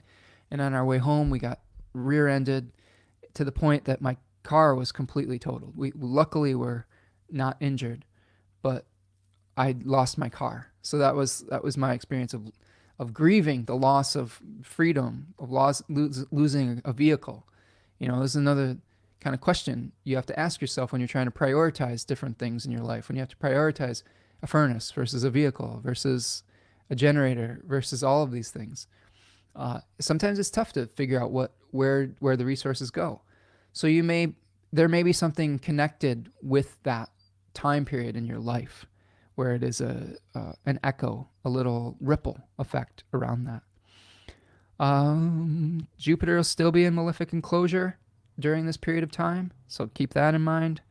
Full moon squared Pluto in the Five of Swords decan of Aquarius, so conflict and defeat. So there might be something where we're experiencing grief for something where we're saying, screw it, I'm going off into the Montana woods or something like that, or the equivalent of that metaphorically.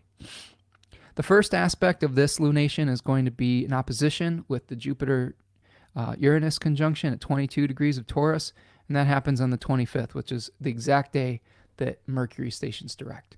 So we may have to work out our desire to remedy mistakes and holding on to the past. That's really Scorpio 3 is glamorizing the past, glamorizing a form that no longer brings us vitality.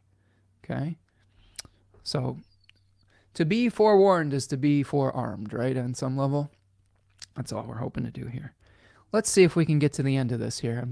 I need to go eat my dinner, and so do you probably. We have a couple other things. So Mercury stations direct at on the 25th. So here's the moment where we're starting to move forward again. Maybe we're able to start convincing people towards our point of view. Maybe we have a better idea of what we believe in and who we are. So before we can get people on board with what vision we have to have a clear vision. So Mercury will station direct in the decan that says, oh, this is who I am. And then as it moves forward into Aries 3, we can get people on board with that vision. But it's hard to sell an idea that you don't believe in yourself. So that's something to consider with Mercury stationing direct. On the 29th, here we have Mars conjoining with Neptune in the final degrees of Pisces. Okay. So I want you to really look at the both the Scorpio and the Aries area of your chart. My experience with Neptune contacts, with bodily conjunctions with Neptune, is almost like a dissolving energy. I do think that we might want to move forward with our dreams, but there is potential for confusion. There's a potential for a dissolving of our will to continue with the project. But make no mistake about it. Once Mars moves into Aries, that changes, okay? So this may be just the last exhaustive, moment before we see the engines starting to rev up again, okay? So keep that in mind when you have the Mars-Neptune conjunction. And also, be willing to understand what you're sacrificing for. Try not to be sacrificing for an illusion, okay? Jennifer's pointing out that Mercury is also conjunct Chiron, too, and it's direct. Yes, exactly. So we'll have to be communicating potentially about our wounds around taking control of our own lives. All right. So then, after we have the Mars-Neptune conjunction, and we get to the 29th, or actually the same day, pardon me, this little beauty moves into Taurus. I really love the transition from Venus in Aries to Venus in Taurus. It's one of my favorite transitions, is when Venus is in a really tough spot to Venus just being like, oh, okay, this is, the good things are flowing in life again. We don't have to try so hard. We just sit back and let it come to us and know when to act and when to be patient. And this is a really beautiful aspect, especially because Venus is going to start empowering the sun and Jupiter with its resources, with its plans. Especially with Venus moving into Taurus 1, we'll be able to plan and have those resources come to us that we're planning for. Venus is really juiced up in these first degrees of Taurus. It's also in its own triplicity and its own terms. So this is something to consider, that what you've been waiting for is going to start moving forward. And then finally, friends. So that's Jupiter. That's Venus moving into Taurus. Venus ingresses in Taurus, April 29th. And then as the sun moves into Taurus 3, the last 2 days of April, okay, we are seeing Mars ingress into Aries. So here's the Mars ingress into Aries on the 30th, where Mars is now in its own domicile and face. And so now we have Venus empowered in its own house, Mars empowered in its own house, and just a nice spread of planets in these different signs with the energies spread out, and each of them individually being able to kind of do what they want to do. Venus is able to bring us resources. Mars is able to take action to be able to differentiate and to move under its own power. So I really do feel like the end of the month, we're going to start seeing some movement, especially into the first week as Jupiter's released from the malefic enclosure, and we have the new moon in Taurus.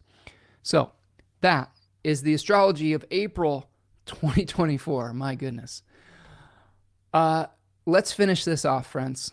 You have been such an amazing boost here today with all of your wonderful comments. I'm going to bring us back to the chart here. Hold on a second. I gotta get back. And there we go. I'm back. Whew. Yes. Thank you, Prudence. I'm going to give you an animal and an I-Ching, and then I'm going to eat some dinner and veg out. Like, well done, Spencer, says Devin. Thank you, Devin. I love Devin. I love you, bud. I love your contributions to the chat and your intelligence. And I love all of you who are here contributing with your compassion, your spirit, and just really grateful for everyone here. Okay. Let's finish this off. So we're going to do an I-Ching. The I-Ching that I got for you, friends, is hexagram number 7 for the month of April. And hexagram number 7 translates to the army, and it is transitioning to the hexagram 54, which translates to, amongst other things, subordination and the marrying maiden, keeping in the background, accepting a secondary role, which doesn't sound... You know what it sounds like to me? It sounds like Jupiter in malefic enclosure. So if we also have the translations for hexagram 7 as the army, military virtues, discipline, self-discipline, the massing of force. So really the way I see hexagram 7 is having a plan.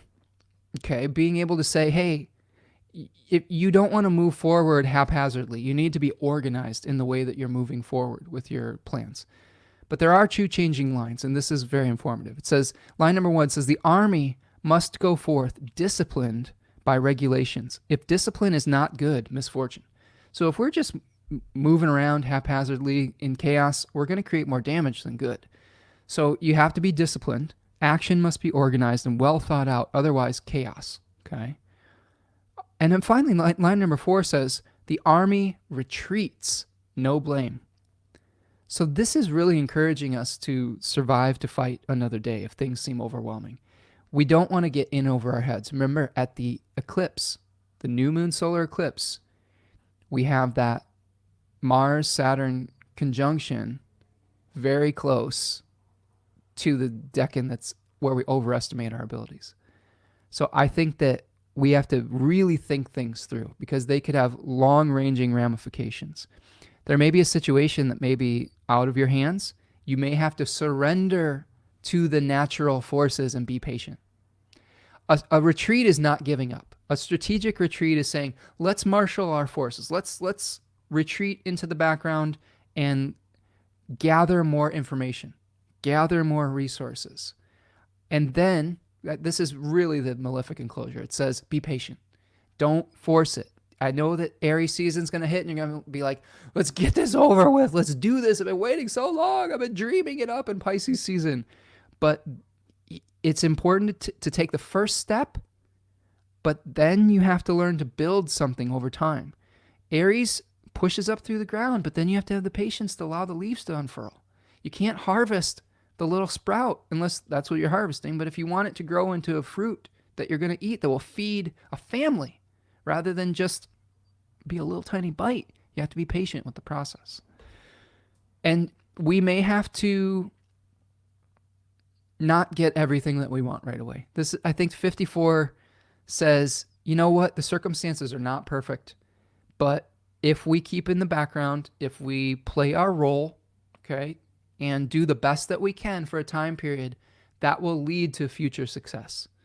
I know that there's, the way that they describe it in ancient Chinese civilization is that in their culture, they had multiple marriages, and they had the first wife that had more power within the family. The second wife had to be in the background a little bit to be able to have influence on the relationship. And that's probably not the way we do things now, but that's where some of these things come from. So we can see that as a metaphor in some of our situations in life where we may have to take a secondary role, where we aren't we don't have as much personal sovereignty as we wish we did, which is going to be frustrating in April, because everything is pointing like new start, move under your own power. But then there's this natural force that says, yeah, you might want to move under your own power, but guess what? You're just a tiny human being in a collective that has to work with the same forces of nature as everything else around you. And that's okay. That's okay. You know, even if the clouds have to gather moisture before it rains, the flowers have to wait for the rain to be fed. The flowers have to wait for the bees to be pollinated. That's just how nature works.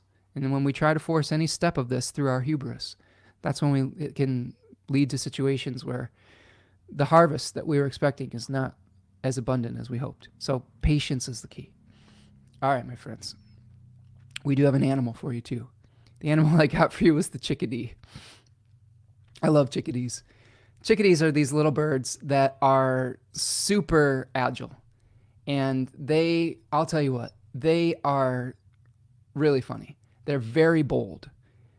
They're these tiny little birds. They're not very big. If you don't have chickadees by you, they're this tiny little birds, smaller than robins and sparrows, but they can fly like any direction. They're like aerial acrobats, and they represent adaptability. They represent extreme agility when flying, and that may show us that we need to have extreme agility. We may have to backtrack. We may have to make a sidestep, one step forward, two steps back, etc. The first plan might not work out. We have to adapt. We have to be curious and also fearless. We have to take a risk every once in a while. Chickadees are very social. There's a place around me. It's called Kensington, and it's a beautiful park where people have brought birdseed, and these chickadees will land in your hand. They'll literally, I have pictures of them landing in my hand and be like, oh, wow, hi. And the woodpeckers do this too, the nuthatches, etc. And, but the chickadee is always the first one, and they are very open to new possibilities. So we have to be open to new possibilities to embrace the chickadee.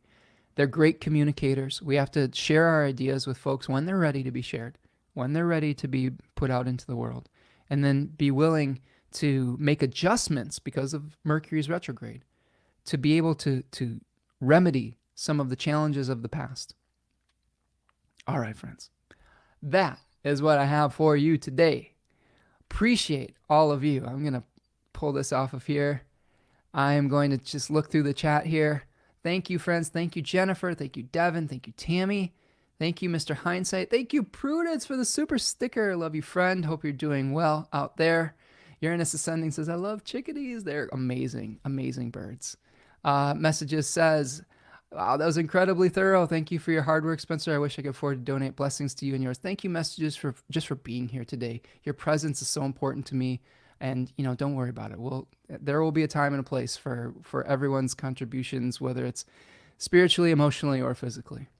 RC says, much love from Tasmania for your marathon live stream and wisdom. Oh, thank you, RC. Thank you for making me aware that you're here. Appreciate you, friend, and hope everything's going well over there on down under. That's really cool that you're here. Super, super excited. So good luck to you and yours, and really appreciate you letting me know you're here today. Big Steph says, thank you. Stay warm and good luck with the furnace. Thank you, Big Steph. Appreciate you. Thank you, Uranus Ascending. Appreciate you. Bravo, encore. No. Dinner, Mr. Hindsight. Dinner for me. Jennifer says, watching them out my window. The chickadee is great. Excellent. Well, friends, it's been a marathon session. Have a great, great April. Please, again, do me a huge, huge favor. Go visit me over at spencermichaud.com. Pick up the Decans of Aries. Follow me on Twitter and Instagram at Spencer Michaud. Like and subscribe to the channel. Share it with your friends. And do me a huge favor. Just be patient with the process. Eclipse season can feel really emotional sometimes as we're having to deal with the changes that are coming up in our life. But it'll go a lot better if you're kind to yourself, especially yourself with Chiron involved in that. Be kind to yourself as you make new changes and take risks. We'll never make the changes in be able to achieve the dreams that we set for ourselves if we don't take a risk every once in a while, and even risk some disapproval from other people. And that's okay too. But also be kind to other people who are also going through exactly the same process. Support one another. Support each other's interdependence, right? Support each other in being empowered. And then people will support you. So again, thank you so much for this today. And I appreciate all of you here today. So take care, my friends, and we'll see you next week, okay? Peace.